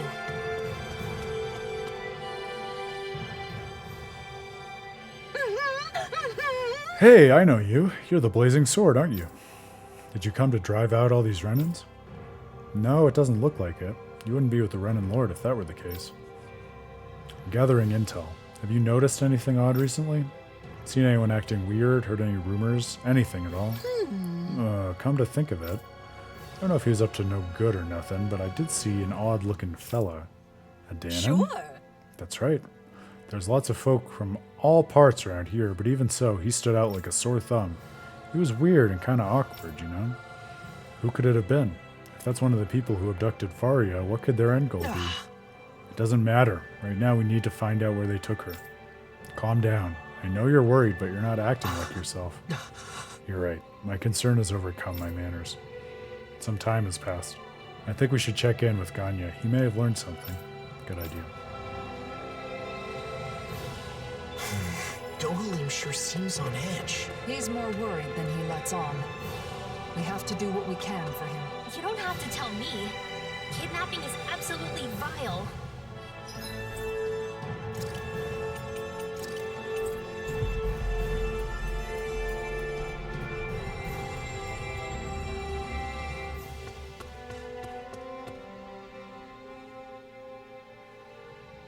Do you have any leads? I may have something that'll interest you. I can't say it's good news, though. Late in the night, some men were spotted transporting a large package out of town. It was dark, and the witness didn't get a good look at the men, but they say the package was big enough to fit a person inside. The witness says the men were muttering something about the woods. Woods. Shinefall Woods would be the closest. We should investigate. We finally have a lead. I also hope to avoid any unnecessary conflicts. I pray for a speedy resolution to your problem. Thank you for your help. Why would anyone be after Faria? Maybe because she's important to Dohalim? It can't be a coincidence, right? We'll know once we apprehend the culprits. Come on.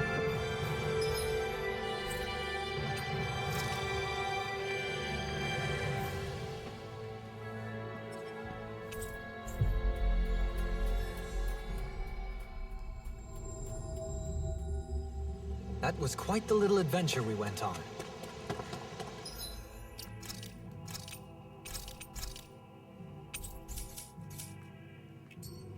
Look! Someone's there! Is that?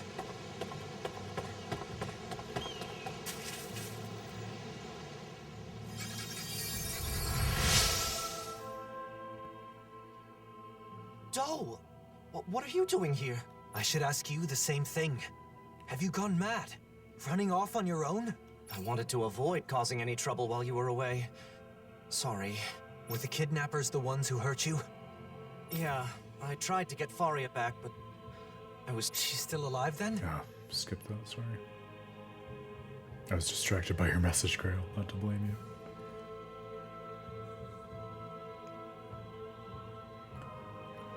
you. In the way it just shines a different spotlight on the side characters, in terms of the storytelling of the side quests. Yeah, I think that's part of what's at the heart of what I was saying earlier to Padre too, about just these sub-quests striking me as more interesting and engaging than a lot of the ones that we see in the main game. I do think they're a little more focused around some interesting supporting character studies. There's no doubt about that. Doe, listen, the culprits... I know. Avakir, you head back to Pelagian. Kisara, you're with me. What was that just now? It's rare to see Dohalim like this. Yeah. His silence speaks volumes. Yeah, so No decisive, time to dally. all action. We need to act quickly. I'm glad I made it in time.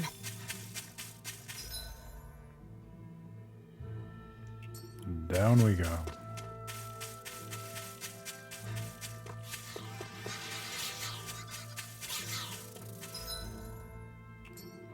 Oh, that's right. I think there's a unique Zoogle around here too. I'd forgotten about that, if we happen to run across it.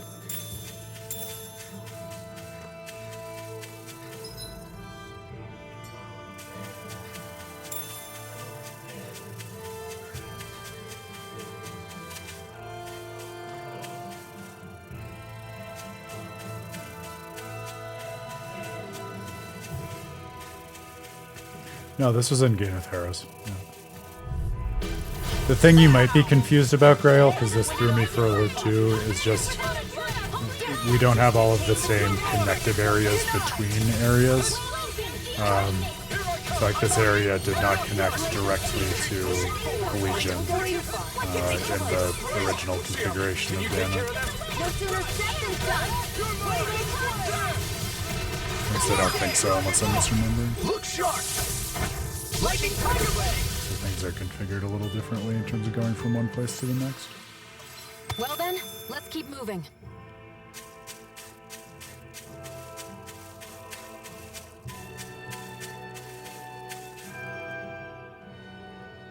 Faria, are you alright? Doe, is that you? Lord Dohalim, what are you doing here? Lord? That's enough. Doe, be careful! You would go so far as to disguise yourself as the very people you hate. So you know, I'd expect no less from the great Lord Dohalim. Wow. The abductors are Renans? They slipped away with Faria and defeated Avakir when he gave pursuit. Though those two are not warriors, overcoming them would be no easy task for a Danan. They were attempting to frame Danans for the crime. My guess is they were trying to make me hate Danans as they do. So insidious. Precisely. But that's only because you won't do your damn job as our lord. Ever since we lost Lenakis, we've been living like prisoners. Yet you only preach reconciliation, neglecting your duty as our guardian. How could you be so selfish? I am still a guardian of the Renans. But that does not mean continuing our rule. It's just our luck you'd come back on the very day we execute our plan. This reminds me a lot of Kelzelik. Poor Dohalim, all of these Renans in his midst who, on the surface, act as if they're willing to go along with him, but are just seething with rage and resentment of his entire perspective on the world, just beneath the surface. We may have failed, but there are others who see you as weak. You had better watch your back. Do. You succeeded at one thing. Your intent was to anger me. However, the focus of my anger is you. Any that harm my friends will be punished.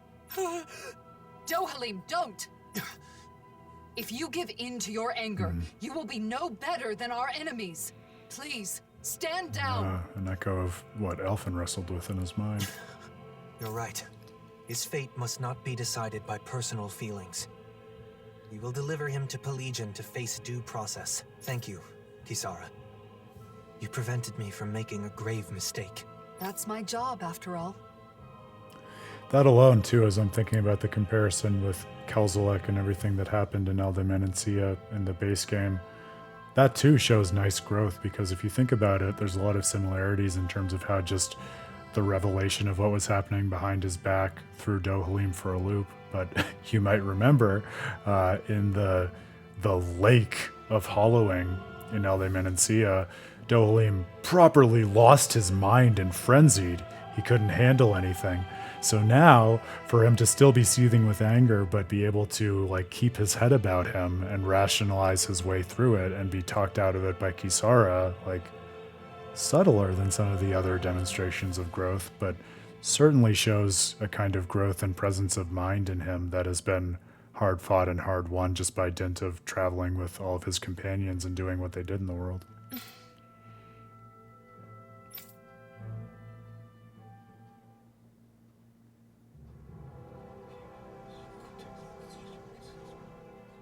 I think it was, well, I would have to rewatch the scene. My memory of it was that, like, that was when he understood what was going on, and then perhaps the Master Core also ran out of control at that point, but I felt like it was more of catalyzed by his feelings and the revelation. But yeah, that invites me to go back and watch it. That's always how I've read it, at least in terms of what it is that leads him to frenzy. Thank you, Kisara. That should be the end of the ordeal. After all that, I just caused more trouble for you. I'm glad the two of you are safe. That's all I can ask for. Still, I have a feeling there's more trouble to come. There are still plenty of Renans and Danans who are unhappy with the way things are. I'll have to come up with other ways to keep things under control. I'm counting on you. That reminds me, Avakir. I only learned of the kidnapping because Lentigar was concerned for your safety. You should learn to rely more on those around you. Yes, you're right. Another hard-fought and hard-won lesson for Do. We should let Ganya know the problem's been resolved, too. Let's go, Kisara. Do. Yes? Thank you. And take care of yourself. I appreciate the sentiment.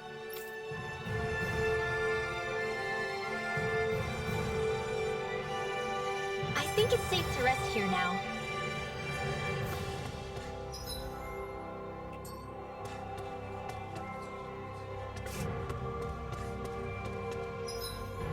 Oh, we go back to Ganya.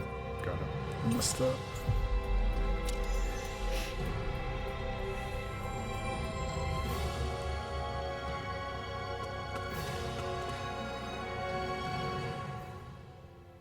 The culprits were Renans disguised as Danans? Their intent was to turn Dohalim against the Danan people. As a Renan, I apologize. Danans were being framed. Ganya, please know, Dohalim would never. You're quite the conscientious one, aren't you? You could have kept quiet about the truth, and none would have been the wiser. And that's despite the fact that you were the target of this plot.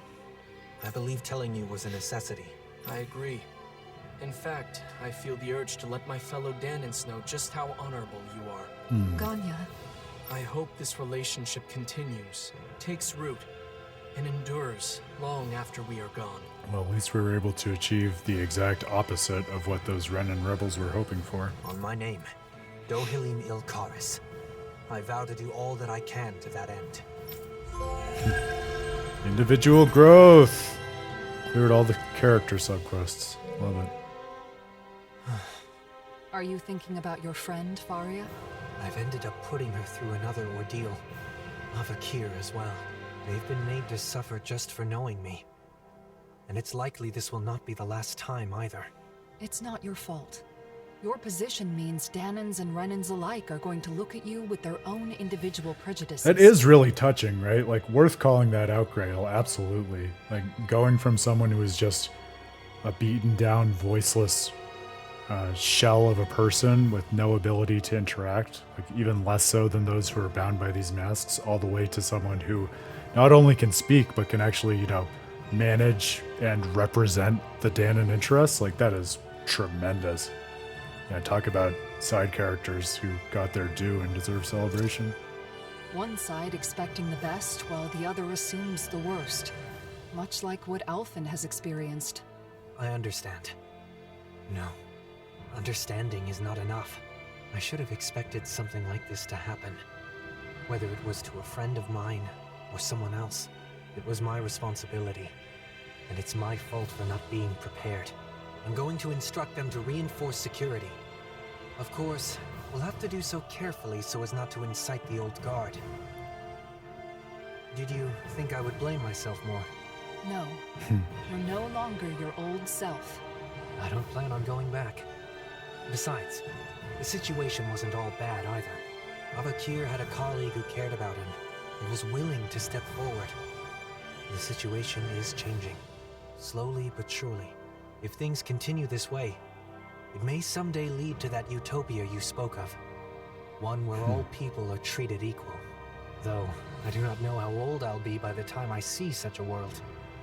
No matter the age, you won't be seeing it alone. That's true. Binding Essence. A testament proving that Dohalim has completely mastered his traits and surpassed his previous limits. I loved all of those character quests. I think we've talked a lot about them as we've worked through, but the way in which they add just the individual perspectives and the values of the characters and allow them to see aspects of themselves in each other without reducing that other person to whatever it is that the supporting character cares about. I mean, there's so much subtlety in the way in which the progression goes for each of them, and I really appreciate that. Interesting too with Dohalims. I mean, I felt like with the other character subquests,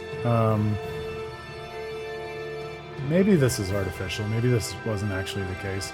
I felt like the other ones were kind of more thematically related, the two different subquests for each character, whereas Dohalim's were a little more superficially divergent between him thinking about his role as a ruler and his relationships with his friends, as we just saw, and then his interests in artifacts and pottery in the other one. But I do think there's a family resemblance there, which might strike people as reachy, but I don't think it's especially a reach.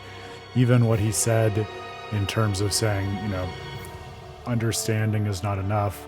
I should have expected this, and I should think about how to be actively involved in order to sculpt the society and the trust that I want, because it's something that takes active work and engagement. That's something that pretty tightly mirrors what it was that we were talking about at the end of the pottery quest.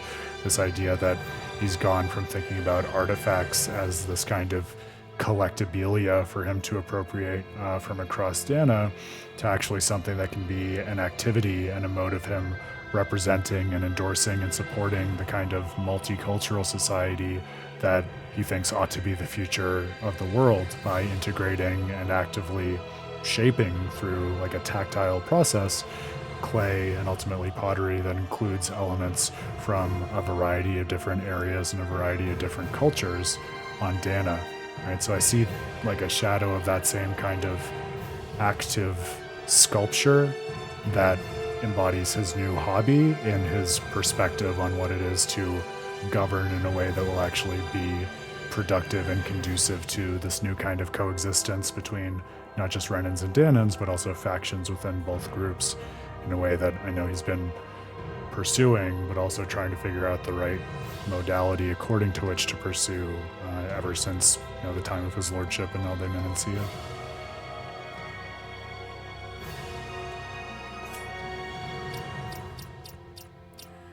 Yeah, so it can feel like a leap, but I think I think two things. I think the reason that I don't want to take away from it feeling like a leap, that difference in topic between the side quests, is I also think it's okay for them to focus on very different things, because remember, a big part of what this DLC is concerned with is a plurality of value sets in terms of different individuals caring about different things. And it's also true that different individuals can have very promiscuous values in the sense of like different discrete values that don't oftentimes commensurate with one another. And so, the idea that there might be just, one set of values for Dohalim where he's really interested in the arts and one where he's interested in governance, and they don't have to tell a single story, would also, to my mind, speak in favor of the DLC's themes and what it's concerned with. But there's still kind of a unity of person and unity of interests, if you want to see it, in terms of similar themes and similar perspectives and underlying things that the character cares about coming through in both of them, even though the topics seem pretty different at first blush. So I think you can read it either way and be happy with it. So say I, Mr. JRPG Optimism. Alright, well, we saw all of the character subquests. Now, I think, as I said before, we have a few reconstruction ones to round up. And then I think we'll be on to the final confrontation.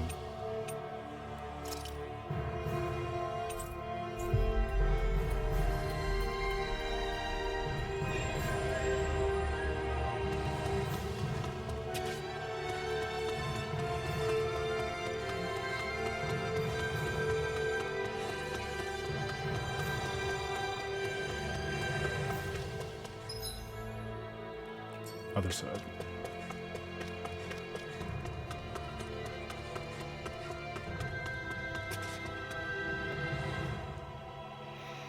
Why you? Like hell, I paid my hard-earned cash for this, but we need that food, we're starving. Sounds like quite the dispute. Care to fill me in on the details? Oh, Lord Dohalim, the Danins are buying up all the food. They're trying to starve us. Stop with the false accusations. I'm simply buying the food that I need. I have no obligation to give it to you just because this is the last of it. I need it for my family. Don't even try to tell me you have mouths to feed. How dare you? I did have family until they were slaughtered by you Renan scum. Ugh. Calm down, both of you. I understand the quarrel. There isn't enough food to go around, correct? In Pelagian, business is conducted fairly, with no distinction between Danins and Renans. It is unfortunate for you, but that means first come, first served. This man has the right to purchase the food. That can't be. You don't understand. My father is ill. He needs nutrition in order to recover. Oh, really now? And how do we know you're not lying just so you can get more for yourself? Both of you need to stop making accusations. The issue is unrelated to race. There simply isn't enough food to go around in Pelagian. Unless all nations coordinate how much food they need and adjust trade accordingly, there will be no long-term solution. Why don't we try negotiating with the merchants of Menancia? Ascent may have more surplus than the other nations. Perhaps we could act as an intermediary and facilitate additional trade with Vicent. Let's give it a shot. As you heard, we will go to Vicent to negotiate. While we're there, we will procure some food for your father. Really? Thank you. We Renans are truly blessed to have you as our guardian, Lord Dohalim. Figures you take the Renan side. It is not because she is a Renan. She is in need, so I offer assistance. I would do the same for you. Besides, I am merely a representative of Rena. It is not the position many assume that it is. Dohalim? I apologize, but we must take our leave. Oh, okay. Dohalim? Are you okay, Dohalim? People misunderstand the position I hold, but that does not change the fact that I must do all I can to help when necessary. If you say so, then let's depart for Vicent. On the Brink of Paradise. Another great name. Guardian of the Renans, huh? That's quite the title, Dohalim. A misnomer that doesn't reflect reality. I didn't choose it, nor do I want it. I am not a lord of old, ruling over the Renans. I do not seek to stand above the people, but among them as a fellow human being. Right. You seem to enjoy being a mediator more than a leader. I do love that. So I know we were collectively shaking our heads at the fact that there aren't new titles, and sometimes the game just knows where I'm going with things and preempts me because, you heard the thing like representative of Rena. That sounds like exactly the thing that would be a title, and then Law said as much. But then for Dohalim to come in and say, that's not something that I want, that's a misnomer, it's not a good way of describing me, and I reject it. Like, that idea of there being something that could be a title, but it's something that the character isn't interested in taking on as a description for themselves, and perhaps especially that kind of rejection of outside titles, similar to what we see Alphen do with the Blazing Sword, in conjunction with these quests that allow them to get in touch with their essence as defined by these new items that are not their titles. Like, I am happy to be chief among the people who wish, in terms of experience of a Tales game, there were new titles, but the more I'm kind of talking myself into thinking about this particular way of seeing it, I feel like if you wanted to, you could sculpt an argument giving an explanation as to why the way in which the characters are engaging with their identity and relationships in the DLC warrants something different than titles.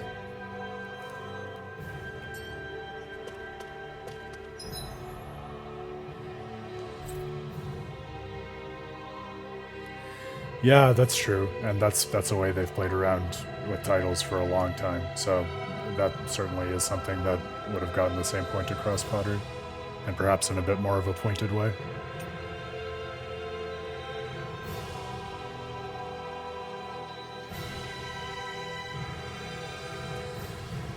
Yeah, it's an interesting question, Grail. I wonder, do y'all have any intuitions about that? I mean, my gut tells me if the world is occupied for 300 years, I mean, good rule of thumb, it'll probably take longer than that for any like real balance and true integration and harmony to be achieved. Maybe 500 or something, but that's just my gut. There's a lot of healing to be done, but so much of it comes from just setting the right intention and building the right habits, right? Which I think is a big part of what we're seeing in the effort that this DLC is calling us to expend in favor of stuff like reconstruction, like we're seeing now.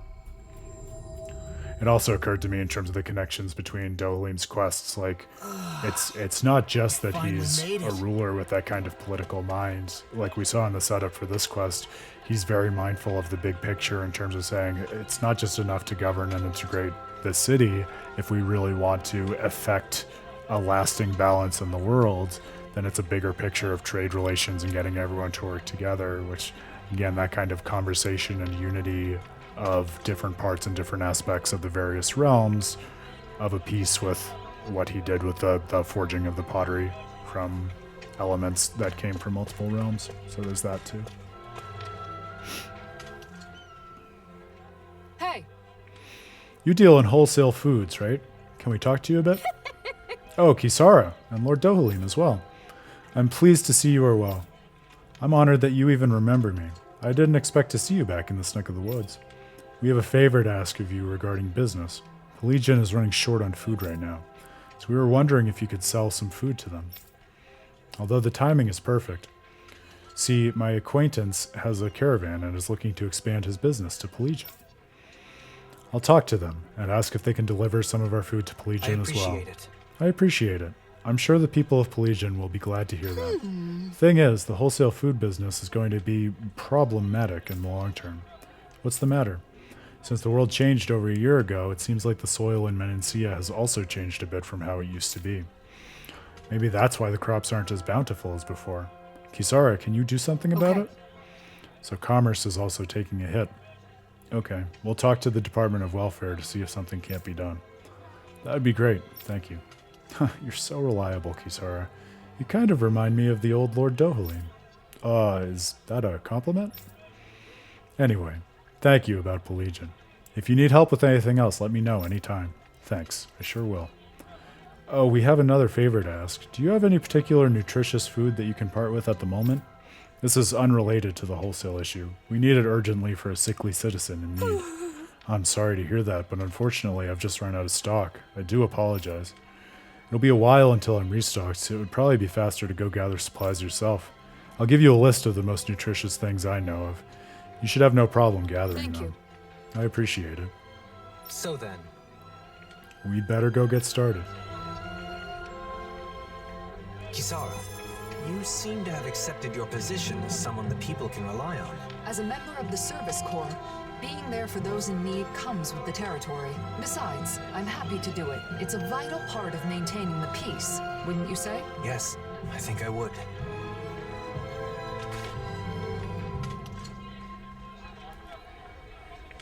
Yeah, I like, well, look at you guys. Now you're counterbalancing my pessimism in terms of how long it would take with some optimism. And I like that. And to fold it in with what I was saying quite a while ago in terms of the story consequences of the pacing approach to this game in Tales of Arise, I could see it being similarly optimistic in terms of saying, look, sometimes when you get the right catalysts and participants and actors together to make the right coordinated changes in a system, things can catalyze and happen quickly. It's all about kind of setting and letting the right intentions go. I like that.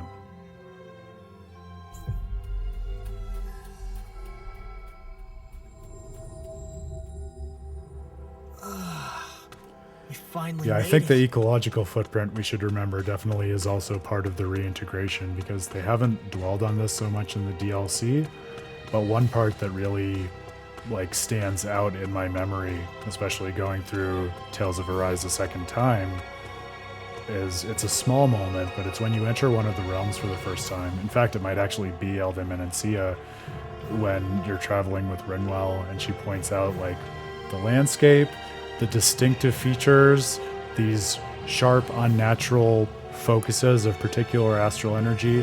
It's super unnatural for the world, and it's a product of the influence that Rena exerted upon it.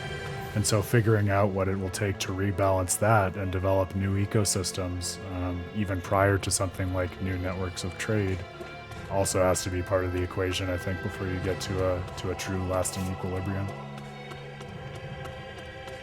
In some ways, that might be the harder part of the problem, right? Because you find the right way to orient people relative to each other and motivate them to do that.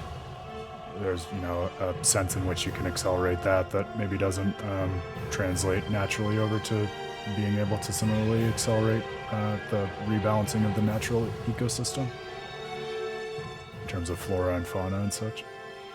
Sorry to bother you, but have you got the food yet? My father is having a hard time. Just hold out for a little while longer. We'll return with the food as quickly as we can. Thank you, I'll be waiting. Oh, dumb Aaron, I thought we had it. That's on me. Just not paying attention. We need... Oh, another boss fish. Alright.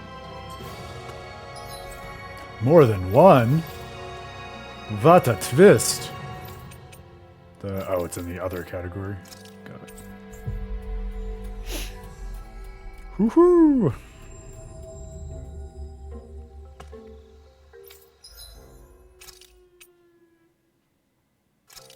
Thank you, thank you. Oh, I don't know that I clocked the first time you can buy Omega elixirs. Give my regards to the Rockefellers. This should be enough nourishing food. Let's take it back to Pelagian. We've got all the ingredients for that recipe now. Oh, it was worth coming back. Looks like we're gonna get an owl skit out of this. Wait, what? Wait, where'd it go? Oh, there it is. Wow, this place hasn't changed a bit. Oh no! Is it just me, or does the mood here seem a bit tense? What? You say the king and queen are arguing? Maybe we could do something about it. It'd feel wrong to just ignore them. You mean help them make up? Okay, but how? Well, I don't know. We could try figuring out the reason why they're fighting. It would be a start. Couples counseling for owls. I'm here for Only it. we had some sort of clue as to what could have caused it. What's that right there? It looks like some sort of nutshell? Is this what they've been fighting over? You ate this nut without telling me? No, I would never. There they go again. Ah, deduction through reenactment. Clever. Since this is here, someone ate it, and you and I are the only ones around. But I certainly didn't eat it. Ergo, Neither did I. Do you mean to accuse me of nut hoggery? If I am blessed with a nut, I share it with you. No nut is sweeter than one savored with my dear. don't you think I feel the same?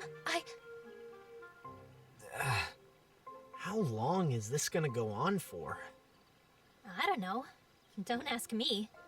If neither of them ate the nut, isn't it possible that another owl left it behind?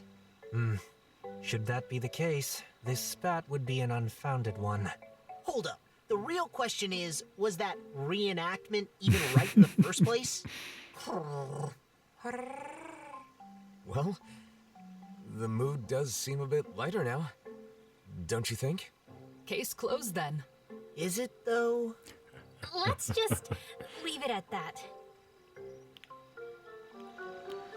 I had a whole, not a whole section, but I had a little commentary that I left on the cutting room floor in my Vesperia and Destiny analysis, comparing the way in which the party treats and grows with Rapide in Vesperia to the owl conversations in Tales of Arise. Because I do think, talk about projection. I think there are some interesting points of comparison and contrast between how it is that Shion and Alphen appear to be projecting onto the owls, I would say, versus how the party in Tales of Vesperia seems to really find the right perspective and paradigm according to which to support Rapide in terms of what his own intentions and expressions are, even if they don't always directly understand it, especially if they don't always directly understand it. But I ended up feeling like with everything else that I was working through in that article, it would be somewhere between a hat on a hat and a distraction. This time. Most likely Zoogles, I would reckon. I mean, other than... But it helped me in the abstract to think through a lot of the nuances of Rapide, having this as a contrast class. Now we're going back to...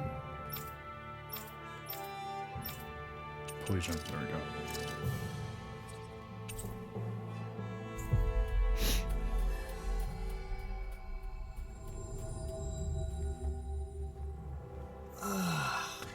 We finally made it.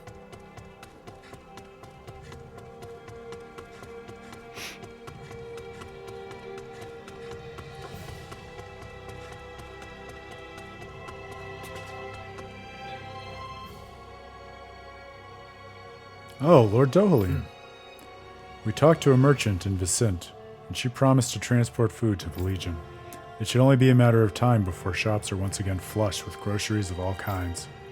We also procured some nutritious items. Give these to your father and he should recover. Oh, thank you so much for everything. If you're going to thank me, I'd like you to thank her as well. Dohalim. She's the one who took the reins in Vicent. There is only so much I can do on my own. You're, that Danon? Don't... No need to thank me. No, thank you. I don't know what would have happened to my father if it weren't for you. Glad to be of service. I just thought all Danons around Lord Dohalim are servants or something. But I see now that you're his equal. I guess from now on, Renans and Danons should work together like you two. You should just take one step at a time, just like you did now. That is such a funny thought. It's funny, but also a telling thought, right? That sometimes the prejudices of people can so color their perspective on the world that they see relationships in comically and otherwise obviously wrong ways. Like the idea, just the Danons and Renans think that this mixed party is going around with just like one half in blind servitude to the other. I'll think about it. Please excuse me now. I want to give this food to my father. Now that the food problem has improved, I hope the situation in Pelagian has moved one step forward. It seems like Pelagian and Vicent are still in need of us right now. Yes, but that's just now. I am certain that eventually Renans and Danons will be able to live together in harmony, even without any one person to guide them. We still have a lot to do in order to achieve such a world. What if... Yes? What if such a day actually comes and we are able to leave our cities? What would you do then? What to do? What I'd really like is a nice, quiet place near the water to relax. You don't mind such places either, do you? Well, I suppose you're right. Perhaps I shall be playing some music by the water. Oh, I love that. I love their relationship. Makes me so happy.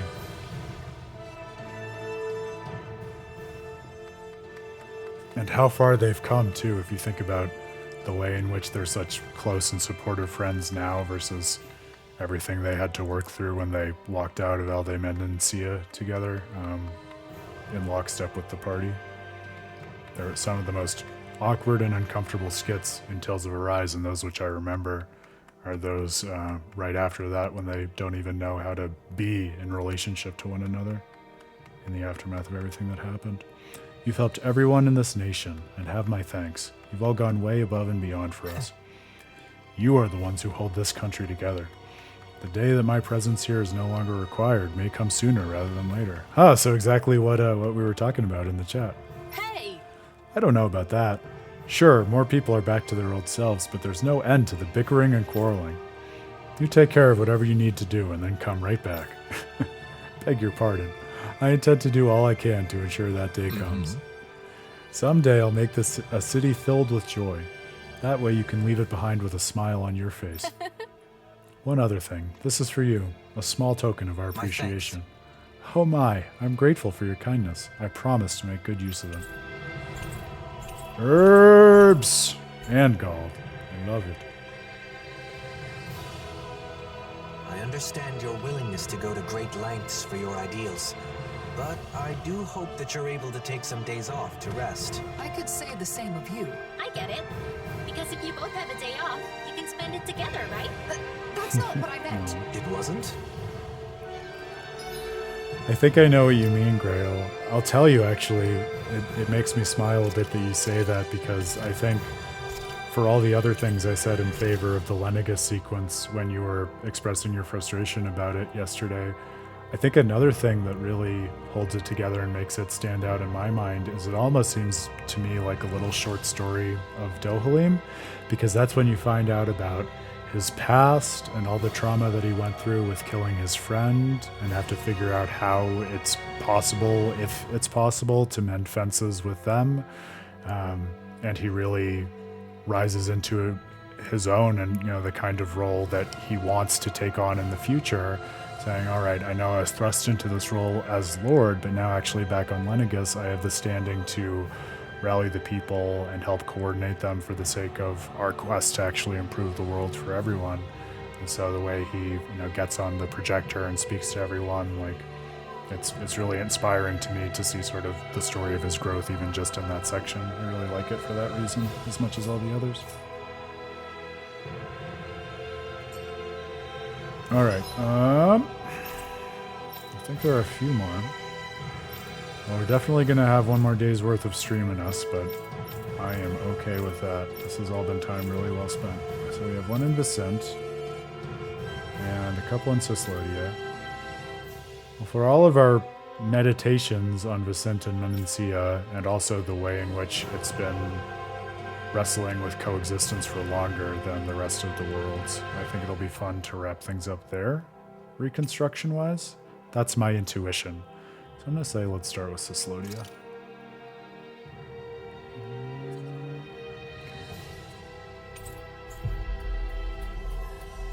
That was my plan, Grail. Yeah, so I think you came in after the top of the stream. But so what I'm thinking, because I out of respect for everyone and also respect for the game, I don't want to take more of the planned break from Graces. So what I'm thinking is we'll dive back into Graces tomorrow, which will be very fun and overdue, and then I'll just slot in another stream for this on Thursday, and I expect that should be enough for us to wrap it up, with plenty of time to have good conversation about it afterwards and everything, and not feel like we're rushing ourselves.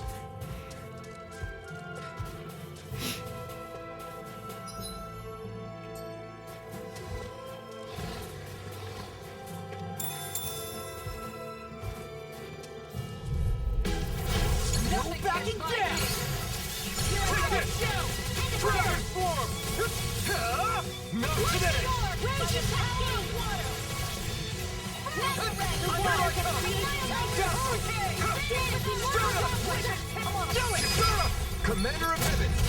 Phoenix Cyclone! A comfortable win.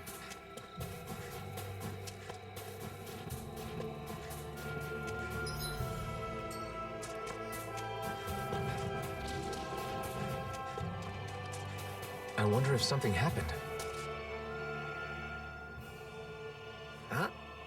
Huh? Wait, weren't you in the Bureau? Law, what are you doing here? That's my line. What are you doing here? You think I can just cast off my Bureau uniform and live a quiet life in the city? There are many who hold a grudge against all Bureau members. If they find me, I could be killed. You've got it good palling around with a hero, even though you were a snake eye just like me. What will it take to wash away my past as an underling of the Renans? Do I have to save the world too? I don't know about that, but Law faced his past. He worked very hard to find what he could do to make up for it, and still does all he can. Renwell. Why you? You that woman they call the Danon Mage? You're like two outcasts licking each other's wounds. Makes me want to puke. Why you? What the hell did you just say? I can't stand being near either of you. I've got better things to do. Damn. Coward. He's lucky he's so fast. I'm sorry you had to go through that. No. I'm okay. You have nothing to apologize for. But did you notice something? He ran off towards Messia 224, and he was trying, and failing, to keep his bag hidden from us. Bag? Now that you mention it, he was holding something. So what? What about it? I'm just curious what's in it. He said he had better things to do. Yeah, just so much rage from the past bubbling over, huh? Really interesting. I don't know whether this is a good or a bad or a neutral thing, but I mark it. The experience of going back to wrestling with this kind of unsavory aspect of Law's past and kind of the sins of the Snake Eyes and his role in the Bureau after going through all of his character subquest arc and having him settle things with his memory of his dad. It lends a distinct flavor to this quest, which I can't quite place yet. He seemed pretty desperate, and if he's bitter about people judging him for his past, you think he might have something dangerous in that bag? I don't know, maybe I'm overthinking things. It's worth checking out. Let's head to Messia 224 and track him down. Hand in hand.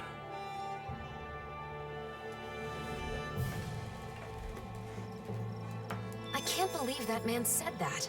Could he have picked worse phrasing? I hope Rinwell and Law don't take his words too seriously. Both of them have faced their pasts and are now looking forward to the future. But words can still hurt. And we should keep an eye on them. I agree.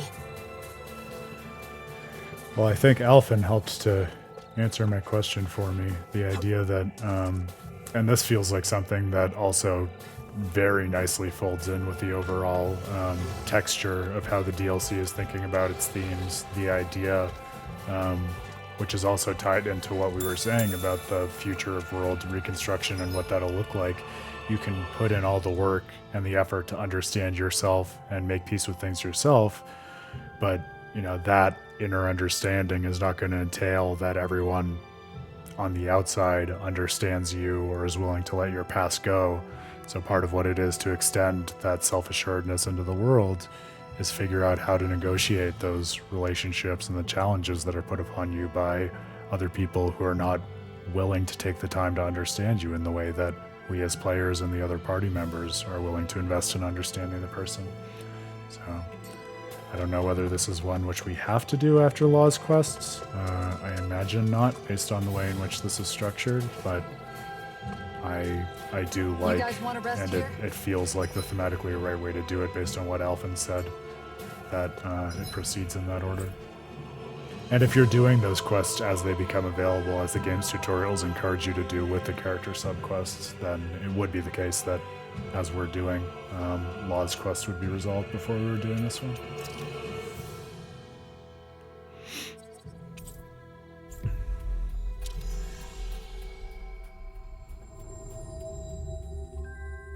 That was quite the little adventure we went on. Description of Messia 224 as a poor, struggling village haunted by the past. What a sad ghost of a place, huh?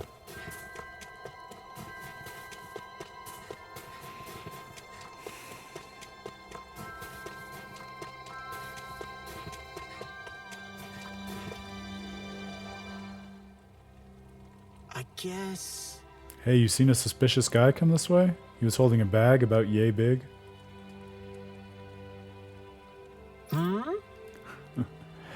Well, I think from the description of it, it seems like they're too beaten down and struggling with their own stuff to think about things like renaming a village. No, I haven't. Law, look behind him. Hey, what have you got in the snow behind you? Let me take a look. What is the meaning of this? You hiding a bag in there? That snow is way out of place. And I can see the damn bag. What? No way, I hit it good. Aha, you are hiding it. It's got to be food or something, right? You tricked me. I can't see the bag, but that's the only snow around here that's unnaturally packed down, so it's pretty obvious. Damn it. You know the guy we're looking for? I don't know any Snake Eyes. I never said he's a Snake Eye. So you do know him. What's in the bag? What is he planning to do to the village? Now wait a sec, there's nothing dangerous in there. The bag is just full of rations, food. Pick up the phone. I called it. He'd never do anything to this village. He's just looking out for his old man and gave me... His old man? You mean he's your son? Law, you don't need to be so aggressive. Look, you're making him nervous. I'm sorry. Look, the truth is, I was also in the bureau. I ran into your son before coming here, but he was acting strange, so we got worried. If food's all that's in the bag, then we'll leave you alone. I'm sorry for making wild accusations. So you used to be like my boy, huh? Then I have a favor to ask of you. Tell him he's atoned enough. That he should run far from here and stop worrying about me. Atoned?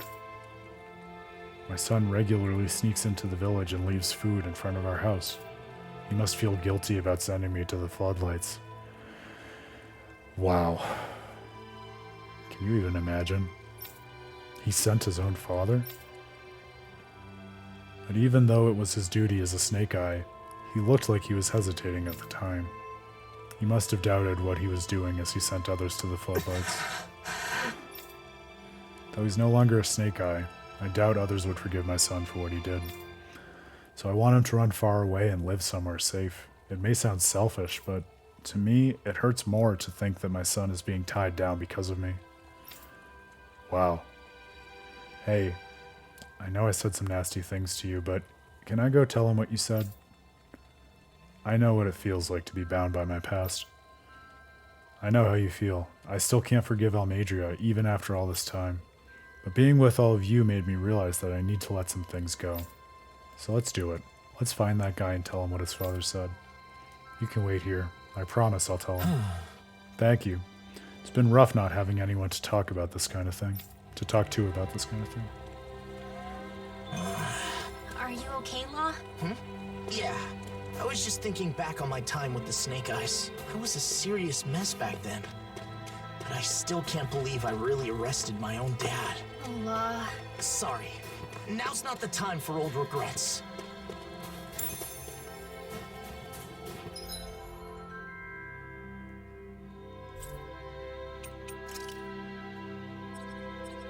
Oh, that's not what I wanted to do. That's what I wanted. There we go.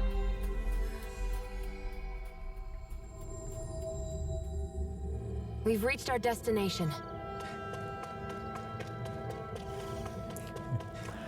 Maybe after they get around to renaming the world, they could rename the village. One step at a time. Gotta have your priorities.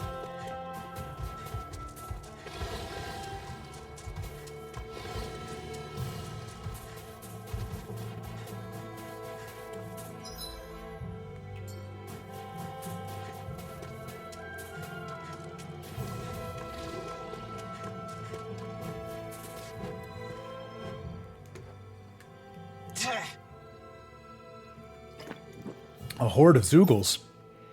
That's where the former Snake Eyes member was, right? Was it attacked? You've got to be kidding. If he's dead, imagine how his father will feel.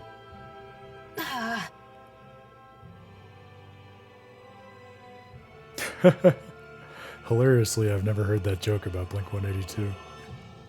Learn something new every day.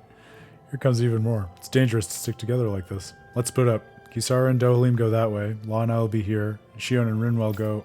Elfin, leave him to me. I've got to tell him what his father said. I've just got to. Law? I can't really explain, but Law sees himself in that guy. When Law looks at him, he sees his own past, his own suffering, and wants to help. Rinwell, I've told you I know how it feels to be bound by the past. That's why you and I have to find that former Snake Eye and clear up the confusion. Yeah, you're right. Let's go, Rinwell. I've got your back. Alphen, are you sure about letting just the two of them go? Yeah, I'm sure they'll be fine. We should get going, too. Okay, let's get this done for Law and Rinwell. How many of these number jokes can we make, guys? Go no further! Oh man, I love this. I am gonna weenie out and switch characters at least. Ah, no, you know, I don't think I've played a single fight as Rinwell, so I can try. Oh, what am I gonna... Jeez, what am I gonna cast? Oh, I wonder. Oh,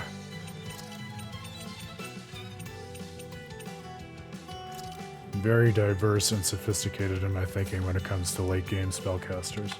Oh, sparkling stars of light, rain down and purify all! Eagle assault! Armor won't save! I'm just getting started! Meteor storm! I'm on it! Far beyond the darkest sky, I call upon thee! I won't give in!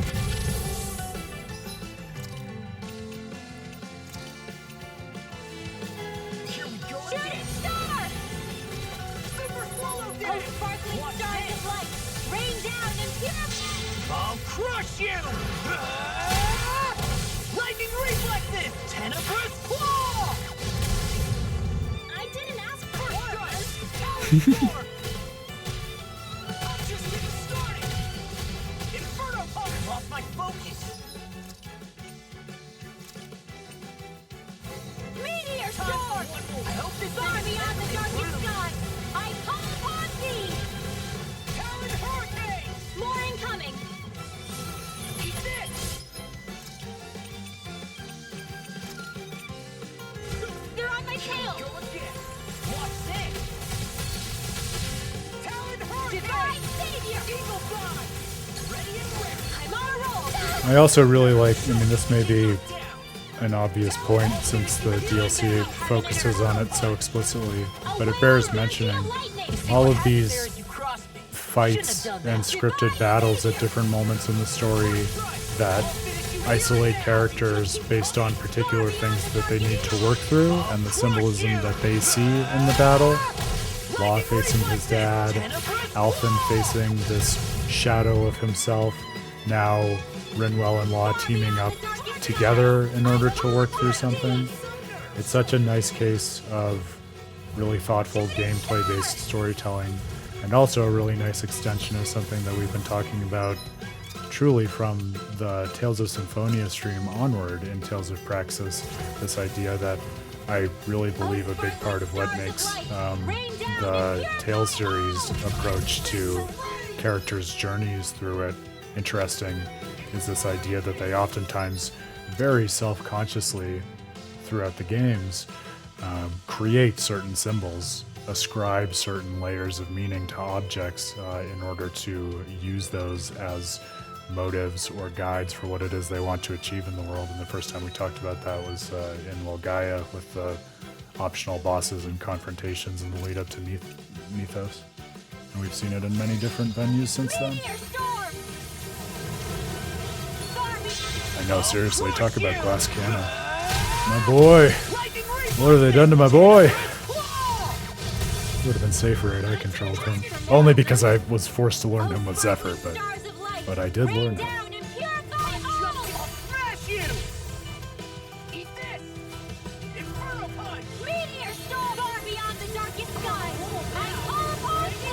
We are freaking invincible! Alphen and the others truly are strong. What about me? Chain between They used that battle exchange when it was literally just Law and Rinwell here. Rinwell, no one else is here. Why are you bullying me?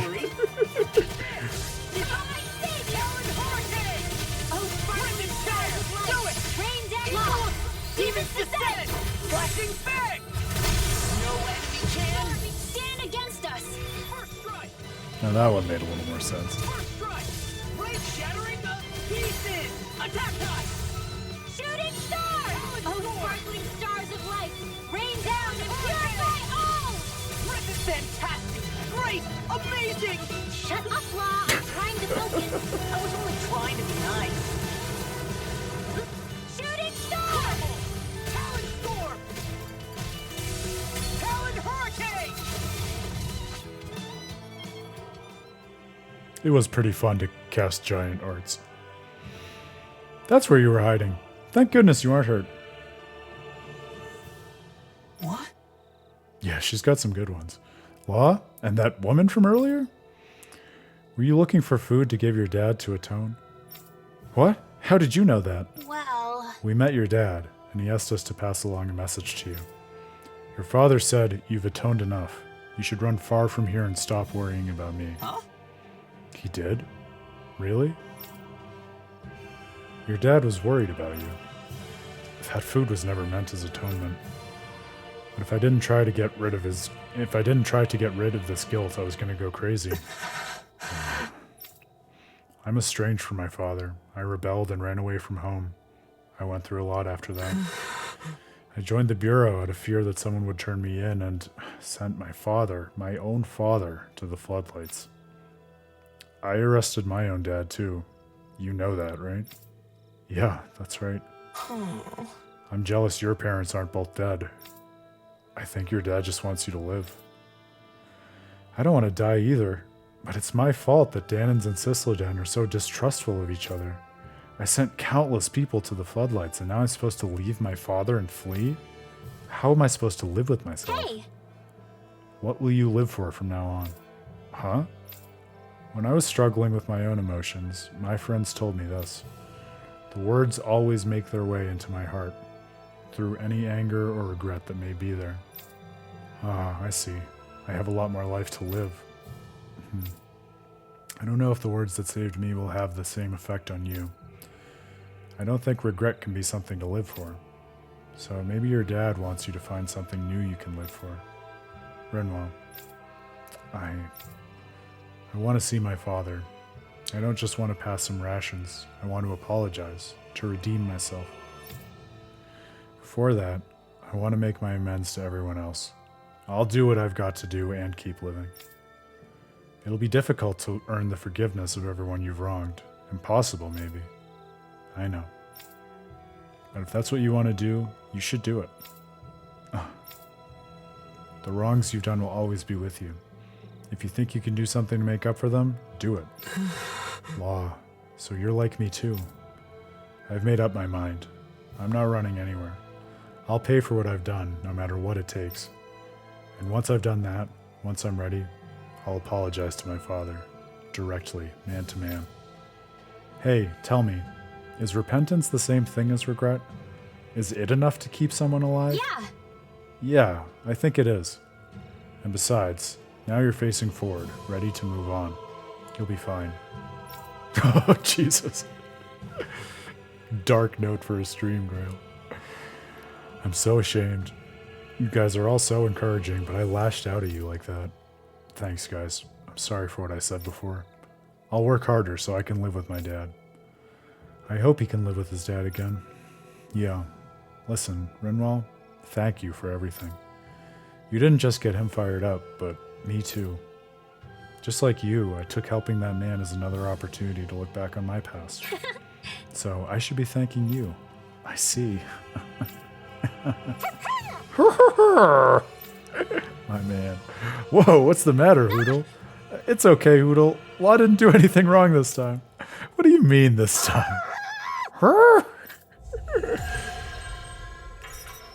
That's so great.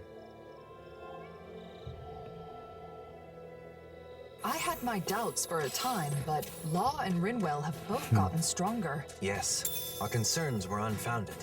They've both grown a staggering amount. When we first met up again, I still saw them as children that needed my protection, but I was wrong. It's actually a little sad to realize. It can be lonely when those you once protected no longer truly need your help. But they have become excellent friends and allies. Don't you think? Yeah, I really do. I loved that too because I remember, I think we were talking on the stream quite a while ago, like months ago. Might have actually been you, Pottery, thinking about the relationship between Law and Rinwell, because I think at that point you were kind of just getting started on your replay, and you didn't see the way in which they were matched up, or kind of the shape that their relationship was taking yet. And I think to me that side quest was a really nice little crystallization of that, and the idea that, you know, not only were they kind of on opposite sides of the table wrestling with similar things in Cislodia, but also just the complementary nature of their perspectives in terms of what it took and the way in which they needed to team up in order to save this kid. For, you know, Law to be able to say, look, it's important that you bear the weight of the sins of your past, in a very Regal style way, according to my reading of Regal, but for Rinwell to also say, like, you need a positive new reason to keep living, and binding yourself to that past is not going to achieve anything. It's a nice mirror, I think, of what we were talking about earlier in terms of Alphen and Shion being complementary aspects of one another, and perhaps their symbolism being better seen with the relationship as the foundational unit as opposed to the two members within that relationship. I think, you know, certainly that's not the only way according to which one needs to read Law and Rinwell, but I think that's available to us there as well. Oh yeah, and we knew you would. We knew it was an artifact of where you were at. I don't think the game is that coy about it, except coy in the sense of taking a while to really to reach that moment of insight, which is cool. I love that scene, and I think it's really great payoff and a turning point for them. There we go.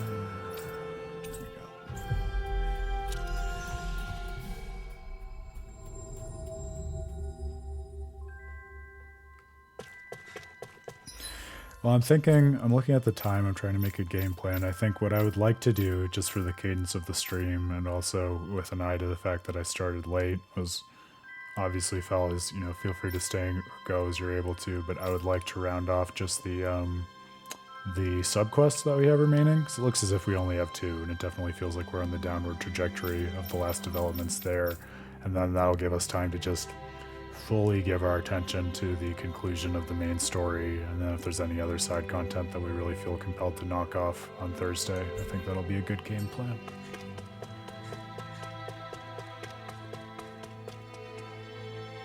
And then we'll have to remind ourselves all about the plight of Asbel and Richard and Sophie, and remember all those other names? Want? What? There's a place called Lot? I see someone who looks troubled about something. A little compassion will make all the difference. I propose we speak to them. Yeah, that's right. It's in the name, you know, law, want. Yeah, no worries, Grail. Well, you know, as I'm thinking about it, actually, I'm going to double back because it's only a couple quests. We're already past the time, and you know, I don't want to block anyone out because we're going over time, and especially if we just dedicate a full stream of this length to it or block out that amount of time on Thursday. Certainly we'll be able to work through, well, I don't want to say certainly, but knock on wood, we'll be able to knock out everything, including these two remaining quests. So don't you dare besmirch the name of Dig Faisal, all right? I will banish you from the stream and work through the entirety of the rest of this DLC without you. Playing. My friends, what a joy to be working through this with you. And Pottery and Grail, I'm so glad that you found your way back in the back nine of this DLC to be able to work through and chat about it with me. This has been a lot of fun, as it always is when the gang gets together. Pink Moon Echo, it was great seeing you earlier as well, my friend. Always nice to have you in the conversation, sharing your thoughts. This is the DLC that keeps on giving.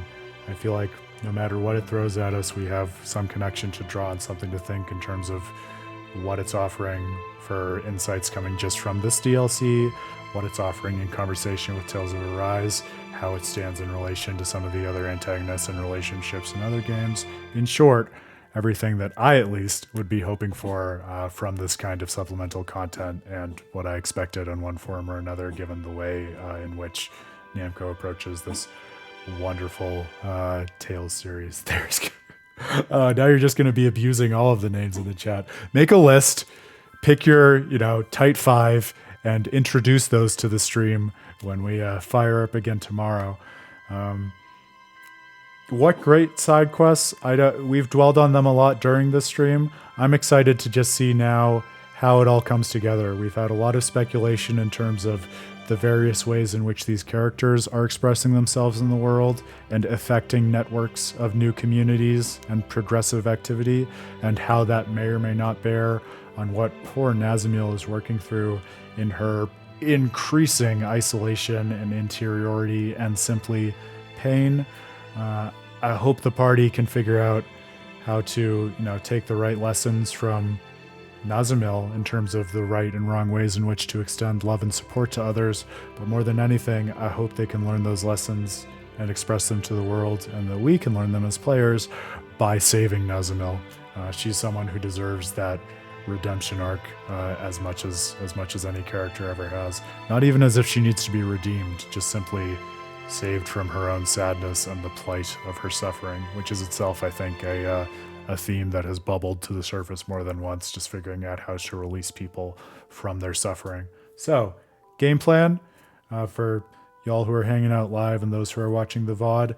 Like I said, and as I was mulling at the beginning of the stream, I think it's definitely the right thing to do for every reason to go back to Tales of Grace's F tomorrow. That'll be at the regular time. It'll be a nice digestible 3-hour block kicking off at 7 p.m. Eastern. So look forward to that.